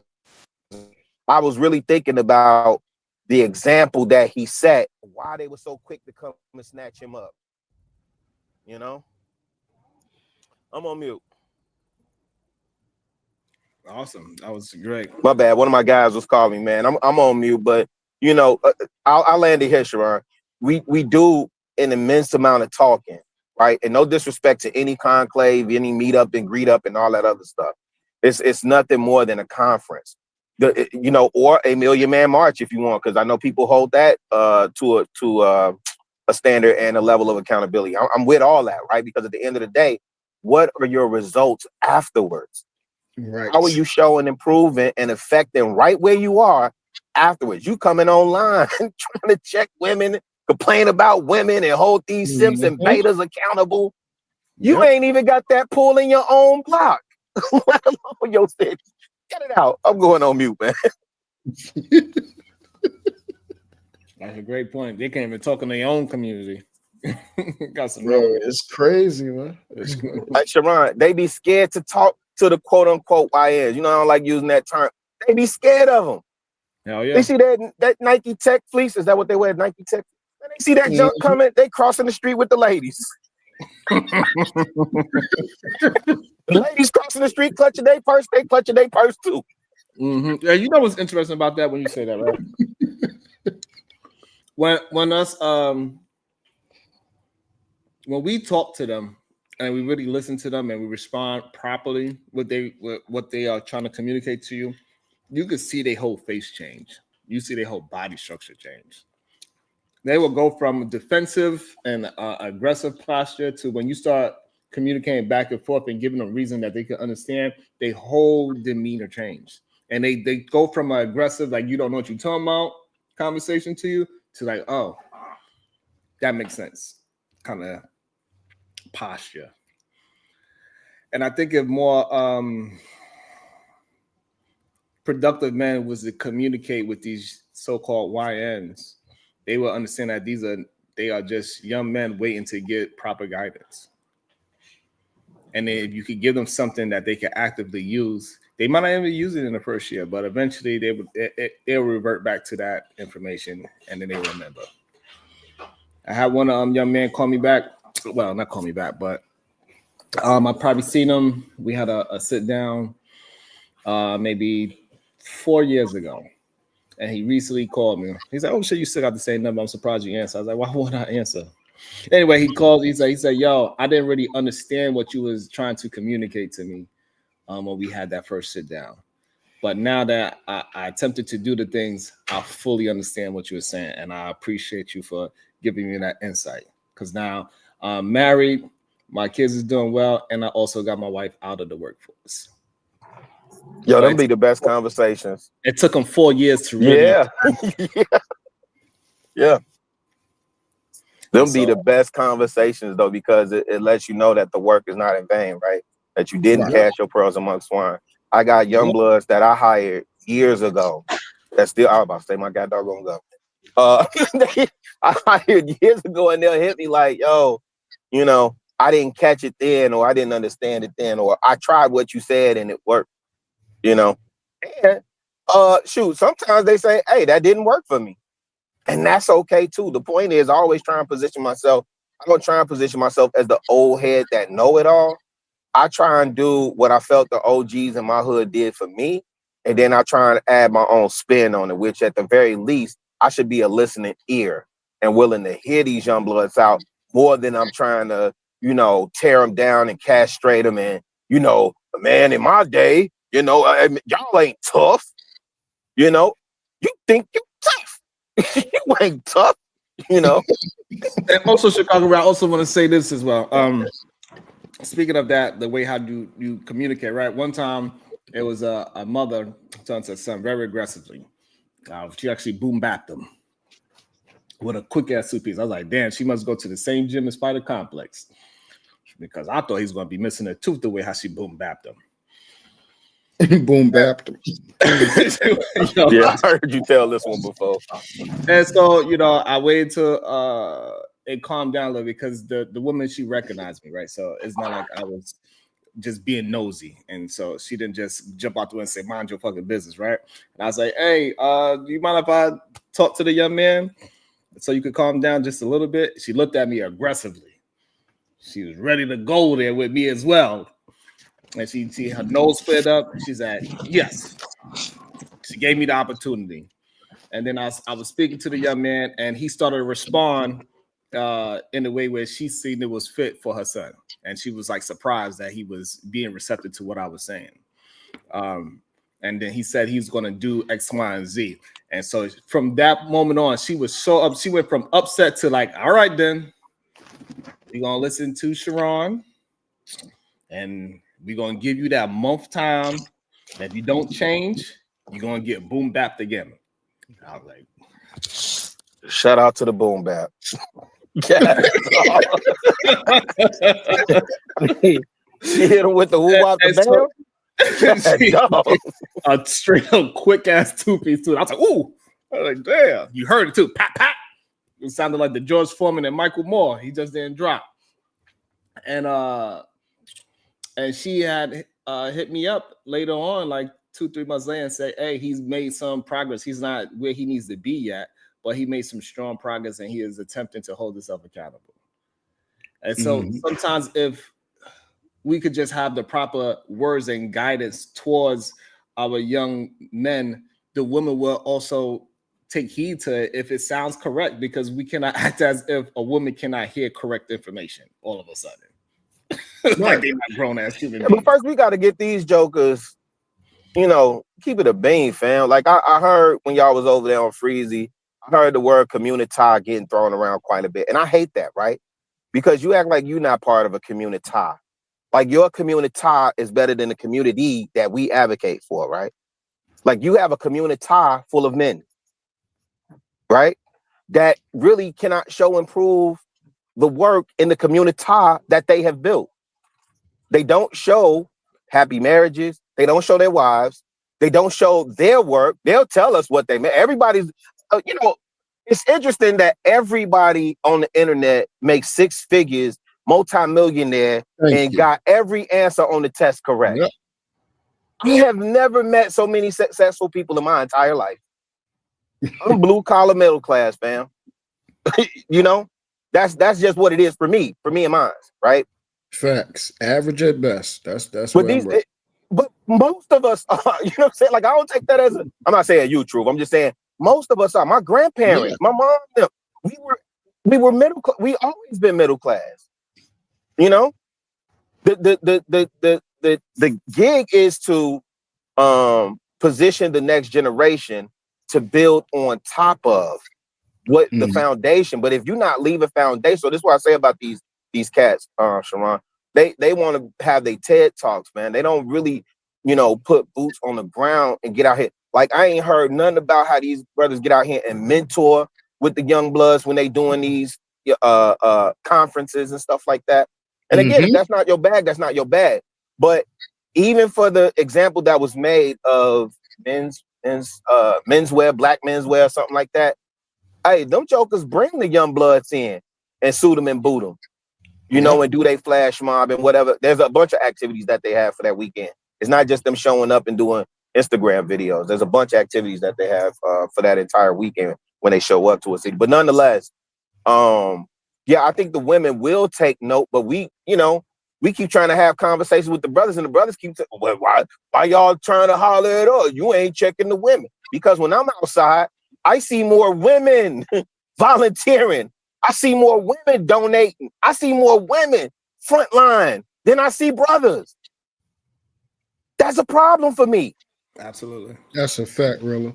MJ was up here. She confirmed it too with herself. She volunteered at a school and also put her son that was in beautiful. that school. That was right. That right there, that was so on time. It was crazy. But really, that's the thing is we're complaining just something simple. We're talking about black women are fat. But then I'm saying black women are fat while I'm fat. Like the insanity of that thing is what it's like, bro, are you not listening? Like, or you just don't give a damn that you sound stupid? Like, if your life, it's one thing to say, okay, I'm promoting this thing because I have conquered it. I'm talking about somebody shouldn't be fat because I'm not fat. I'm talking about somebody supposed to have money because I have money. I'm talking about marriage because my marriage is successful. They literally, and really, this was the main problem that I had when I first came on here. You know this. It's about to be 6 years ago, 6 years now. I said, these guys are coming on here telling everybody to do these things, and not near one of them have it. Not none of them. And I kept trying to tell guys, I was like, bro, they don't want you to be successful or have a relationship. They don't want you to have no love with no woman and have a good family. Or anything. That's not what they're promoting. They are talking about fucking on women. They're not talking about marriage. Bingo. Fucking on women. That's the only thing they're talking about because that's the problem that they're having. The women that they want and complain about, the women that they want, they can't get them and they can't fuck on them. So now the only thing left to do is talk about them. Let me talk about her since she won't let me fuck on her. Not that I want to marry her. Not that I want to take care of her. Not that I want to build anything. Not that I want to have family and build legacy with her. Not that I actually want to be responsible for somebody. I want to fuck on her. And if she doesn't let me fuck on her, she's a hoe because she let somebody else fuck on her. Do you see how that works? She's a hoe. If I fuck on her, she's not a hoe. But if somebody else or a whole bunch of other guys fuck on her, then she's a hoe now. Hey, true. Not to mention that now I ran her down and discarded her, right? So I have no use for her because I done already been up through that, right? Yeah. Now I leave her for the next man for him to deal with. Yep. I'm literally contributing to the problem that I'm complaining about. Correct. I'm creating it literally in real time as we speak, as we talk. The thing that I'm complaining about, I'm actually doing it. I'm fucking on women, complaining that they're 304s, creating 304 behavior because I don't want to be with her. Right. See, it doesn't make sense. It's like, it's the most, bro, this is such a case study of mental illness. It's not even funny. Hey, true. But wait. Hey, lady, you need to choose better. Yeah, you need to choose. Oh, yeah. Don't let's not get started on that. You picked them. You picked them. Right. So it's the women are bad. Hey, bro, did you see the red flags? Oh, yeah, but I just didn't think that was such a bad thing. I kept going, whatever. Okay. So is you choosing off? No, she just should have been a better person, you know. She should be more logical, more accountable. You know, we're no different. Oh, so you're no different. Okay, so then y'all on an even level. No, I'm the leader. I'm above her. Okay, hold on. So, you know, okay, so which one is it? Right. No, you know what I'm saying? Because I'm the man and everything, you know, gender. I don't believe in gender equality. Oh, but you just said both of y'all are accountable and responsible to the same situation. Y'all supposed to think alike. She's supposed to be more just as logical as you are, right? No, because all men are more logical. You know what I'm saying? That's how it is. What? It's wild for sure. What? It is wild. Shout out to Elite Bell Zoe 1 with the $5 super sticker. Thank you so much. I appreciate all that. About to be a situation. Hey, hey, hey. Shout out to Miss J, Parica, Pariciosa, PR. Gifted 5 Wildest Wake Up Show memberships. Thank you so much. And everybody that got that, please, can you maintain it from moving on forward? Thank you so much. I really appreciate all that y'all do. About to be a situation. Hey, hey, hey. I really appreciate it. And the last Sharon, one, what was that name again? Yo, crazy. Yo, crazy. The last one, Bracy. You complain about women using men for money, right? Taking their money, using them, and discarding them, right? Wasn't this whole stick just a couple days ago about getting enough money to, you know, be heathenistic and perform in heathenistic behavior?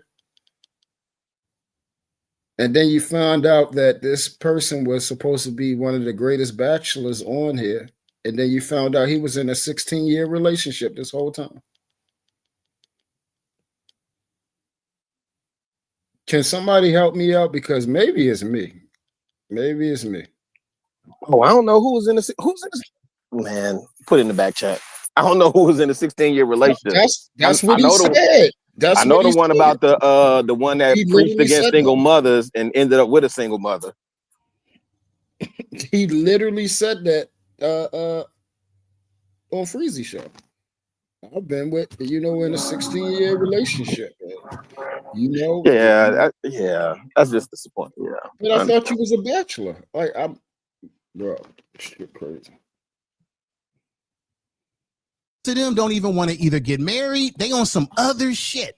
So a lot of this stuff rings very hollow with them, but rings very loud with Negroes who got problems that they're trying to overcome, or they need. What happens is you talk to an audience of Black men that are in pain, and you're able to feed into their pain by feeding it with the very negative things that maybe they've been traumatized by, whether it be bad relationships, a woman taking all their money, whatever it may be doing. And what's happening is, in my organization, we ain't charging Black men no money to help them. We're not charging Black youngsters to get them where they need to be. Mentorship from the time they're in elementary school through junior high school on up, and then getting them with brothers that are professionals. We're not charging them. We're not grifting them. We're not saying hit the Cash App, hit my PayPal. What you do is you take the pain of Black men, and it's our own people who grift off of our pain, whatever pain you have, to make money off of it and monetize it and what have you, and say in the name of it is, this is about the manosphere. And y'all know the white manosphere, they ran y'all asses out. That's why y'all had to go form your own manosphere, because they didn't want you. And there's another thing I need to ask Obsidian or anybody on the panel. Why is it that we keep getting in, and Freezy, you know where I'm going here. We keep talking about all Black men were kicked out of the household by Black women during the welfare years. Negro, if you a strong man, ain't nobody knocking you out the damn house. Now, we forget that originally Black women or Black families were not allowed to have welfare programs. Welfare programs were created for white people first. Black people didn't even apply for them. Now, we know that white people are on SNAP benefits at 35%, black people at 26%, Hispanics are somewhere between 14%, Native Americans 1%, and then overall welfare programs like SNAP, welfare programs, various social programs that the government has been giving out money. White people are at about 43%. They lead in all welfare benefits, and they've been getting welfare since the very beginning when it was created, coming out of the Great Depression. So why is it that the white man wasn't pushed out of his household when more white women and white people in general are on welfare programs? They didn't get pushed out because we forget that there's an economic difference. White people have generational wealth. They were able to get a leg up. They were able to benefit from their welfare programs and still strive. Black people don't have, or were not allowed to generate at that time generational wealth. But then we sit up here and we say black men were pushed out of the house. Can anybody tell me why the white man didn't get pushed out of his house when white people are on welfare more than anybody at the end of the day? Go ahead. Before you go, come on, no. I think it's funny how the dude in blue, the one that don't have the answer,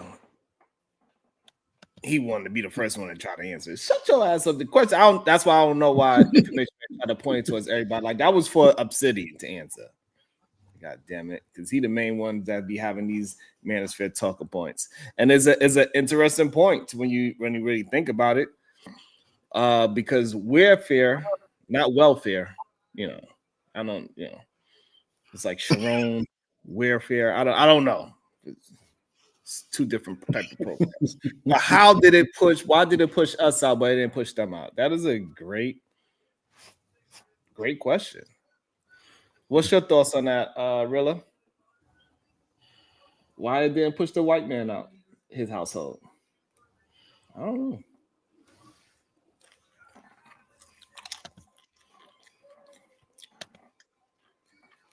Maybe Chicago Real don't know he on mute, or maybe he's in the meeting. He always in his meeting. He probably took a nap. He's getting older. I don't got the answer to that. I don't got the answer to it. Truth. Do you got the answer to that? I don't know why they put. Hey, listen. Well, I will say is this. I can say this though. When we go by percentile versus totality, those are two different things. So, of course, percentage-wise, because they have a larger populace of people, is naturally going to be larger because they have more total people. So their percentage of them being on welfare is going to be a lot more. But as far as the concept of why white men weren't kicked out as large, once again, it's another indictment against us. Damn.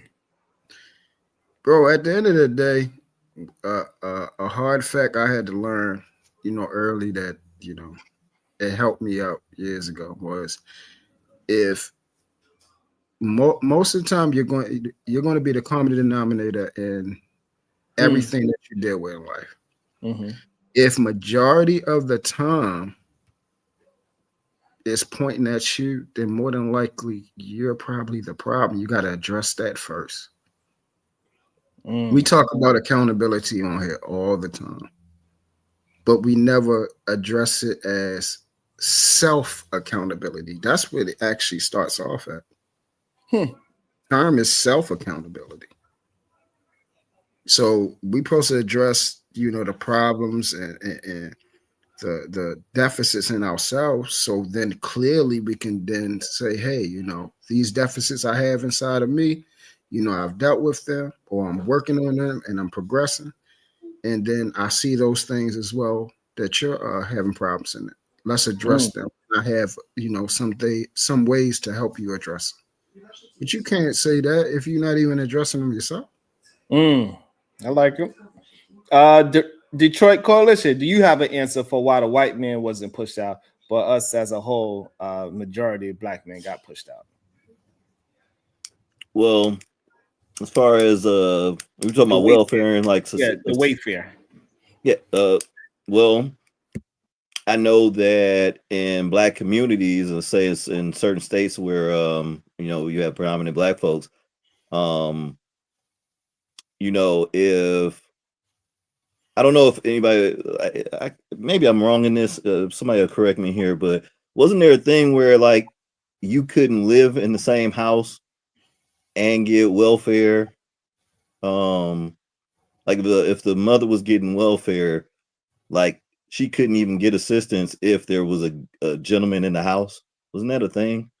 That's the statement that a lot of the talking points are. But what Information Man was saying is that why, if that is the case, why the white man wasn't pushed out the house and only the black man was pushed out the house, if that was the case. Okay, yeah. And I would say, like with most things, the burden of proof and the punishments behind it always have been greater in the black community than the white community. So it could be where like, white men were kicked out of the house because the wife was receiving welfare too. But if we're talking about who actually they're going to make sure that we're going to make sure we check the Negro houses first, if that makes sense. So some of that I would think is attached to it. Yes, there is accountability and responsibility that has to be attached to all of this. There's no ducking that, and anything I'm saying isn't opposed to that. But there's also other causalities, and that's where yes, we can point our fingers at the problems in our own community, but if we aren't pointing out the pressures that our community are getting, that maybe other communities aren't, then it's not fair kind of compare ourselves to a white community. Yeah. I mean, Detroit, you can look at it like this, bro.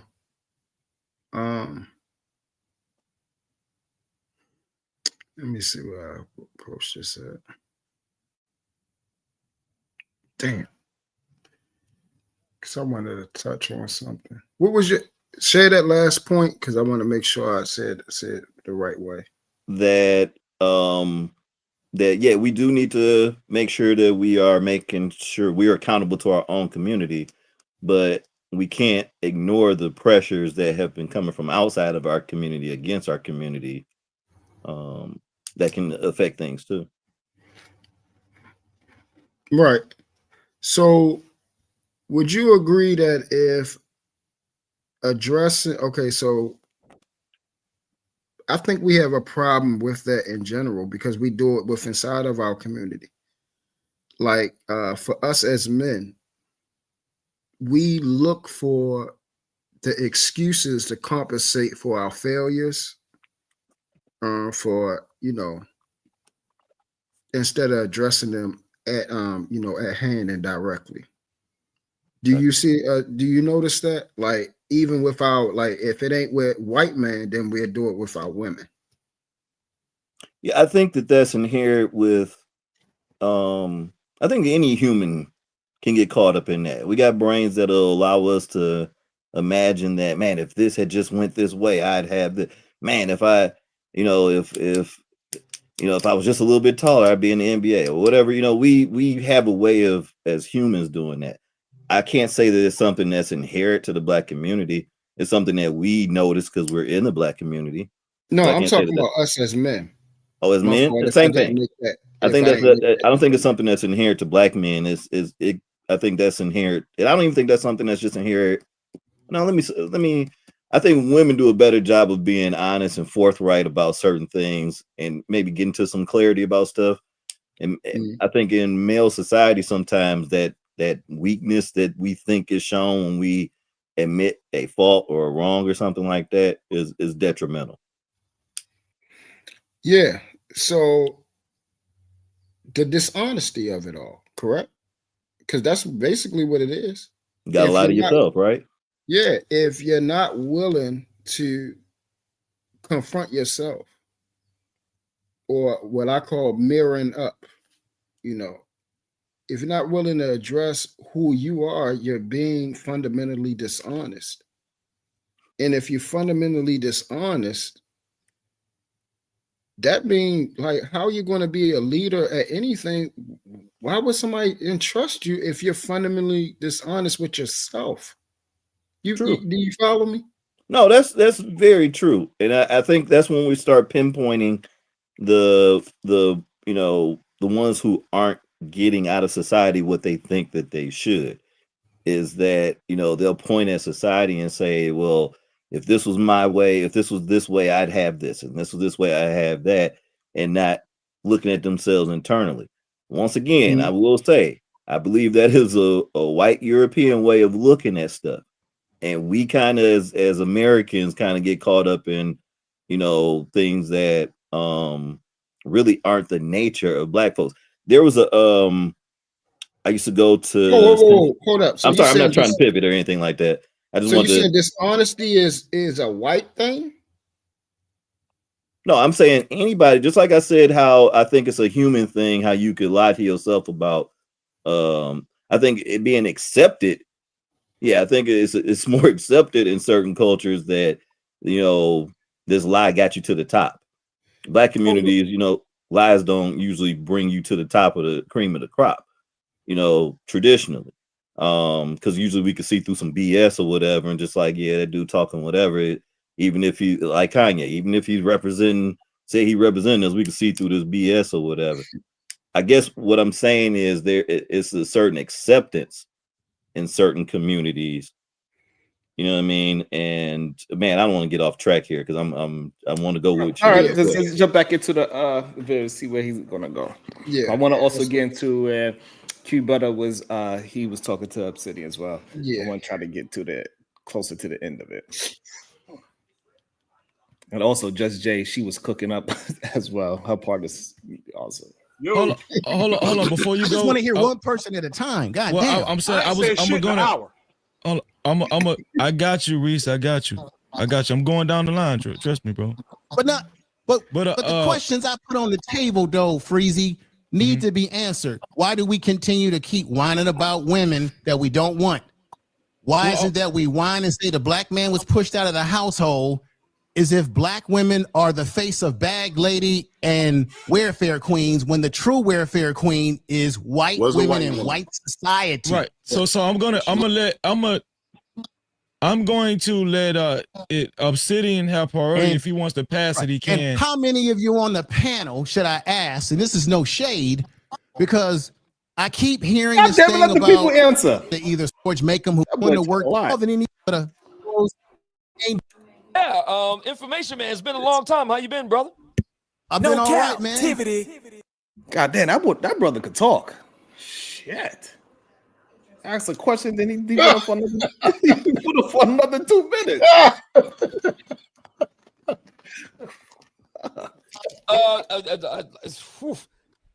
I should have been taking notes because you said a whole lot.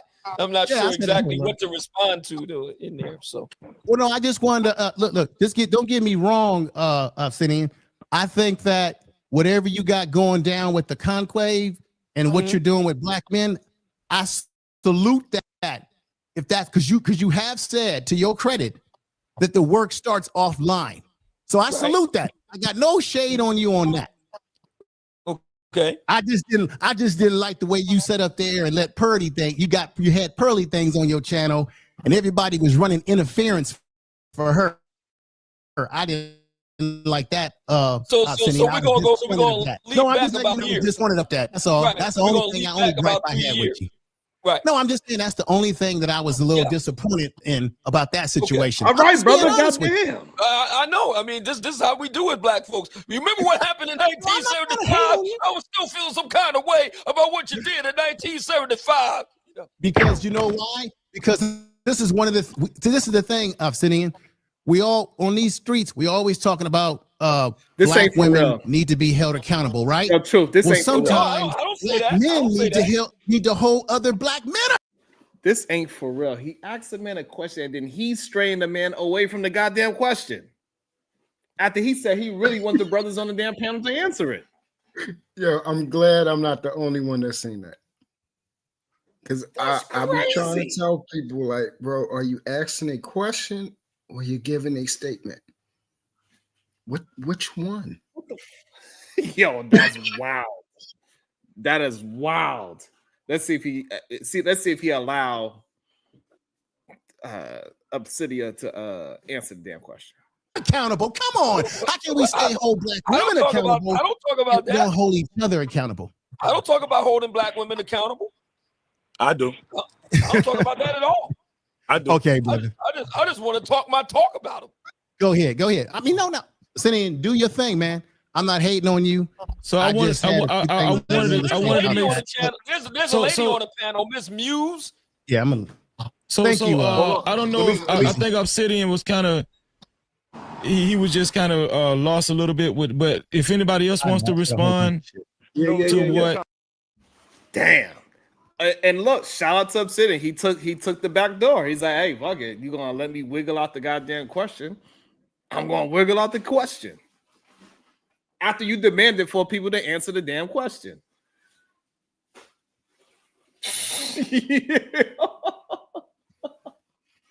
I can't believe. I'm trying to tell you. Yeah. I'm telling you. And then he tried to pump fake it like we got a woman on the panel. Boy, y'all sit your silly ass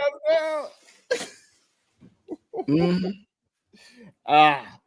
Shout out to Obsidian for being able to wiggle out of questions. He is a great deflector. Oh my god.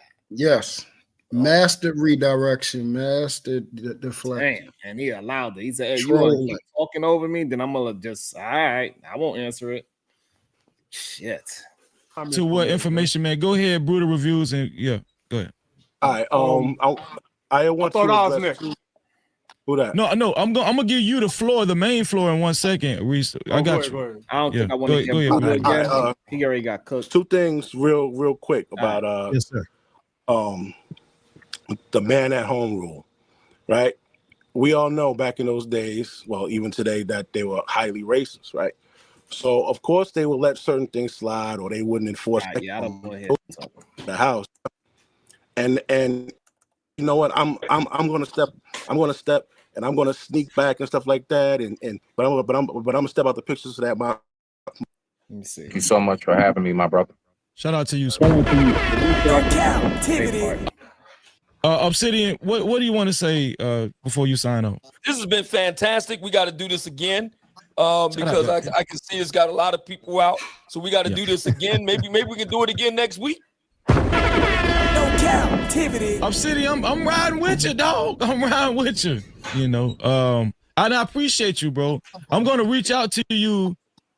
Probably tomorrow. I'm gonna reach out to you. Very good. And I wish you a happy holidays, bro.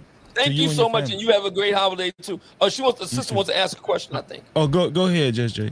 Freezy, if it's okay, I did have a quick question, and it was in reference to the live last night. Someone made a comment about pearly things, right? Okay. And in reference to pearly things, they made a comment about her, and I'm paraphrasing, right? So don't quote me. But it was about pearly things putting on more Black people in the space than Black men, and I was just curious about feedback from that, if like in reference to whether or not that is actually accurate. It's not accurate when it comes you to asking Obsidian that. You want to ask Obsidian that? Yeah, it's open for anybody. No, but don't say it's open for anybody. Say it for Obsidian. I'm not aware. No, yeah, I'm not aware of any specific numbers with regard to just pearly things, and to what degree she put other Black men on or not. I don't know. I can't answer. We know. Oh we yeah, know I wouldn't necessarily look for specific numbers, but I was definitely trying to gauge. Somebody wanted to say something? Oh, that was in the. Okay. I thought one of us. We know that she put on a lot of people. I'm sorry, excuse me 1 second, sir. So it was in reference to the Black community helping one another versus what Pearly Things has done for the Black community, specifically to, I guess, this space and adjacent spaces. Yeah. So I know you can't quantify, but I want to answer that. I want to answer that. Ain't nobody want to hear you, Reese. One thing she has done for sure, right, by default, indirectly, God damn it, has provided content for a lot of Blacks. Anybody want to hear you, God damn it. You see what I'm saying? So no, we don't see what you're saying. People eat that. But does that mean that? But niggas made her powerful, not me. I don't give a fuck. They made it powerful. But I just wanted to does say that mean that those people are on her payroll? Proud. Yeah, No. that's what I wanted to bring up to Indirectly your and by attention. default is what I said. Thank you. What she did is that a lot of what she didn't really have, Somebody want to hear like, your so answer. she's kind of benefited. Kind of here is allowed. So how did? God damn. And then and she made you accept her because why? She had her little black let's go like L. 3 minutes to see. Lightning round. Hey, Freezy, can you hear me? I'm gonna let world class get a question in before you. No captivity. Shut up, world class. Wrong class. It's your turn. Wrong class. Can you hear It's me? your I'm turn. good. Yeah. You mic check sound. Can you hear me, nice. Freezy? Check 1, check 2. Yeah. We good? We up? Yes, Okay, sir. Obsidian, Yeah, before you leave, I heard you referred to people as accusers. I don't do accusing. I'm not sure if you're familiar with me. It really don't matter. I wanted you to address this. Let's see, as soon as I bring it up. Okay, don't 'Cause struggle I don't, stream now. you know, You better make people sure say it's stuff. correct and ready. You better not struggle stream. Why you scream with the black, sir? You got our attention. Why with the black? What's going on? You struggle stream? Well, come on. Are you showing something right now? Yeah, like what are you doing? I think he went out. Wrong class. What are you doing? Can you hear that? No, we can't hear that. No, we can't. If you playing Can you hear something, we that? can't hear it. No, we can't hear it, world class. You struggle. Come on. Can't. No. Nah. What's your point, sir? Yeah. Okay. All right. Well, you were on a panel with a guy named Reg. I just bring the screen up so you can see Let it. us know about Red. You were on the panel with a guy. Oh, that's why you can't see it. My bad. Let me do it like It's your this. fault. Can y'all hear A now? lot of things is your fault because you're always wrong all the goddamn time. Nah, we don't hear nothing. That's the problem. Yeah. Okay. So you was on a panel with a guy named Reg, and you said that the manosphere needs a queer eye. Oh damn. Yeah, Could you because a lot of elaborate guys on are why slobs. you said that? Yeah, because a lot of guys And why are a man? slobs. Damn. Because a lot of guys are slobs. They Damn. don't want to wash like Reg. Right. He's a slob. Yeah. And so what I was saying was that he needs Right. somebody to help dress him because he's too old to be looking like a slob like that. Okay. And that's the reason why I said it. My Reg the bad guy. Well. Let's be clear. You on this evidence that I have up here, right? That wasn't you beefing with Reg, and it wasn't Reg that asked you the question. The nigga that asked you the question was the dude at the bottom right named Rue. So you wasn't beefing with him. I know that was cute that you just tried that, but you wasn't beefing with him in this video. That's important. Don't major in minor things. It's A guy named Rue. The guy named Rue. His name is Rue. That's who's at the bottom right of this video, and it was on. I don't know what channel. Are this is. you? You said Rue. Are you? Rue? Are you? Stop Yeah. act like you don't. Are Are you? you? Right. So Yeah. what I'm saying. So what I'm saying is. You said I'm said trying to that the explain. manosphere as a man, Well, as let a me finish the masculine, question you first. can't be trying to explain when I ain't finished the question. I agree. You said that the black manosphere, this was in I think 2021. Okay. You said the Right. black manosphere, or sometimes at the around Kevin Dye. Okay. You said that the black manosphere needs a queer eye because it's not getting better. It didn't have nothing to do with Reg. So could you elaborate to everybody that you just went on this spill talking about why did you say that males need homosexuals to tell them to how to dress? Yes. Because a lot of black men in the black manosphere don't want to get better. They're dirty. Mm-hmm. They're ungroomed. Mm-hmm. They want to argue Kevin down for hours. Grown ass middle-aged black men want to argue Kevin down about wearing a suit. Mm-hmm. They want to argue him down about getting a haircut. Damn. And I said, yeah, these guys. I got a need question queer now. eye. They need a queer eye for the straight guy to get their ass straightened out. Hold on. Double Why down. can't a straight man handle that? The straight guy to get it. Yeah, these guys. I got a need question queer now. eye. They need a queer eye for the straight guy to get their ass straightened out. To get they what straight? I got a They need question queer now. eye. They need a queer eye for the straight guy to get their ass straightened out. God damn. Double Why down. can't a straight man handle You heard exactly what he said. It was clear. That is diabolical. That It should was not been in clear. the same sentence. Hey, yo, Obsidian. This is And the see, game. and see the biggest thing, bro. We had got upset at Sharon's acronyms about men and these type of men. Can we say it's no longer applicable? Can we can't say that no more, right? So now what do we do now? See? just looking at a dude and saying, you know what he needs? A queer eye. Like, you know what I'm saying? Like, come on, man. You know, they need some, man. He ain't got me food. Listen, bro. I would tell that dude, you ain't got a lot to kick it, man. Like you know what I'm saying? You invited to the cookout regardless, man. Just come on out. It's all good. You can still come through, bro. You can still come through. Just come on out, man. We like the honest ones. Just come on out, say how you feel about, you know, if you like dudes and stuff like that. That's fine, man. But you hold on. You know, I know I'm making fun of it. I know I'm making fun of it. But I would like, it's one thing, right? If we had like some kind of cousin or a friend or something, we ain't gonna be like bashing him because he's his lifestyle, right? And he happened to dress well, fine. You can ask him some questions. But the fact that you are saying that no, they don't know how to dress properly, they don't get haircuts, they don't know how to smell good, and so therefore, for them to get right, to get they smell good, they ass straightened, they need that's. Bruh, I don't. That sound weird to me. I don't know. That's the worst part. This is your king. This is your leader saying these things. And now all Sharon got to do every time y'all try to say this, all he got to do is replay this. If he clipped this, if Sharon clipped this, y'all in trouble. If he just clipped this one line, every time they try to deny it, right? Just play that. In trouble. All I gotta do is play that one part right here. Yep, that's it. And I said, yeah, these guys. I got a question now. They need a queer eye for the straight guy to get their ass straightened out. Why can't a straight man handle all that?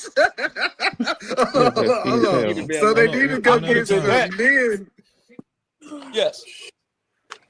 So you said since they don't know how to bathe and they don't know how to dress, they need to go be with a man. Oh, that's world class. Himself. By the way, something Kevin himself. They need to go be with a man. Well, hang on. Something Kevin himself directly addressed about black men. He directly addressed that. When I say I'm the best of the best, and I say all them niggas be copying off of me, this is what I be talking about. I'm the king of receipts. I'm who they copy off, bro. Oh, no. Not only did you bring the receipts. Not only did you bring the receipts.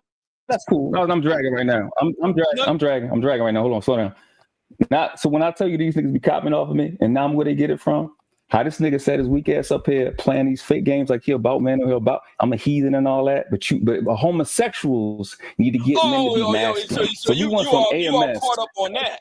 You are caught up on that because you don't want to deal with the fact that a lot of black men need to improve. Why wouldn't I be closed the book? He closed. So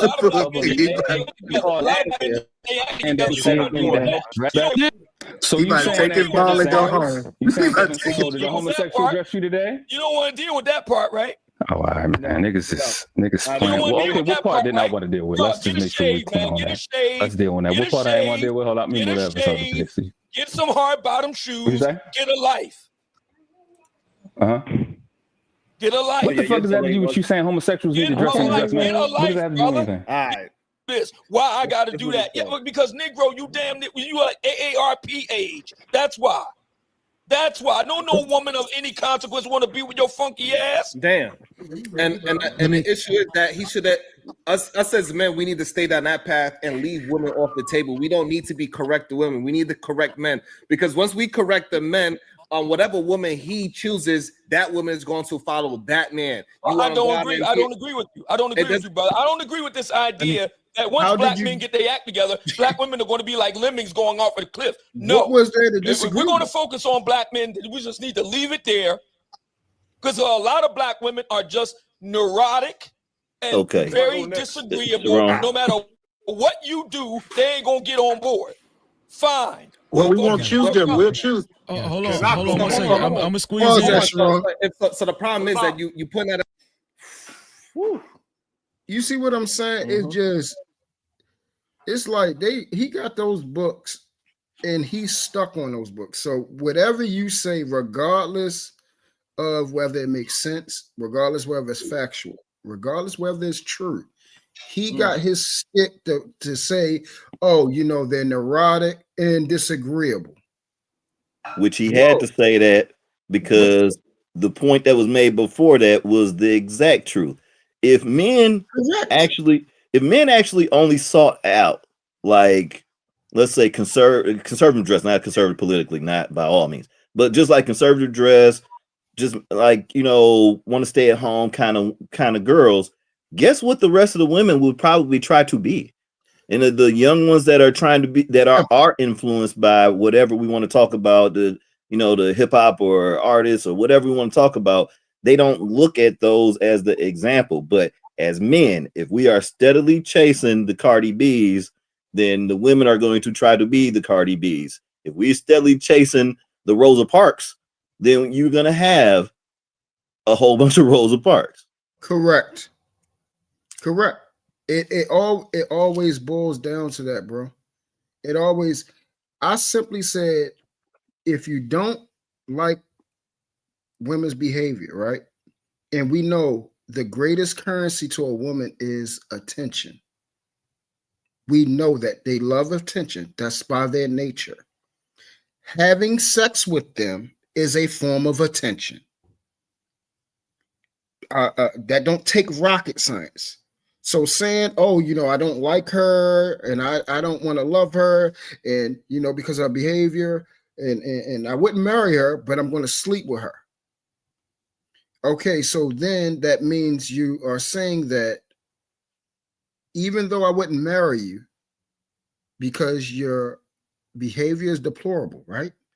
But I am going to sleep with you because your behavior is not deplorable enough to keep me from sleeping with you. So they're still getting something. It's very simplified. If men stop doing these type of things, what would that then in turn change? Like it really hangs on our feet, bro. It's like, for those of us that got children, we know children do more of what they see us do than what we say. Correct. We can say a whole bunch of stuff and they'll forget it. But if they see something repetitively and consistently done over and over and over again, they will start doing it. And they start at an early age. I've shared this story so many times. You know, during the times, you know, I wake up in the morning, I cook breakfast, you know, when my daughter was, you know, around 1 year old, and she would watch me make breakfast and clean the floor, sweep and mop it. And then she would come over and actually try to grab the broom. I help you, Daddy. I help you. They start doing things. It's the same thing. The examples that we want our woman to have, where are those examples inside of us? Where are they? They can't see them. They can't Correct. They can't see them. So what's going to automatic, like, so if they can't see them, how are they supposed to be this very thing? Because remember, we're the leaders, right? Okay, so what are they supposed to follow?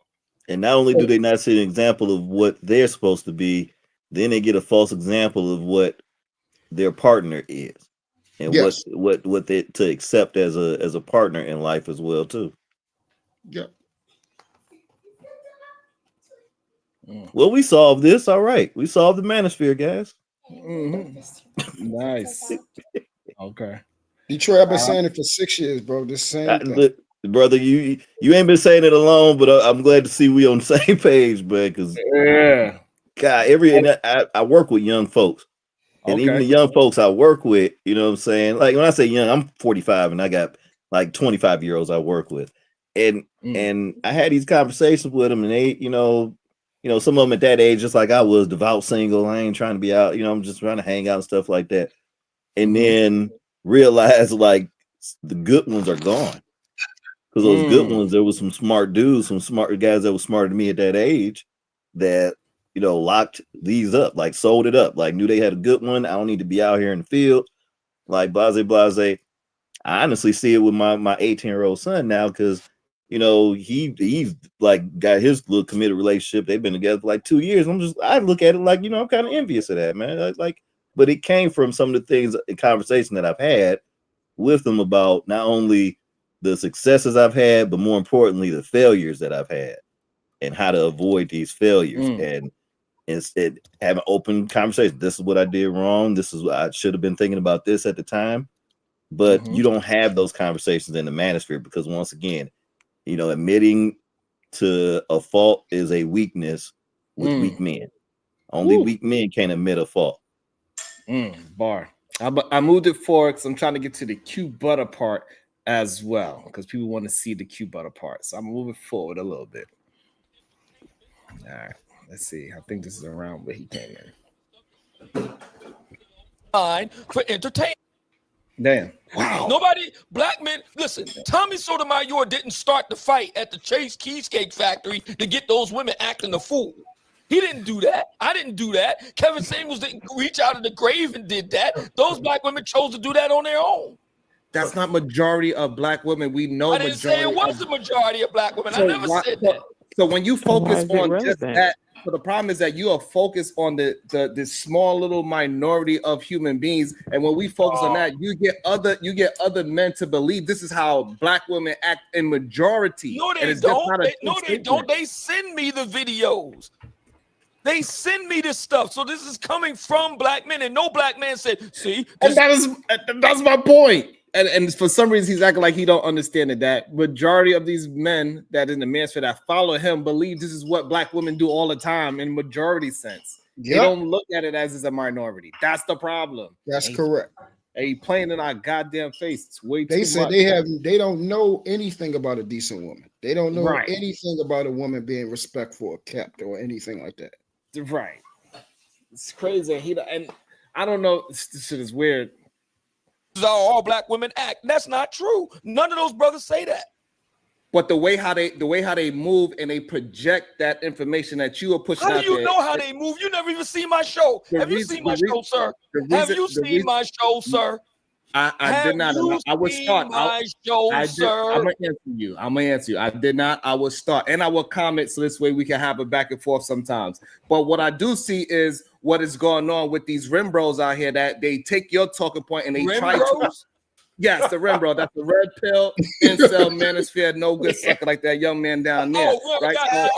Got you. You know I had to do it. Yeah. No, Sharon. You can sell your book. Tell him, Sharon. If he can sell his books, you can sell your product too. You know Rim bros, I'm using that. You know I had to do it. And then I gave him an example of homeboy down there, and that's the reason why I made it up in the first place. I hear that they take your talking point and they try to. Yes, the rim bro. That's the red pill, incel, manosphere, no good sucker like that young man down there. Oh, right? Got you. R-I-M. Got you. Okay, go ahead. So they take your talking point, even though you are articulated, they cannot articulate it, and all they doing is talking and bashing women. And that's where the shaming come, and that's where I understand you pushing them into this dark corner, but that dark corner got a real big light on it.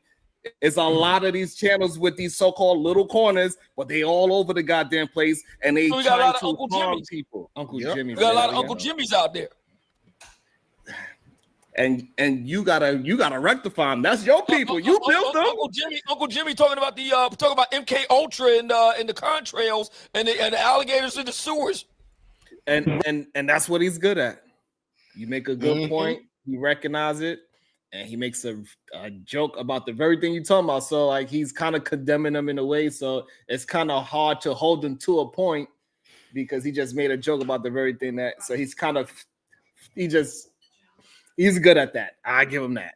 Yeah, the point you're trying to make, the point you're trying to pigeonhole them to, he's using it as saying, "Hey, yeah, they exist, but they're not a part of me." So he can shake himself loose. You see what I'm saying? Yes. So, and he does that very well. Q Butter just looked up at the camera. I mean, he about to cook up. I think this is roughly around the time, right? And so the problem is they're comparing the alligators to our black women. That's the issue that we're having, and it is just not the truth. We need people to be more honest. You eat like alligators, that's for sure.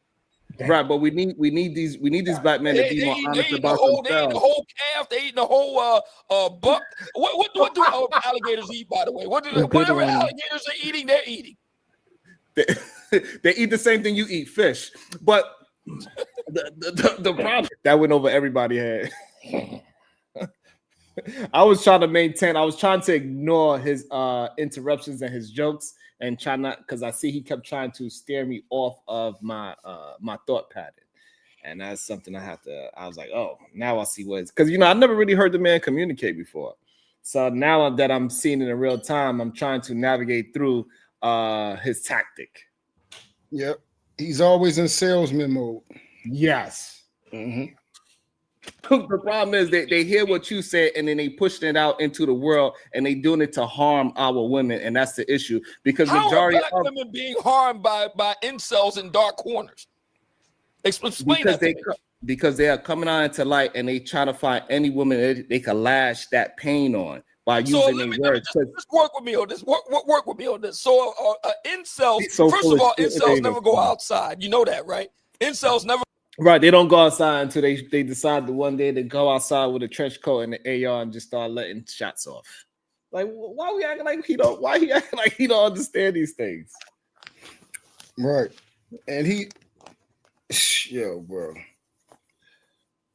The word incel, right? That don't that mean like something that involuntarily celibate? Good. Right, so that means you're celibate, not by choice, correct? Right, correct. All right. So that that follows a large range of people, including the man up top. That man definitely playing dumb for sure. And that's why Q Butler came up there with his shit.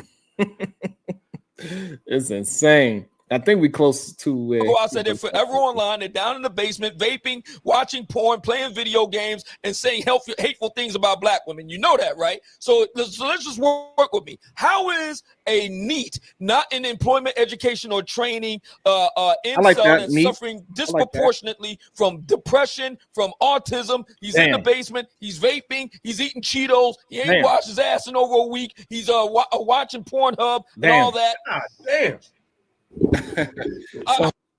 For the conclave. Hey, so and again, he also do a really good job of condemning those people as well, right? And trying to act like it is a difference between manosphere and the manosphere conclave, like they're not one and the same. Yep. He always created a loophole. Escape. A back door so he can get up out of it. Yeah, this is true, but he always create a separate entity from himself. Yeah. You know what I'm saying? Like if he was taking the court, you know damn well he gonna make sure he's out of it, but he's damn sure throwing everybody else under the bus. Absolutely. It's dumb, not me. Yeah. We have a very rigorous screening process. There's a dress code, and it does cost money. Oh, this one just Jay was talking. Let me get back. Yeah. And as far as our process. Can I get the name again? Hold on, let me get to Just training. Jay. This is per the studies of William Costello University. Just Jay, clean and they were no. That's right. At the Western Bucket. Okay. Yeah. The Q Butter in the building. Good day, Q. Welcome to the panel. Right quick, Obsidian. So when did you guys first have your first conclave meeting, like your gathering? When did you guys first congregate? Early December 2021 in Atlanta. Okay, so a few years ago, right? At the Western Bucket. Okay. Yeah. In Atlanta. So before you guys initially congregated, like as far as proximity and being physically in the midst of one another, right?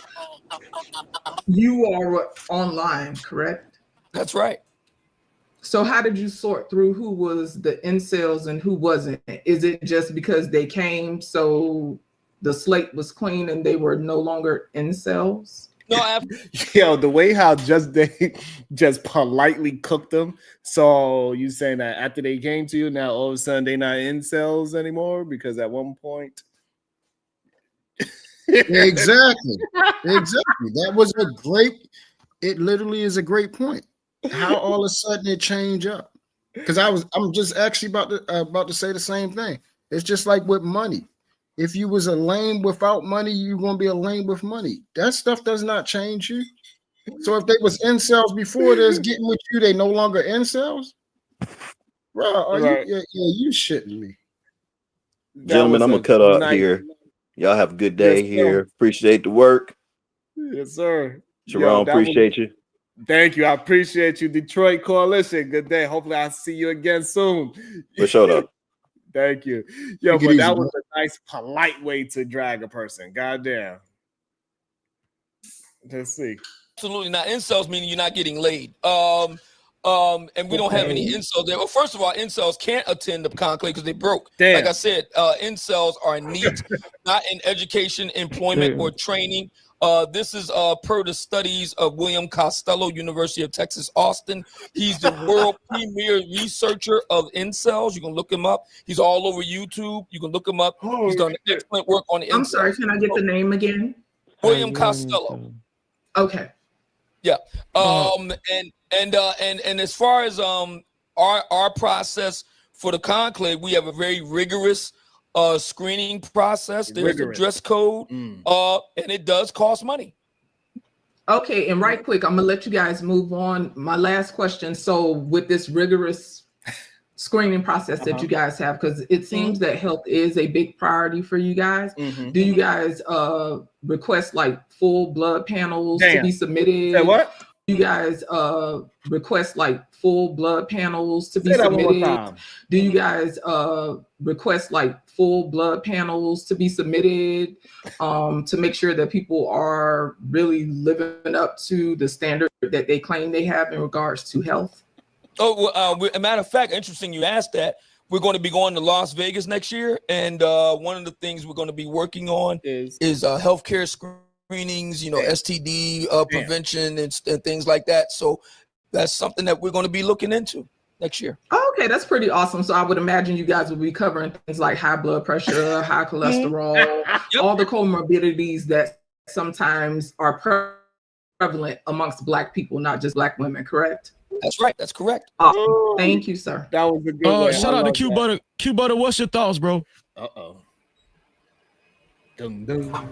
Yo, what's good, Frizzy? Yo, shout out to the panel and the panel, man. Y'all making me proud, man. I like the growth in Black YouTube, man. It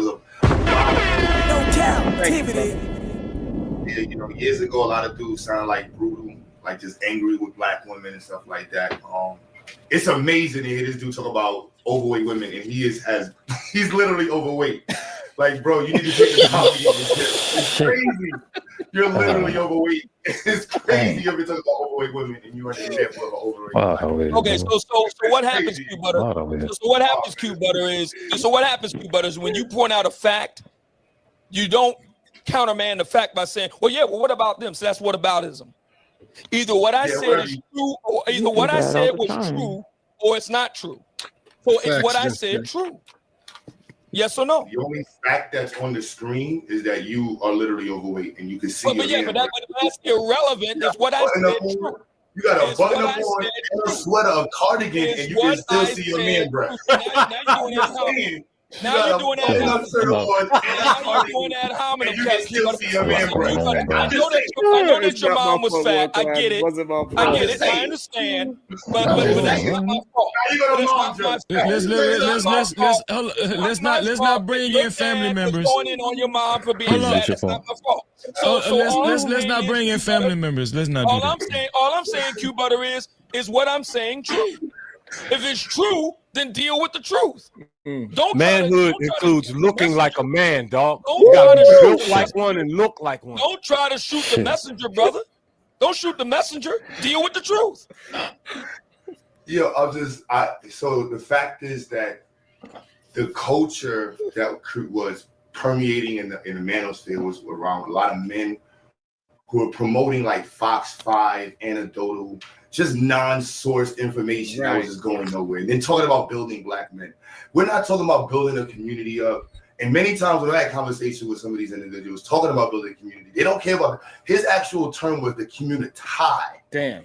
And he would make fun of Black people who cared about the community and then parade around as a Black man who should be listened to. And hearing Sharon made me proud, bro. I seen you before on panel. You made me proud, bro. You know, the word class. I really came on to shout y'all out. It is really like y'all proud, man. Because there was a time it used to hurt seeing so many Black dudes with their camera on and just up there making fun of Black women, just talking about Black women's weaves, talking about passport broing, bragging about going to pay. This dude just looking horrible, and then look at me looking hood. And I'm like, damn, I'm hood. And I'm ashamed of y'all dudes. And you got dudes that will talk about burning up the community, whole lawyers and people with businesses talking about burning the Black community, just leave the community. And then dudes making just the most homosexual based arguments. I don't know how, you know what I mean? And it's like throwing you it should in have been there. here a half hour ago. I was listening, you know what I'm saying? Like, and then having a sphere and men and putting those two words together and think it means anything but a sphere full of men. And you're gonna get anything out of that but a sphere full of men. It's crazy to me. And it just is not. He was really roasting him though. He was really roasting him. It was light too. He roasted him easy, but it wasn't nothing that he's saying that was a lie though. That's true too. Yeah, it's funny as hell. It was good for entertainment, but it was no lie that was told. So it was really nothing to get upset about.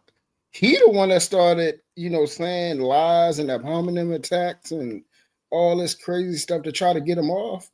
He's asking a legitimate question. Like I said, how can you complain that somebody's overweight, health problems when you have those things? You're right. Please fix your stuff before you say anything about somebody having health problems, bro. Right, because That's clearly crazy. it must be a bigger issue than what you're trying to make it out to be. Right. Right. Right. That's crazy. It is. That is actually pretty crazy. And yeah, that's pretty cool.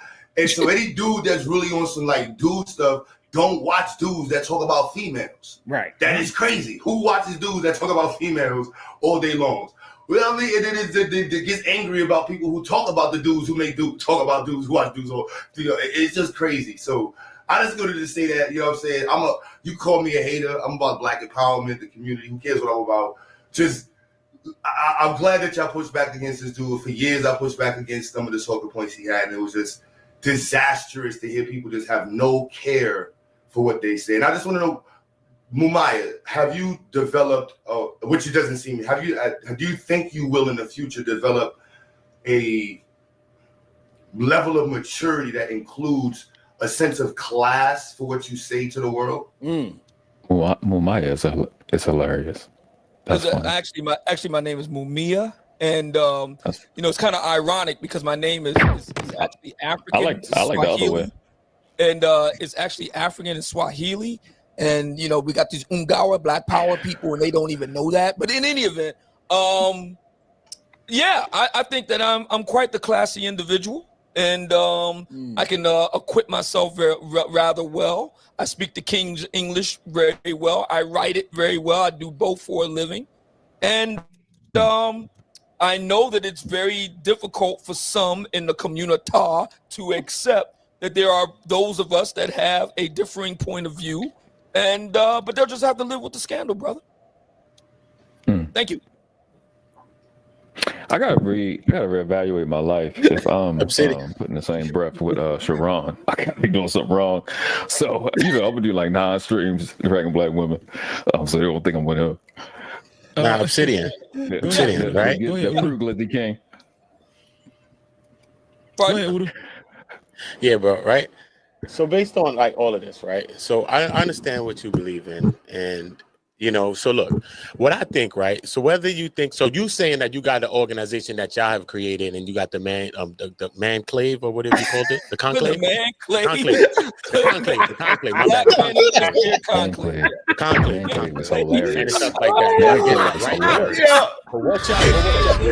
Yo, Uda's trying to act like he did that by accident too.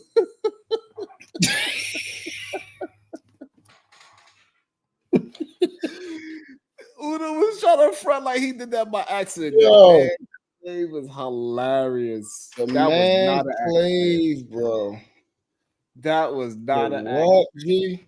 Man, Lord have mercy. Man, Clay was diabolical. No shots at what y'all believe in, real shit, right? Sound like a sex toy or something. Yeah, it's kind of crazy, right? Manclave is wild, bro. That's crazy. The manclave is crazy. The manclave is crazy, right? Sound like a sex But toy. people though, right? People don't see it. It's actually not a bad idea. Go ahead. Oh, damn. Right? But look, right? So, See? so based on No, it, so you- regardless of the see? fact, what y'all have created, I'm because done. they got the I'm father, done. it, I'm glad whether you it's you heard. and you was in conjunction with other people, Bad idea. Go ahead. right? Sound like a sex But toy. people though, right? People don't see it. Right? It's actually not a bad idea. Go ahead. right? But look, right? So boom. So based on it though, but regardless of the fact, Sharon, what pause y'all it real have quick. created, because y'all say y'all the father of it, whether it's you and you was in conjunction. Bro, I'm done.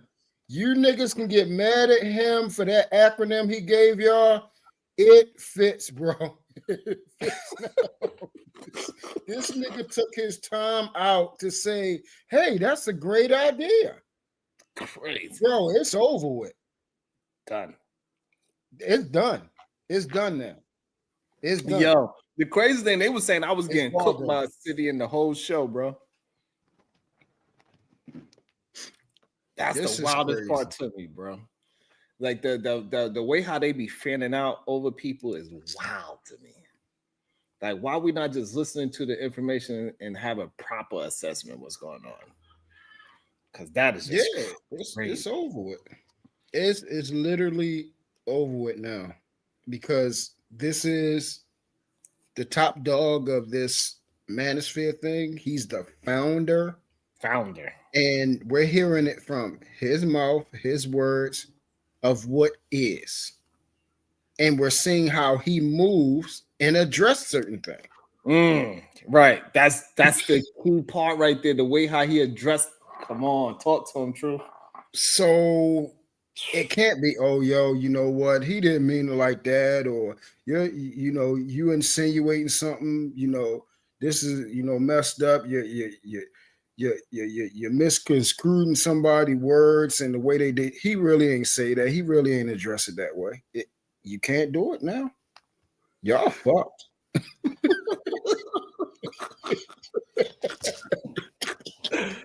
With other people to create it. Yes. It has spawned, like you said, these dark reaches, right? Because this is the major thing, though, right? Because it spawns a lot of people, right?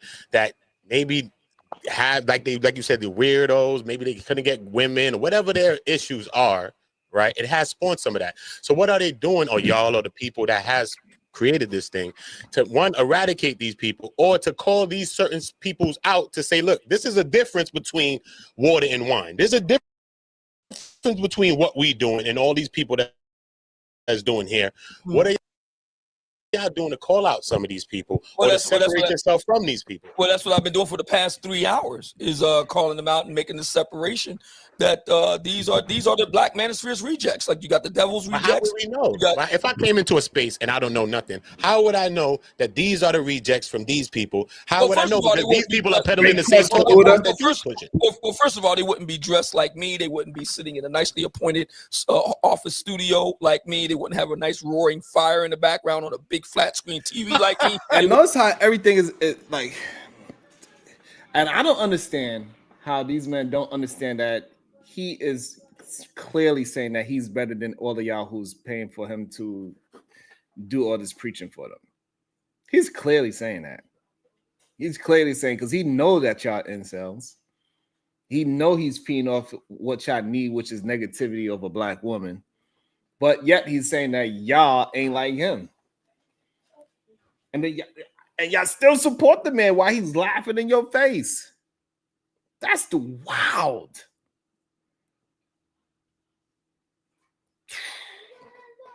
Some crazy shit right there. Be on a nice roadcaster microphone like me. They wouldn't have a nice colorful roadcaster board in the background like me. They wouldn't have a bunch of books on the books they don't read. They wouldn't have a bunch of books on their table like me. They wouldn't have a nice they wouldn't have a nice M1 MacBook like me. They wouldn't have all these different things here. See, these are people that you can see them. If they, first of all, you would never see them because they don't get on camera, right? And they have these wild names, right? Quick. And then they get on places like the brother, that showed us earlier with Reg the bad guy. They get on these panels and they just kind of go at it for 4, 5, 6, 7 hours, which tells you they don't have a life, they don't have a job, I keep saying they're neat, not in employment, education, or training, still living at home with mom, and they're like damn near 60. I mean, stuff like that. That's how you can kind of tell who's who. Whereas the guys in the Black Manosphere who are legitimate, you see them on camera, you see them well dressed, well groomed, as you see me right here, and they're actually making some legitimate points. So right quick, I have a quick question. So to what you're talking about, do the men that are a part of the conclave, do they have income? Is there an income requirement, or like do you have to be within a certain bracket or above to be a part of this collective? It's a cum Very good question. It's a cum requirement. Say what now? What you said? It's definitely a cum requirement. Oh Lord. A cum requirement? That's a fact. Oh, you mean you still hung up on the gay thing? Gotcha. Oh, so yeah, there's definitely a money requirement because a lot of the brothers have to have 58,000 subs. I'll give you that. Do you know who he is, dog? And I'm looking at your views right now. Yo, you 3 tripping months right ago, now. All right, so this is 61 views. 4 months ago, 110 views. 4 months ago, respectable 2,300 views. But then it went back down again 9 months ago, 110 views. Got some work to do here, brother. Obsidian, do you know who you talking to? You know who that is? The world class, whatever that is. No, I'm talking about Q Butter. No, he's talking about Q Butter. This is a hobby. Yeah, I know what Q Butter is. He's still wearing the hat to the back. I got monetized because I felt like it. His hat is to the back, but he's like literally the poster child for boots on the ground. Let's get the community together and do something, take action instead of just talking. The man built a school. Okay. That's crazy. Yo, that's a leader. Hey, Sharon, that's another W for me, bro. That's literally a receipt. He's a leader. Okay, it's crazy. Okay, it's crazy though. Because I watched Q build it. You know what I'm saying? I'm from Brooklyn. I watched Q build the shit and all of that. And then he's branched out and done more. You know what I'm saying? Because I do music. So I used to go from the studio. So I watched Q make his moves. So I won't, you know what I mean? You can't undermine that, you know what I mean? Because he's actual, I think. That's crazy. This right here shows how. Oh my dog, what's up, Brody? What up, Sharon? Yeah, what up, Shorty. Hat fly too, Shorty. Now we do it, true. Now we do it. Yeah. Salute. Yeah, man. I was just saying on that part. I didn't know you was playing that part though, but real, bro. You know what I'm saying? Because I know Q, man. Because I'm from Brooklyn, bro. And I do music. What part of Brooklyn the school is in? Huh? What part of Brooklyn? Brooklyn? See, he born like by the Sty, headed towards like the Sty area. You know what I'm saying? I'm from Flatbush, and he by like the Sty. So, but he had a studio and all that. You know what I'm saying? So I used to go over there, record music over there. Mad people be over there. You know what I'm saying? All of the 5-year foreign peoples, though, Bino, Gino, 5-year foreign peoples, all of them was to record at his studio and stuff like that. I used to go over there and record with him. So to see him do the transition from the studio to go to building a school and then branching out to do that, I think that's real. It's things that just need to be commended. I mean, just celebrated though. It's dope shit. Yeah, well, bro, without question, how the fuck can you talk or say anything when anything you have done is nowhere near what that man has done? Yeah. Like, bro, are we that without understanding, bro? Like, we that brain dead? Yo, they done poisoned enough of our food like that we're this dumb that we're going to try to put anything that he's done on the level of Q? Yeah. No, like, yo, that's sick. It's real. You know what I'm saying? But at the end of the day, people don't want help. People don't want. It's just like Umar Johnson, right? Like how when what's his name again? The brother that said he's like my stepfather, my father-in-law got a connection with schools and stuff. You need to connect with him and build with him. He don't want to hear that. People don't want to see nobody else doing something. So that messes up the grift. All of this disrupts the grift, bro. You know what I'm saying? You got to keep the cycle going. So any help, anything added to it is going to be something fixed. It's not the same thing anymore. You know what I'm saying? So it's more of that. But Obsidian, I think he's really good at what he does. He's actually one of the good ones that does what he does. He's a wordsmith. He's a most definite wordsmith. You know how to flip the words. But I think he sent a lot of mixed messages at the same time, though, saying like a heathen thing. Then he said he want a freak and all of this, the whole. But then kind of find out he with a woman for like 16 years. So I'm like, what kind of message are you? I said it. Yeah. What message are you projecting? I mean, like some people could get it off. Maybe you could get it off. But a lot of people and the men that you're talking to, they're not going to be able to get this thing off and strut and do all the things that you're trying to do and play the role. They're not going to try to do that. It's confusing. It's very, very confusing. You know what I'm saying? That's how come the guy down there on the bottom couldn't explain his point. He over there telling us some shit, but he can't explain it. If something changed, I could say, you know, but I used to get girls before. Maybe I was giving them too much of my time and I was doing this, giving them my money. But then I pulled back and said, you know what, I'm taking the and I could see the changes because the women started in turn moving like this towards me. He can't say nothing like that because one, he wasn't getting no girls before and ain't nothing changed because he ain't got no girl now. Fact, brother. He's a living Real well. example of a living and limping example of hypocrisy and contradiction. Mm. And he does it in his speech in real time. Real time double talk. Double talk in the midst of the conversation. It's crazy, bro. It's crazy. insane, the double-mindedness. And Yeah. this is why you know, I start off the show saying it's time for us to bend the knee, because majority of us clearly we need to bend the knee. Yep. Because we ain't learning. That's it. You know what I'm saying? We just not learning. We do have the small factions, and we got to give shouts and props to the male leaders that are out there, like a Q Butter and the guy in Connecticut, the other guy in Chicago. Yes, but that is not the majority of us, and it's time for us to start recognizing it.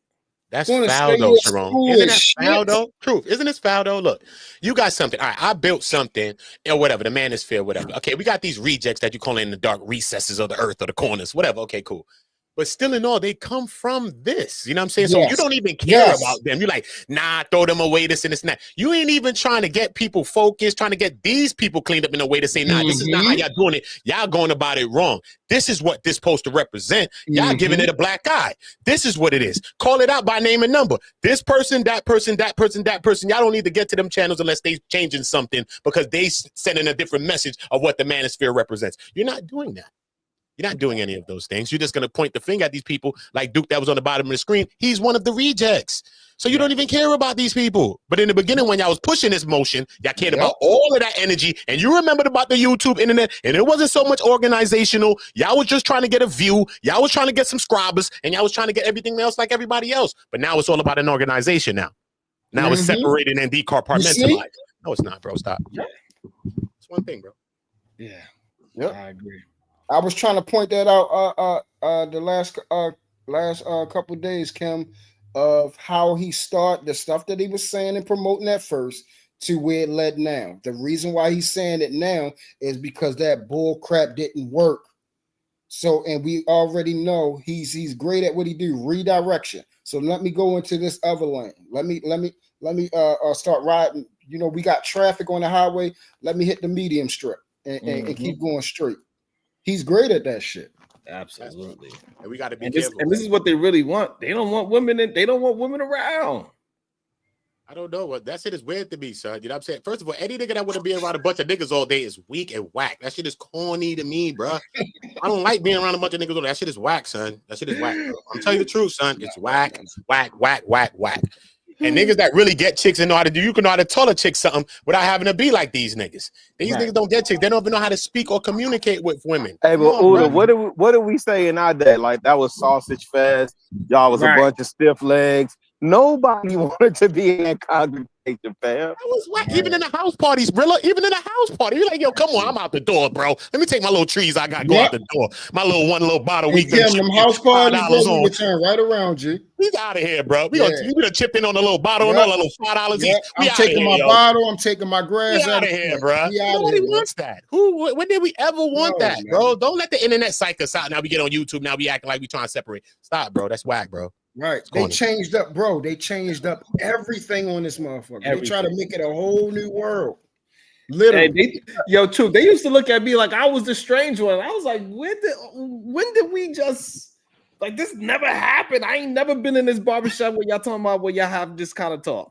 I sat in barbershops before and have plenty of arguments, and we ain't never speak the way how these men spoke. Not in no barbershops we talk like that, bro. No. Never. No. Hell no. This conversation was started, and then we the followers, because that's what we do. Even though we are the people that inspire everybody and a lot of people. I'm born here in America. My family from the islands and shit. But you could say a lot of American people inspire a lot of people around the world. Some people want to be like them in a lot of different ways, fashion, style, choices, and mad different things. It's not an argument about here's this the thing. Real true shit, son. Real shit. Uda, here's the thing.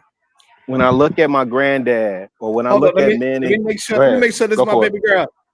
Hold on, let me make sure this baby girl. That's okay. Yeah, that's baby girl. All right. My baby girl too. Is that my baby girl, bro? Go ahead. My baby girl too. Okay, that's my baby girl too. So we all right. Yes. No. Only thing I was gonna say is what you find with a House party subset. lit. Hold up. House party lit. We lit. All right. Shout out to the Brooklyn niggas, man. We was in a sausage, homie. We need a little lady over here, homie. That's a fact. We was talking Hey, about we was in a hey, mess. you know, hey, Uda, dang, I want to lose my point. Hey, but pay attention when you on these panels and a female pull up and how quick dudes is to run her off. I don't. That's weird to me, bro. Again, Pay that's weird. attention to that, man. Like I be looking at. Listen, I be in the class a lot of times. I watch, you know, the rate that these cats run women off is insane to me. But here's the thing that I was about to say, and it echoes some sentiments that we've heard from opposition in this space before, right? When men can't control their resources, they can't control what they build, when they're subjugated, right? Then who am I going to try and impose my will on? The one I perceive to be the weaker vessel.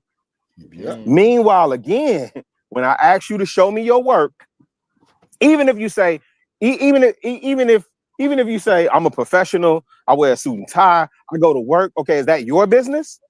Right? Do you employ 100 or more? Shit, do you employ 10 to 15 people? That's the other thing people got to change up, Sharon. Stop telling me you're an entrepreneur and you own a business and you don't employ nobody. You self-employed. Right. It's a difference. What's that form they file for their taxes, Sharon? The taxes is different. The amount you pay to actually file for your taxes is different. It is a little bit different when you gotta. No, when they self-employed, what's that tax code that they file? I For can't remember people, It's a 1099. A 1099. You self-employed, fam. Yeah. Hey, listen. I had a homeboy that was down for 20 years. 20 years. Came out, opened a landscaping service, and we chopping because this is a childhood friend of mine, and we chopping. I'm trying to figure out this, that, and the third. Whoop-de-woo. Man, this joker started talking to me about taxes and payroll taxes and woo. I'm sitting up there like, yo, how did you? Like you was down 20 years. It's spinning. Your head's spinning. Man, my head is spinning, G. Yeah, I got this on payroll and woo. And I gotta, and I'm competing with this and trying to get this municipal contract. Yeah. And I'm so proud of dude, man, but that's a different conversation. And by the way, he ain't out here complaining about women. Believe that.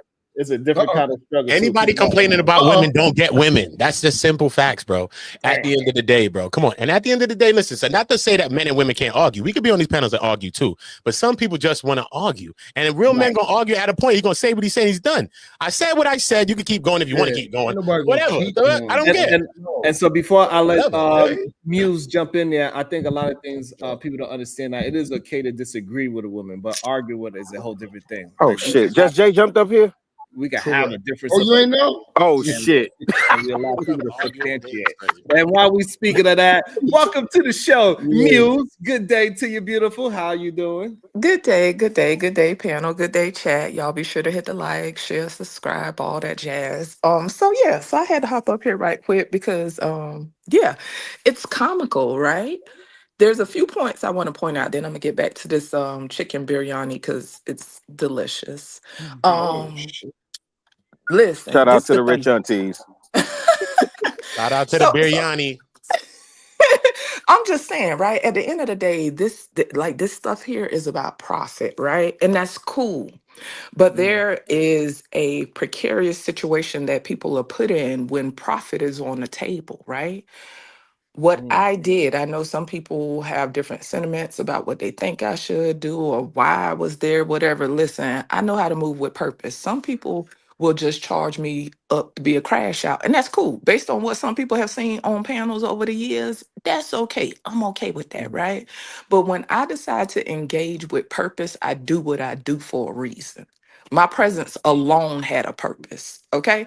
And so with that being said, getting on that panel, asking them questions I was asking, some people said it was shady. It wasn't shady. It was purposeful. It had intent. I asked them questions because you are purporting this idea that you are men of standard. You are men that prioritize health. You are wealthy men. You upper echelon men, right? And now, because I don't really know manosphere content like that. Like I talk trash and stuff in chats, but I'm not well versed in those arenas because that don't resonate with me, and I just never been in them spaces, right? But from my understanding, this is a founding father, right? So when I ask questions about the dark corners of YouTube, nigga, you left your kids. Cat Dade dog. County, get on up. That part, What's up, I don't Dade? like 305 all the all Carol day. City. I don't like all that Carol City activity coming up in here now. But I'm just saying, and I know that's a bit extreme, but it speaks to the point of that you're a founding father, right? And so, how do you separate who's who? That is, and let's be clear, that's a difficult thing to do when you're on social media, right? Because it's a matter of verification. People need to be verified, right? And there's not a lot of verification going on. So the expert on different subject matter is gonna look just like the nigga that's around the corner when they get up on the panel and they get to talking. All it takes is chat GPT. All it takes is Dunning-Kruger effect. You understand what I'm saying? So when I ask questions, trust me, it had purpose. I was asking about blood pressure, high cholesterol. I was asking about those things. That man went straight to STD screening, peak game. Understand That what I'm was saying? crazy. Yeah, that was That was crazy. That was crazy. crazy. But think about it. But how you gonna throw away all your people? But look, let's say I believe in God, I believe in Jesus. All right, cool. That ain't even our thing. That's God's thing. You know what I'm saying? But if we see somebody that, might be on the wayside, you might want to go minister to the person, tell a person a little 1-2, like, yo, bro, come on, man, what you doing, man? Get your No, step your she weight up. know why he You did it. built something. You're the creator of it, and you don't care about nobody that's a part of it that Well, believes in look it. at it. Because they Regardless of the lean with sentiments. Hey You won't even Dick. help nobody minister to nobody. You just said But forget them check all. this out though, regardless of the Crazy. wording that they try to use, right? And somebody made a good point in the chat about, Trump and MAGA. It's one and the same, and people try to act as if it Yes. isn't one and the same, right? And Yes. so when somebody say, "Oh, I'm just an advocate for men," or "I'm just this," or "I'm just that," regardless of all these semantics, you're gonna be thrown in the manosphere box. And it was unfortunate because it was a man up there speaking, and you can tell that he holds some of them same sentiments. And Yes. that man sat right up there on Uh-oh. that panel and pooped and spit in his face. Uh-oh. Yes. He So when I denounced the asked hell out of him. questions that day and I sat back and I watched, trust me, I move with intention. But you was very, Hey, you know Just what? You was Jay, very professional. Like Yes. I said, how you asked your we ain't finna questions. let you get It away from didn't the feel fact like that a you sound like press. Baby off the Warriors Even right though you now. probably against him, it didn't seem like you was like you was pressing it. It didn't seem that That's not way. finna escape us. And your questions was answers. You know what I'm saying? So, I still like how you conducted your questions. I told you that in the chat a little while. I like how you Yeah, conducted well, your thank you. I energy, and appreciate I that. like that. You know what I mean? I told you that.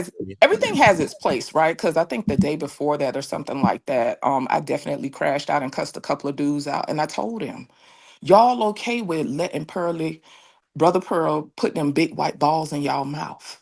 Y'all okay with letting her drop them big white balls in y'all mouth?" You can forget So about her. so trust me, I could get I could take it there. She a But whole when nother I want to color. sit pretty and I want to do what I came to do, I do that. You know what I'm saying? So that was purposeful, and I And wanted you to show possess your that. And but to and I'm gonna wrap it up, right? But to Truth's point, right? This is a part of the grift. It is profitable, right? So and let's be clear, like C19 and all that stuff, to me, it just was like a perfect storm for a lot of this trend and stuff on social media, yes. right? And people were able to capitalize on it, and that wave is coming down. The trend is waning, right? So what is the next move? The next move is I need to push this or claim to push this offline, even though I still got these dark corners pushing rhetoric, right? I'ma still use them because subconsciously they're still gonna associate themselves with me, right? I'm gonna have them do this work, right? Because that's the people with the they got the movement, you know what I'm saying, online. I'm gonna transition and go offline and now get people to come offline because now I'm pushing this material. I'm pushing Bibles. I'm pushing KS Bibles and whatever else I got going on, Yep. because now that is going to trend, because people are starting to go outside more after C19. People got to understand the play, but ultimately all it is saying is that he don't give a damn about none of these folks, and it's about this money. And the problem is some people truly come for a community. I'm not faulting them, I'm not judging them for that, but I understand what come with it. So yeah, so with the whole queer eye thing, yeah, it seemed left field, but check it. If this is a person who says this, whether they're trolling or not, who was the face of the manosphere before they passed away? Why we be playing games? Why are we Yeah, playing? that part. And then See? you made a Bible? Yeah. Listen, They okay. made a Bible. Checkmate. It's a case. Well, that's the book he had. They What he don't say believe that in the thing. I said they ain't ministering to their people. So what the hell is the book They for? created that's their what I'm own. They saying. created their Forget own. about your own people, bruh. Because look, some of those people, just like you was a person on the wayside, everybody's on the wayside. You learned something, right? Those people are got potential, right? To change their ways, get their life better, and do some shit. Everybody got to have a bag to come to your man clave.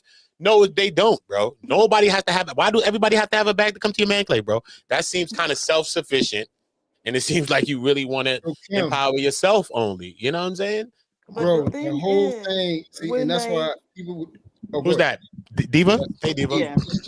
So I don't know who asked him, but somebody asked him basically what he was doing or what's the evidence of what he's doing working. And all he had to talk about was superficial stuff. Oh, well, it was just Jay, when she asked how you know these people ain't no incel, and it was all superficial stuff. Oh, well, they wouldn't they wouldn't come on camera. Okay, maybe they wouldn't be in a well-appointed office like I am. They wouldn't have on a nice sweater vest like I do. They wouldn't Anybody can throw have this shit on. a flat screen with a roaring fire on it. And so it was just all superficial stuff that anybody could really just go out and pay for and set up an office that way, right? Which lets you know that he spent time like putting that together, but he had nothing tangible to talk about. Meanwhile, he tried to dismiss what Q Butter is doing, and we know Q Butter by his work and his results. He don't have no work or no results to talk about. All he can talk about is superficial stuff and how it look. Lord have mercy. Right. Right, Diva. Right. Right. Shit is Can I broke. go to that point right quick? Yeah. So yeah, and so for the people who think, and shout out to you in the chat, Ranger. Y'all be sure to hit that like though while y'all bouncing in that chat. You obviously not familiar with me if you think I care about flattery.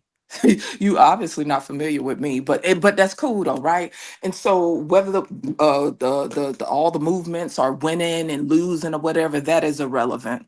Ultimately, it's all profitable.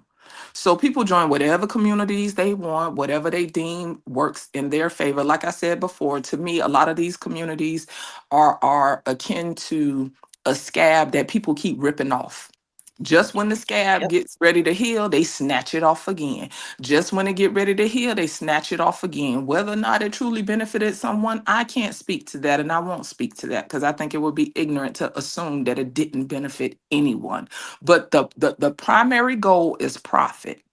That's the primary goal. So even when Q Butter was showing the stuff that he showed, right? This is someone who's showing their work.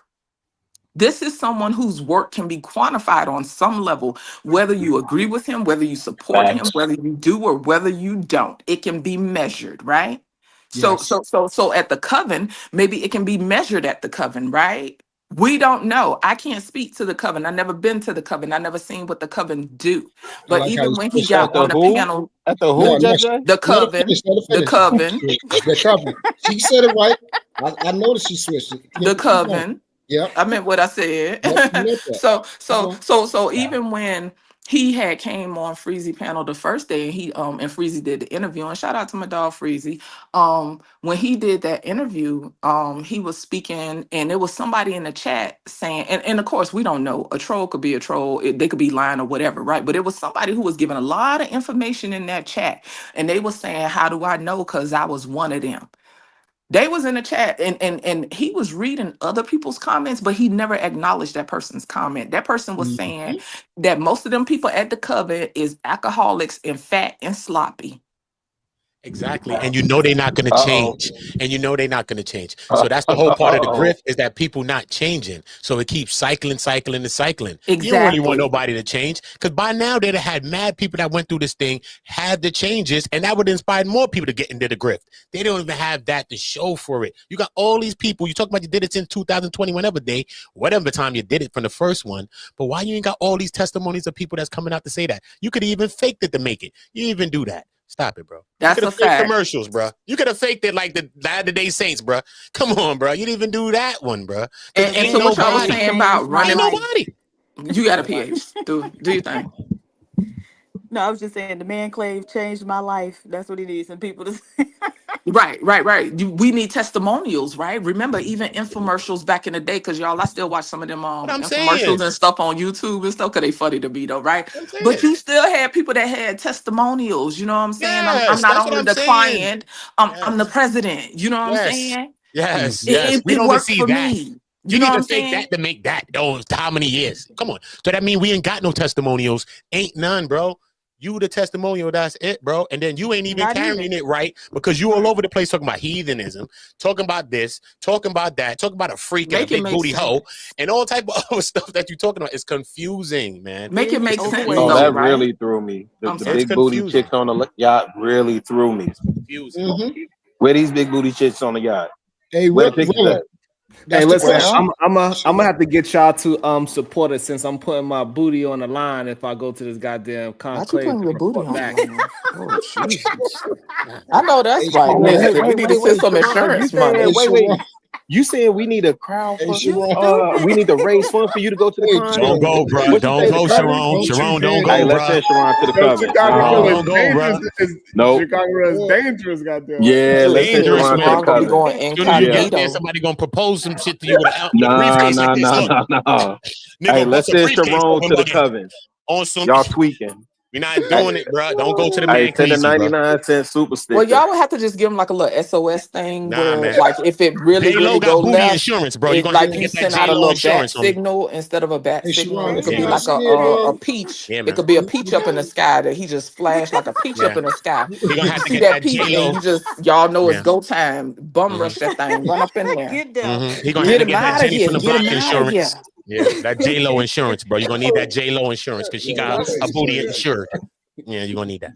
Nah, but for real, No, to your we point though, sending what you Sharon said to the though, coven. Sharon. We I'm sorry, sending go him to ahead. the coven. To the We coven is sending crazy. him. Let's get that bread up right now. But Sharon, what you said about the NDA, honestly, that makes sense though. It would make sense, especially if you have a group of people that are doing whatever they do. And I'm not saying that like I don't know what they do, right? But if this is exclusive, right, it would make sense that people would have an NDA. You know what I'm saying? But like I ain't gonna hold you. And some people hold on, let me slow down. Okay, this the visual, right? Because I don't know if it'd be my ADHD or what, but I be having movies in my head, right?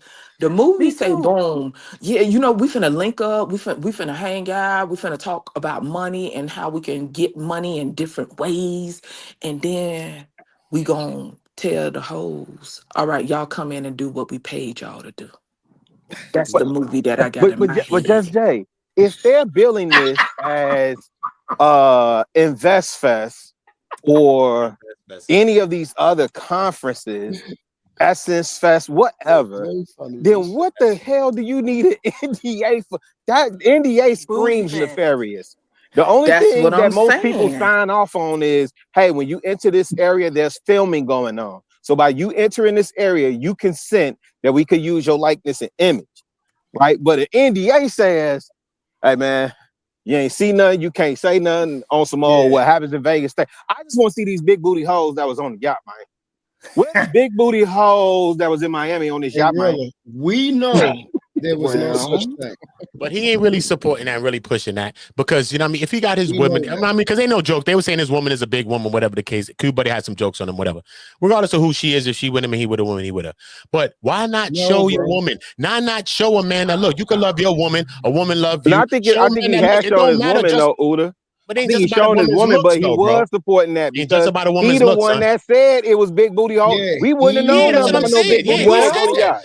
But why don't he show the women that he got though? The women that you got. We understand about the big booty hoes and all. Okay, but if he been with her What about the one you umpteen got? years, I think people have seen her because I've heard people Yeah, speak on her or he's shown whatever. her. I Yeah. don't go checking. we've seen her. I Yeah. don't You go seen her? checking for people, but this my thing though, right? Check this out. And because I'm older, I'm in my 40s, right?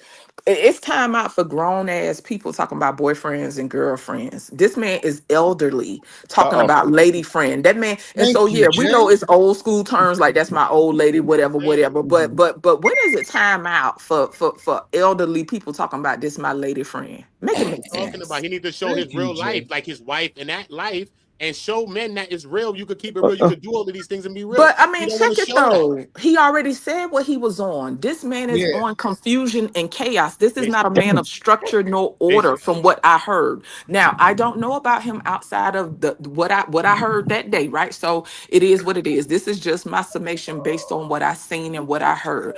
This is a man of chaos. This is a man who is hedonistic. That is what he wants. He wants to pursue pleasure by any means necessary. That has Mm-hmm. nothing to do, in my opinion, of what I view a man of purpose to be about. That Correct. man has no structure. And so if you don't have structure, if you don't have direction, and that goes for anybody, where you end up into deviancy, into chaos, Yep. into hedonism, into indulgence. Perversion, And that's any of us on any promiscuity, level. all the Yo, trash. shout out to my boy on World Class though, man. You know what I'm saying? Because I wasn't trying to joke him up when I said the man clave thing. You know, I got it confused. Nah, But man right clave is after funny. World You Class is so talking funny. about Marvin Gaye? You said Marvin? Yo, World Class turned it and was cooking him with it. That shit was funny as hell. Let me finish getting back to my food. Thank you, Sharon. I'm gonna drop down. Venus, hey girl, do Peace, your Just thing. Jay. Hold it down. All right, peace to the panel, peace All to the right, chat. Justin. Y'all be well. Thank you. Let me also shout out to the super chat. So real as fuck. It says Mule University 3799 with the 999. Thank you so much. I appreciate for all that you do. It says for the Man Clave investment. Do it, Sharon. Hell yeah. About to be a situation. Hey, hey, hey. Thank you so much. Welcome to the show. Let's go. Yeah, so we $10 in on my chastity belt. Go ahead, B. It's a good day. How you doing? What the No, yeah.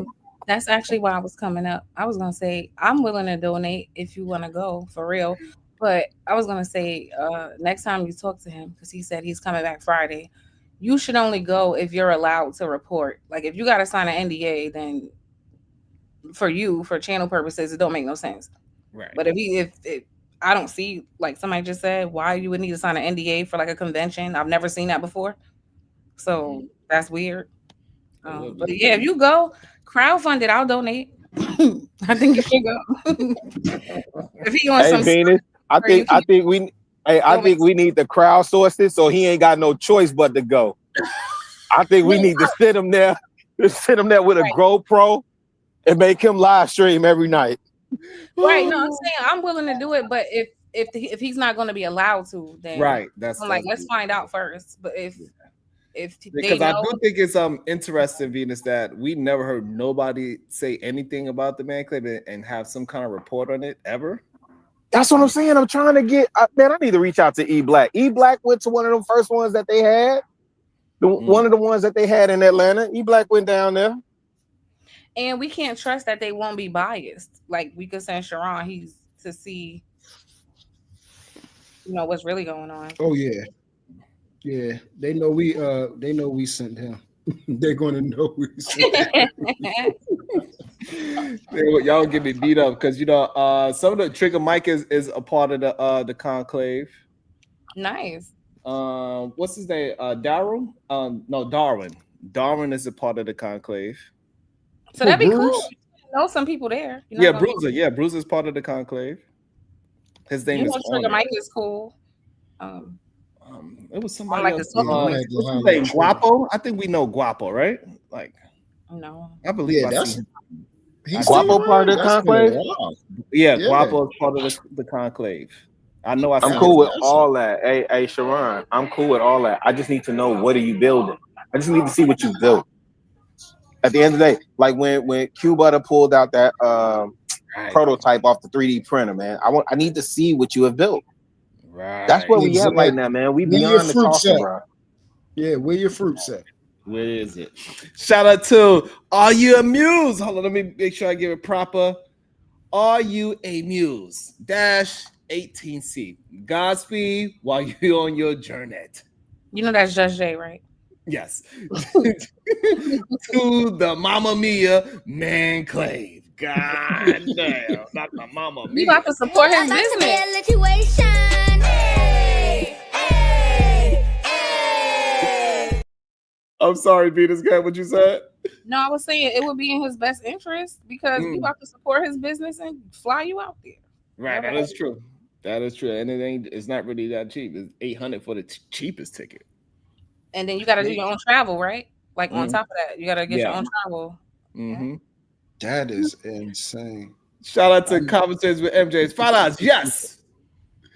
Put on your investigator hat. We sending you on to do real journalism work, Sharon. You can't blow this. You do this right, we gonna have your ass all over the place. We sending you everywhere.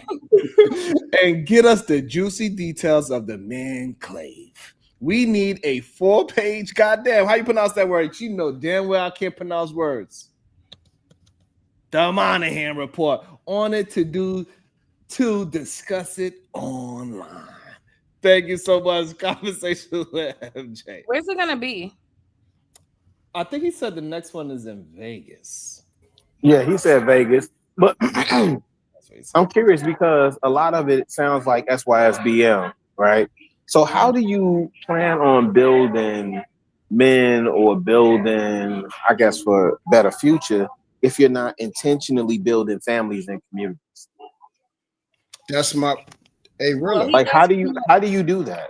He does promote Black women across the diaspora, he said. So not Black American women, but because he named like the African, Afro-Latina. So he's for get with Black women, just not the American ones, is what it seems like. That's what I got. That was my whole point, Rilla, was that it's a contradiction in everything. But Venus, in all that he's doing. My bad, True. Go ahead. No, I'm saying it's a contradiction in all that he's doing. Like that's why. Remember we was talking about it, and I was asking you, do you remember when we first spoke to him, when we was in the groups, and what he was saying with pushing the manosphere up until now? Venus, even with what you're saying, even with you can come on, even with what you're saying, you don't see evidence of those men who chose to date outside their race of them being in successful communities. Right. He even admitted, he said there's 500 members and he got 5 marriages. So that's 1%. That's not.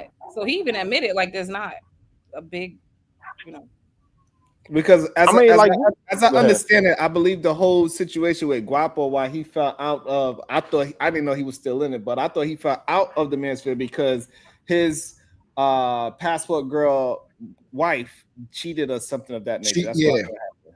Yeah. What she do? Wait, what? She cheated on him. No.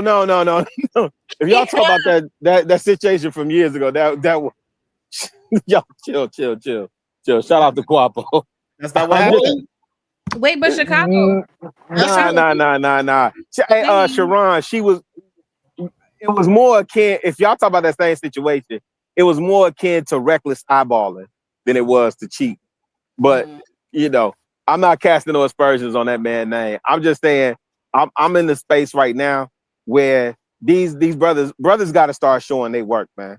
It's too much. We're too quick to see the reactions to something. So say like these kids in Chicago, right? Not only did we have a situation with them jumping on the mother, then we just had something with the Christmas tree lighting downtown, right? And everybody right now is saying, oh, the kids, the parents. Okay, cool. I'm with you on that, right? But we know what it is with the parents. We know for the most part, the worst amongst us keep producing. Yeah. That's a bean. I'm keeping it a bean, fam. You can't correct that. You can't go in and shame somebody that's having babies for sport, or that's having babies for a check. You're not finna go in and shame them. So y'all can stop saying, well, where the parents, where the parents, where the parents. Now, again, what I've been saying since I got in here day one, I think it's on men to check men and let the women check the women. Yeah. Yes. That's not saying that men don't ever check women. You can only check the women that's under your covering. And most of these jokers don't even do that. Correct. Right. Go ahead. I just want some clarification. Did he leave his wife? Which one? See, I have not caught any of Guapo's material in a long time. If you're talking about the woman that he had his speed with, his firstborn son with, the last time I checked, they were still together. But if you're talking about from a couple of years ago, when people was all over there on Old Boy channel, and he was about to get into it with Daryl, like that was for reckless eyeballing. That the way he described that, it was more akin to reckless eyeballing.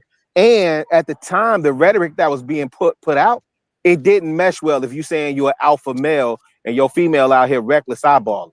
Correct. You see what I'm saying? Like you holding conversation with another man, but I'm they married at the time, or were they dating or were they married? I can't remember, but it was because that was a minute ago, Sharon. But if it's the situation that I think you talking about, that was more akin to reckless eyeballing than it was to like she didn't sleep with the man, she didn't go out with the man, and so she didn't spread like mustard. No. If it's the same situation that I'm thinking, wasn't it conversations too, Rilla? Yeah. It was somebody that he told her not to be in concert with. Yeah, but it wasn't like, oh, I want to see you, I want to be with you. It wasn't like that. It was somebody that I told you can't be in concert with this person, period. Okay. That's what that was like. And again, think about it, the pressures of this space. We supposed to be alpha men. Right. You know? Okay. Yeah. No, she didn't spread. Sharon, you gotta chill, man. But they said you're gonna learn tech at the conclave, Sharon. He mentioned something about tech, business, and all these things. Right. That's another interesting point. Yeah, we send it Sharon. Yeah, I don't know how you're gonna ass. learn tech in 3 days. Hey, Sharon, create another avenue to send this bread, man. Yeah. I'm a pledge a bill. I'm gonna send a bill on it. I'm gonna have to do I don't know how, I don't even a GoFundMe to the man. I don't like that one. Try something else, because don't they take some of the money? Do it cash out, or do it in Sharon. They can't get mad at Sharon no more about that RIM, the RIM or the LOM. Sharon goes to the conclave. That's the cash. Getting dressed and examined with your hygiene by, extra. Like they're gonna switch it up if they know he's coming though. So that's not safe. Nah, they ain't gonna change the whole thing for Sharon. Sharon. Thing he said, Sharon, he said, "Oh yeah, that's a great idea." Yes, he did. Why was the first thing we went to though checking for STDs? When we was talking about diabetes, hey man, I'm 51. I'm thinking about diabetes. I'm thinking about cholesterol. I'm thinking about my heart condition. This nigga 60 years old. I'm not out here slutting and stunting, man. All it is about is sex. If you listening between, that's the crazy part. He kind of said the more money you make, then you could just have more sex. He outright said it. Like there's no. Yes. Yeah. But Venus, I got crucified because they kept telling me for 6 years now.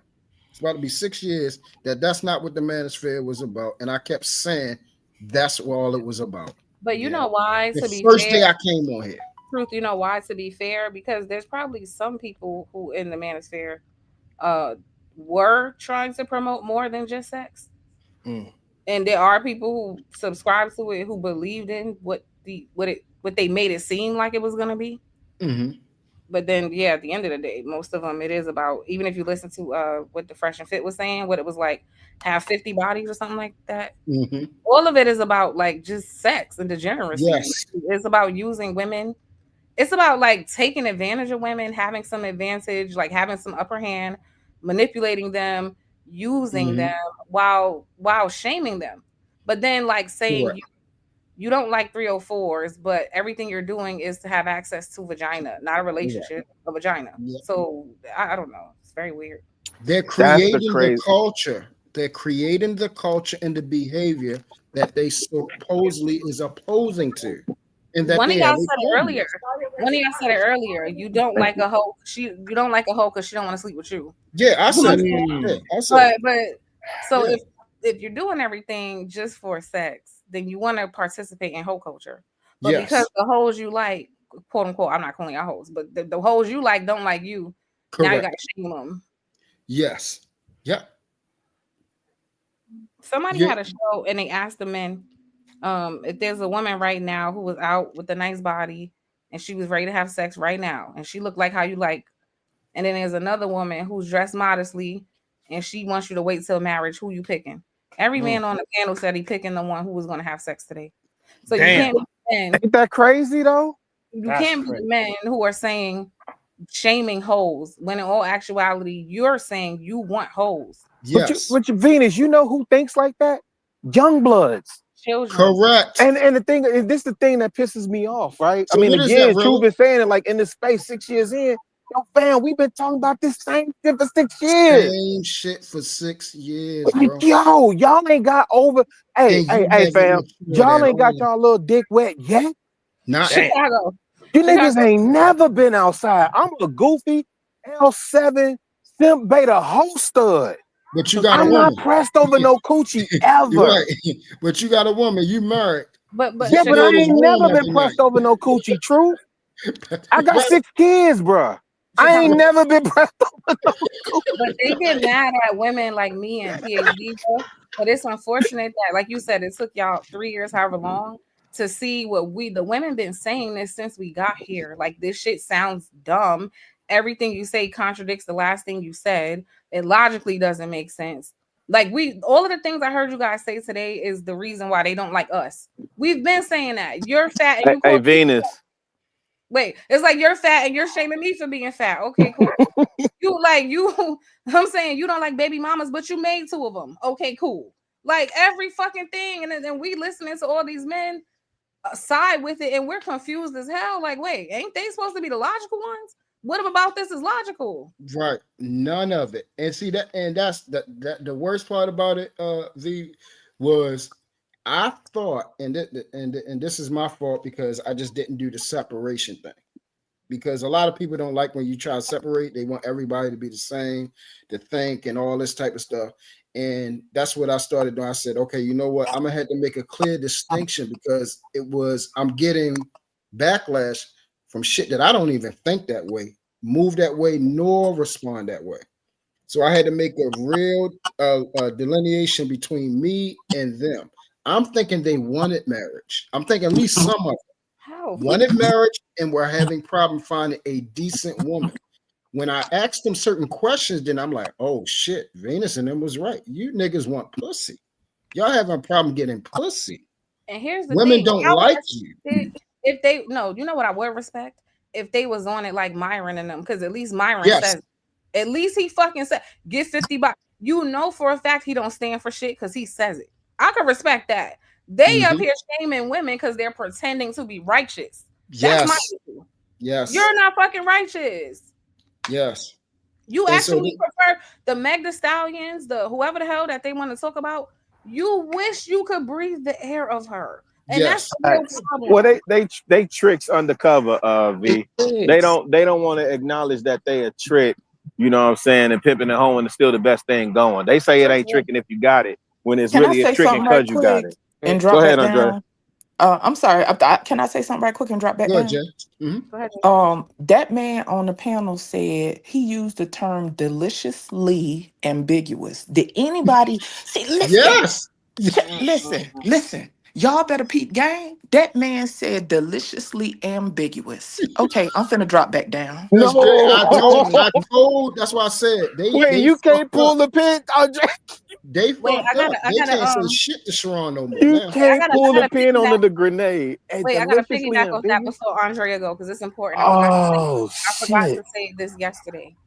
Half of this, beside the men who are mad at the women they can't get, there's a lot of homosexuality in the manosphere, and I'm shit. I'm not trying to be funny. Hey, it's not even funny no more, bro. You I'm can't. trying to wait. Hold on. I'm being serious. And Yeah. like Judge said, if you listen to what's being said and you pay attention, to there's a way of like sneakily always entering some subtle homosexual shit Yes. into the conversation. Yeah. They're like grooming you all. There's a sneaky way of like making women bad no matter what they do, right? It's all centered around getting men to gravitate and congregate amongst men. And then we do mention women, it's only to sleep with them. You know what I'm saying? But most of them, it really ain't doing that. It's a hatred. A lot of the people who don't like black women, who are also undercover gay, it really stems from not being accepted by women when they show that part of themselves. So like if you notice, there's a lot of gay men who may not like women, like on a personal level, but it's because their mom rejected them. So they're bitter about it, right? And there's a lot of DL men who, which I don't understand this, you're mad at women because they realized what you were and they didn't let you use them. So now you hate women because they figured you out. It's all like, I think what I've learned is gay or straight, there's a misogyny issue where like men, no matter what their sexuality is, a lot of them have this entitlement to women. You can't be mad at women if she doesn't want to sleep with men who sleep with men. You should not hate women for that. And she shouldn't hate you for sleeping with men, but she will hate you if you're misleading and deceiving her while you do it.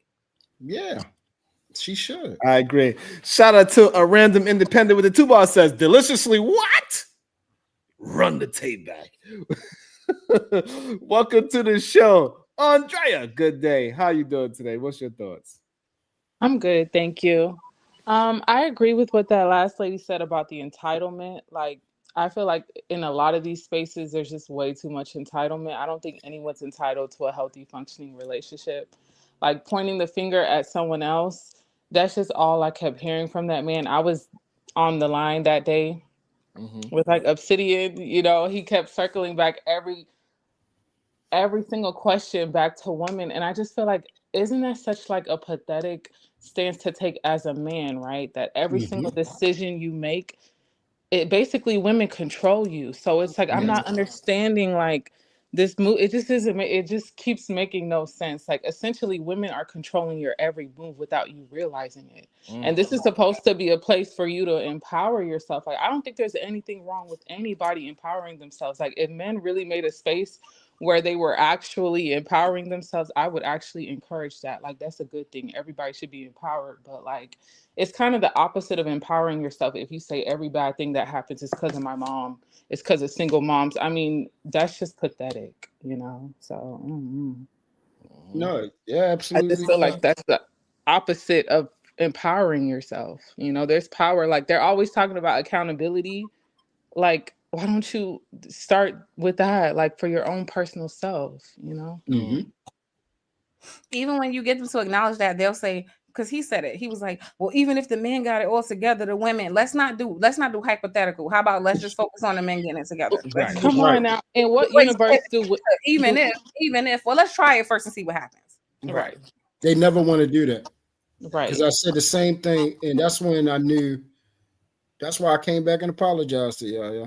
I said, you know what? Y'all was right the whole time, because I even asked that. I said, why do y'all keep saying even if? How about, because we still got to fix ourselves, regardless whether women do right or not. Right. You're supposed to be right because it's the right thing to do right, right? That's integrity, right? Right. They So don't care about that. They don't care about that. At one point, he was like, well, the women feel like that doesn't matter how they feel. Okay. The reality is women are a reflection of your whole community. Just because that's like me saying, oh, my child doesn't feel like I'm the boss of them. That doesn't stop anything. Right. You know what I mean? Like, okay, she feels like you're not the boss. Okay. That doesn't really stop what the actual reality is. So I understand that. Great point. Yeah. Statements like that is so weak. It's like women feel that. I don't understand. Do they feel like they kind of made women agree to me? I really feel like that. Like if every rebuttal you have starts with "but the women," because the women, they control you. You don't have an identity, sir. Right. You keep looking to women to dictate how you think and operate and move. That's crazy. Literally, on that and be on it. If you're gonna look to us for leadership, then follow the fucking leader. Okay. Correct. And I think that's why Sharon saying it's time to bend the knee, because all reality wise, you already have. If everything is centered around women, you get up. They openly said this. I get up to brush my teeth because of a woman. I wash my ass because of a woman. I get a job because of a woman. I want a house because of a woman. I want a car because of a woman. They openly said this. I wouldn't do these things if I wasn't trying to get a woman. Right. Yeah. So essentially, she is the de facto leader because she is the guide of you being successful in the first place. So it's an identity issue with men, at least in our community. I'm gonna speak to, and that's clearly what's lacking. It's because either they're jealous, they're comparing themselves in a women get to do it kind of way, or B, they're mad because she's sleeping with these dudes and not with me, or C, they're angry because she rejected me because she kind of picked up on my little gay stuff. And this is the thing I found out with the dudes who date a lot of white women. A lot of them are DL, not all of them. And it was said that it's because the way we all seen how white men operate. Black men present masculinity a very different way. So Black women expect a certain behavior. White women, when it comes to masculinity, it's different because their men are not as masculine presenting. So when they are around men who are more feminine, it doesn't raise any red flags to them because that's how a lot of their men are. Correct. But Black woman, it raises flags and she's like, hold on, something's not right. So some of them like to go to white women because he can, while he's trying to figure out how to be on a DL, he can go under the radar next to her because the questionable things about him don't stand out to her. Right, because it's expected. Yeah, because white men do a lot of gay shit for fun, so it'd be weird. Like I don't know. Yep. And that's why at the end of the day, like it's no way, because we got the answers now. This is the second time he came to Freezy's channel. These questions, these statements that he's given, there is no way around it because, like we said, the founder. And then we seen this same behavior, these same mannerisms, these same statements from KS. Like when he had interviewed that one guy. What did he ask that boy?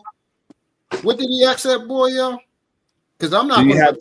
Do you have a big ego? You feel what I'm saying? Nowhere in the history of me being a man would I even think about asking another man some crazy stuff like that. I'm telling y'all, they've been and think it's okay. And then we had other men saying it is okay for him to ask that. Excuse me, trying to justify it, trying to explain it away. That's why I said yesterday, they're not they're the inability to think and this like blind loyalty they have to strangers, like to where it gets to the point that no matter what they say, they'll just keep justifying it. And then I saw one time Kevin Samuels was like, we need to advocate for men being with other men. Yep. He absolutely said men should do a Boston marriage, which was started when women was marrying each other for protection. Exactly. So he said men should do a Boston marriage. So a lot of these men are gay. I'm not saying that to be mean. I'm telling you, like, women are not stupid. Okay, there's a certain sense, you know what I'm saying? You just certain things from dealing with men on the opposite end your whole life, you start to recognize certain things look normal and certain things don't. And some of this stuff is not normal. It's not. Yes, Nightish. Kevin Samuels promoted men are going to start doing Boston marriages, which stands for same-sex marriage, but not supposedly sexually. So y'all don't understand that y'all are being groomed. Like, and I think some of you want to be honest. That's why you don't have a problem with it. I really don't think you all are this stupid. I think some of you understand exactly what you're signing up for and you're with it. And that's cool. But some of these men don't understand what's happening. You're being groomed to like open up to the idea of homosexuality. That's what's happening. That's why they keep sneaking these little gay things in little by little. It's called grooming. They want to see how far they can go. But please, this conversation about what's wrong in the community, we no longer can say women, bro. That's over with. That shit is over. That shit is tired and over with. It's just done. Can't nobody groom me. Anybody could be groomed. Humans are susceptible to influence. You gotta be very careful. We are all influenced by something. If you expose something to anybody too much, things have an effect. I'm not saying you can turn somebody gay, but I'm just saying like, shit. Sometimes you can. Yeah, some of these men get put in a position where they're scared to say no. Right. That's how cults work. The worst part about it was when they had a show and they said, other than a woman's, behind, what is she good for? Damn. And we had men actually saying, yes, that they have no clue or there is nothing better, nothing good about them. They have nothing else to offer. Yeah. When I heard that it illuminated a lot of stuff, and it started matching up with the other questions that I was asking. And it's nothing to argue about. I'm not going to try to justify and try to make a man be something that he's not. If he's not on the same time of trying to love women, trying to be decent, trying to actually do something for the community, he's just not on that type of time. But these niggas so busy trying to protect each other and trying to make each other something that they're not, and they're just not. Listen to what they're saying out of their mouth. These are things that they're saying out of their mouth about women. The women been listening. That's why we was like, oh hell, no. What the fuck? What is this? These men are weird. Yeah. And they're infecting other men, and the men are getting poor results because they're listening to this nonsense. I mentioned this the other day. I seen a couple of shows on YouTube and TikTok where there's clips of these men saying that the red pill ruined my relationship or ruined my marriage. Or they're speaking out about it now, saying like, don't listen to this, because they're realizing that's the quickest way to get women to avoid you. Right. Completely. She don't want nothing to do with you now. Yeah, it's getting worse, Venus. Like you're saying, women are actually saying, no, we're not dealing with it, nor do we want it. So what are y'all going to do now? Because clearly, like we stated, you want women. Passport, that stuff is not going to work either, because that's not even being successful. That stuff is a daggone lie. They're taking their lame ass because they're lame here, and they're taking it somewhere else. Women are the same everywhere. Everywhere. I agree. Biologically, y'all got this radar inside of y'all, either to smell lame or bitch. And when y'all smell that shit, y'all don't want no parts of it. Y'all out. Now, I don't agree. When they go to some of these poor countries where women are in like really destitute situations, just being an American does mean something to some of them. Absolutely. Yes, some of them, but it's not on a large scale. Like, they're not that successful, Venus. Yes, some of them are successful, but it's not like, hundreds and hundreds of guys successful in getting what they want out of women. They're actually coming back complaining.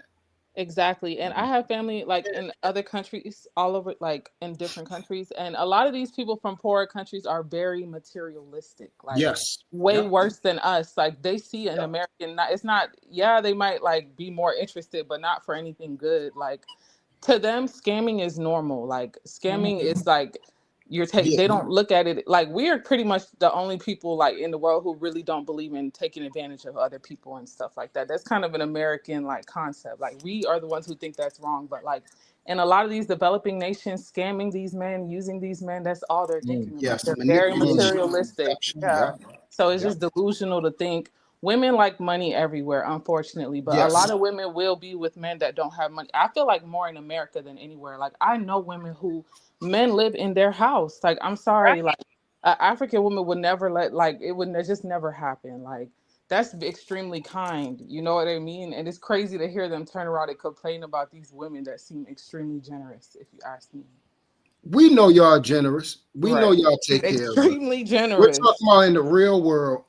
Women take care of our asses and our broke asses, and when we don't have anything. Because so, talking about baby mamas. The baby mamas, this the funny thing, to be honest, right? Are the ones who qualify for Section 8 and stuff like that and have the apartments. Most of them, that's where they're living. Right.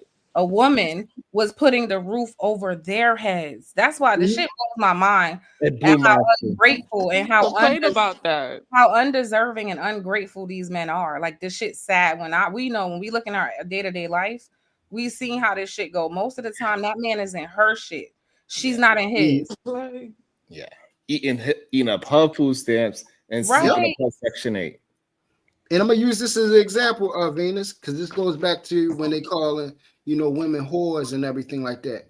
The same thing when they talk about homosexuals. Oh, she did that with a homosexual. She's trying to tell you, nigga, you wanted to be the homosexual. Right. All homosexuals, like, goddamn, not You many wanted men. to be that. You wanted her to take care of fucking place. It's really not.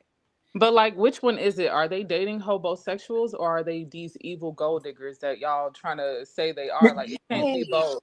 It can't not be. All of it's a lie. I said everything contradicts the other. On the one hand, you're gold diggers. On the next hand, you fuck homosexuals. Right. Because it's not a big enough. It's not that we don't have examples of it. It's not a big enough sample size for it to be relevant. Right. So the talking points is over with. Like, we have actual real life data that people interact with each other, and that shit don't happen like I was saying on here. We have the people that are having trouble with basically getting a woman to like them, and that's a you problem. You can't. It has never been that you can make a woman like you. And I actually heard a guy on here. This was the end of it. I'm not going to say his name. I heard him say, we don't have the laws. We don't have the money to make a woman like me. Damn. That's been I a new. heard him say that. That was it. Yeah.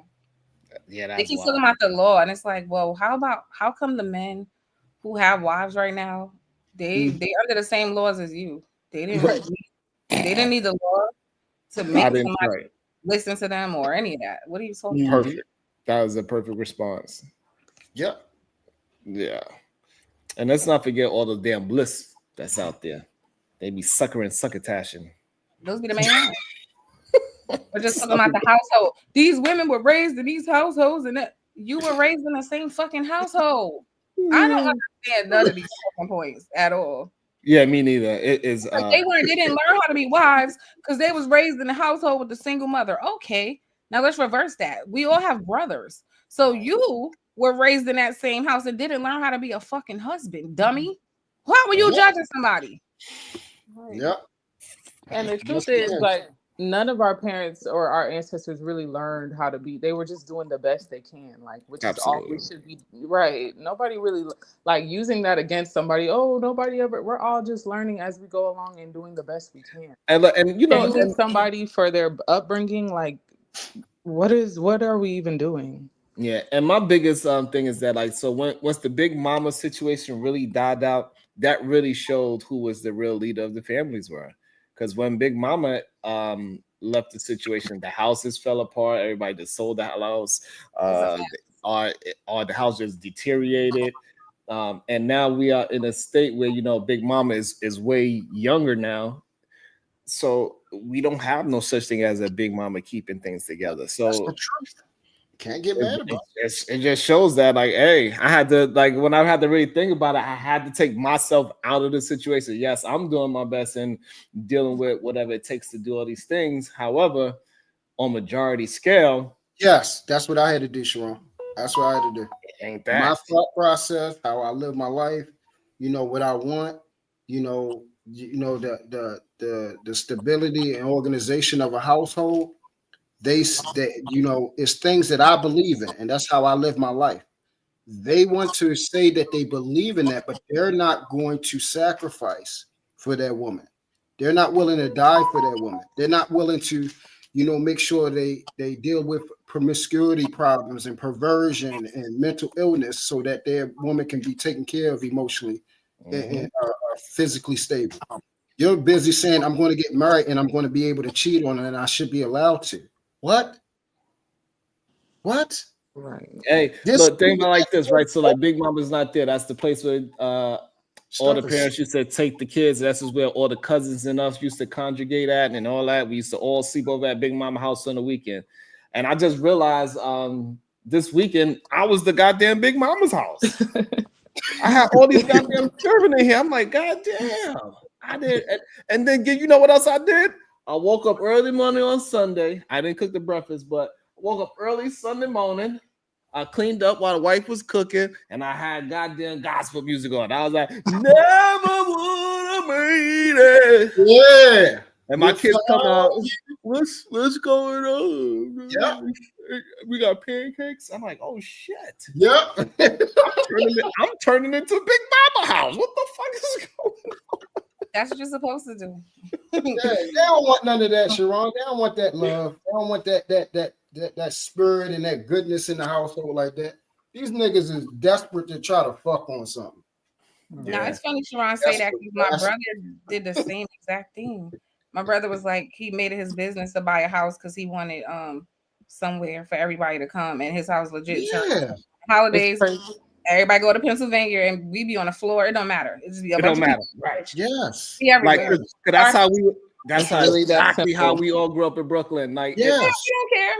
and yo, it's so crazy. Venus, like when I really don't like to go back there, but I still have a couple of family members that still live there because they just refuse to leave. I was there yesterday. I know. I already know. Right. So, but anyway, so we went there, and I'm just like, I do not remember it being this small. Tiny as hell. It's like, no, it was like 10, 20 of us in here. How did that happen?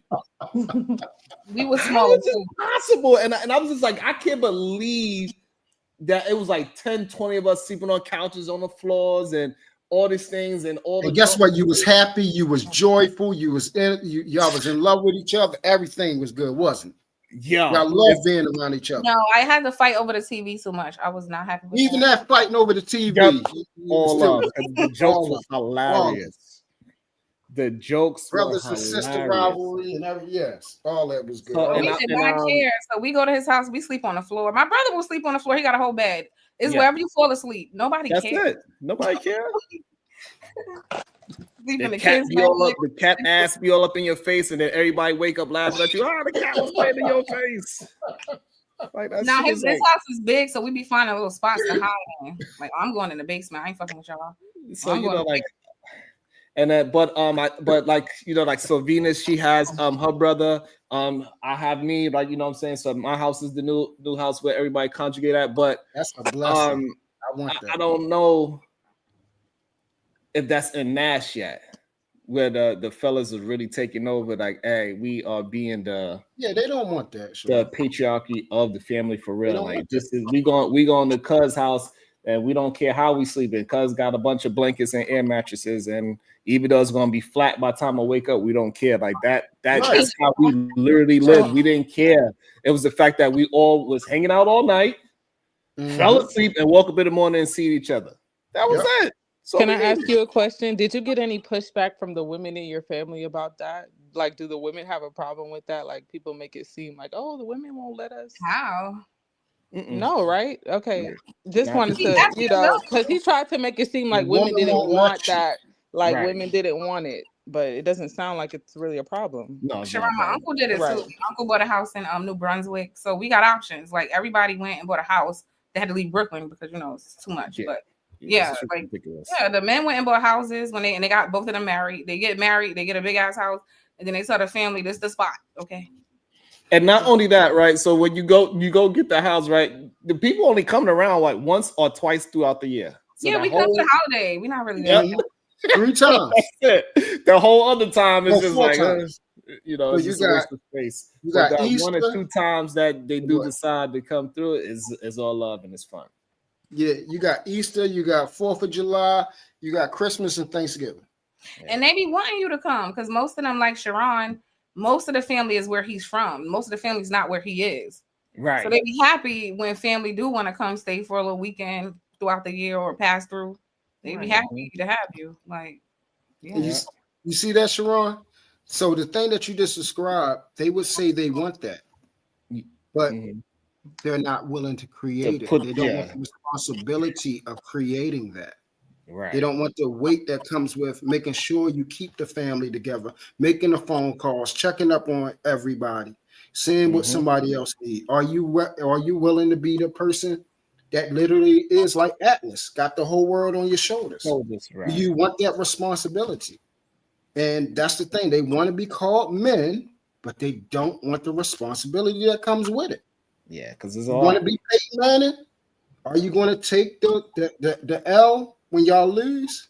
because you damn sure want to take the W when y'all win the Super Bowl. Yep. And not only that, right? Also remember that Big Mama was the one that everybody called as well with all of their problems. All their problems. Right. All of them, bro. Do you And like want to be so like I had a real problem because I was one of the first. I think I was the second one to actually purchase a house in my family. I believe the first one was Brownsville, New York, right? But and so like it was a problem with all the young because like it's kind of was like expected for him to do it because you say you in Brownsville? Yeah, we was like the first ones. You were the first people out of the young ones to purchase households. Yeah. But see how do you see what you're doing though? We're saying as men, we believe that we're supposed to be the leaders. Y'all y'all actually moving in it. So I don't have to call you a leader or not call you a leader, and you don't have to say you're actually moving in it. You see what I'm saying? You're right. We're not looking at it like that. And the best thing about it is that like when I realized that my younger cousins like they were starting to call me to ask me because they feel a little closer in age to me on how I did it. So they felt like, damn, if Cuz could do it, I could do it. Like if Brownsville did it, they like, oh, it's kind of expected. He's one of the oldest, right? But the other younger Cuz, they only about like 3 to 4 years younger than me. So they like, hold up. You older Cuz, but you right there, Cuz. Like how you was able to do it. You know what I'm saying? Yeah. So they felt a little bit like, oh, if you could do it, I could definitely do it. And that was one of my problems. And I was able to navigate like at least 4 different cousins to all purchase they see, that's tough. See? Amazing. So now we always have an argument about which house we're gonna go. That's a good problem. That's a good problem. That's a good problem. Yes. We want those problems. That's a problem. I want that problem.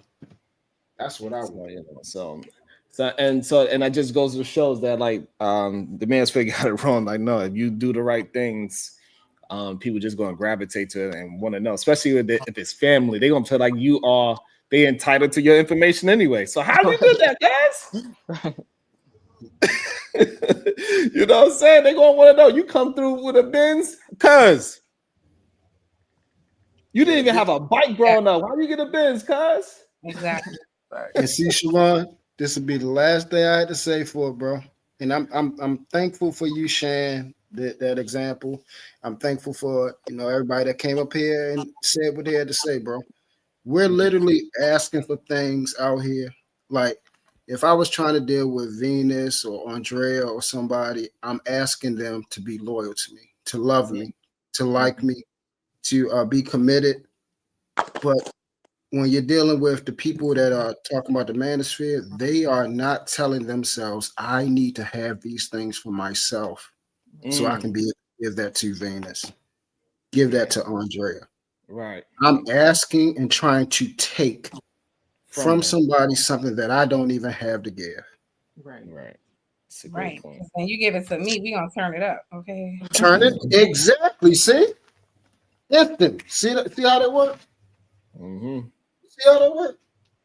Man, I think this is a great place to land it right here. Nice and productive, thoughtful. And I got to figure out what I'm going to talk about tomorrow. While we enjoy, most people should be starting to get ready for where they traveling to and all those things. So hopefully I can get somebody some help getting through their days. You know what I'm saying? Anybody got any final thoughts? That was it for me. You guys have a great one. Bracy, great show, great build. Appreciate you, G. You have a good one. Thank you. Real with your bald head ass. Rilla, what's your final thoughts, Rilla? He's asleep. He taking truth is ugly with a big nose. And hey, listen, y'all make sure y'all are consistently sending them 99-cent super stickers so we can send Sharon to the coven. Peace, God. I'll let you.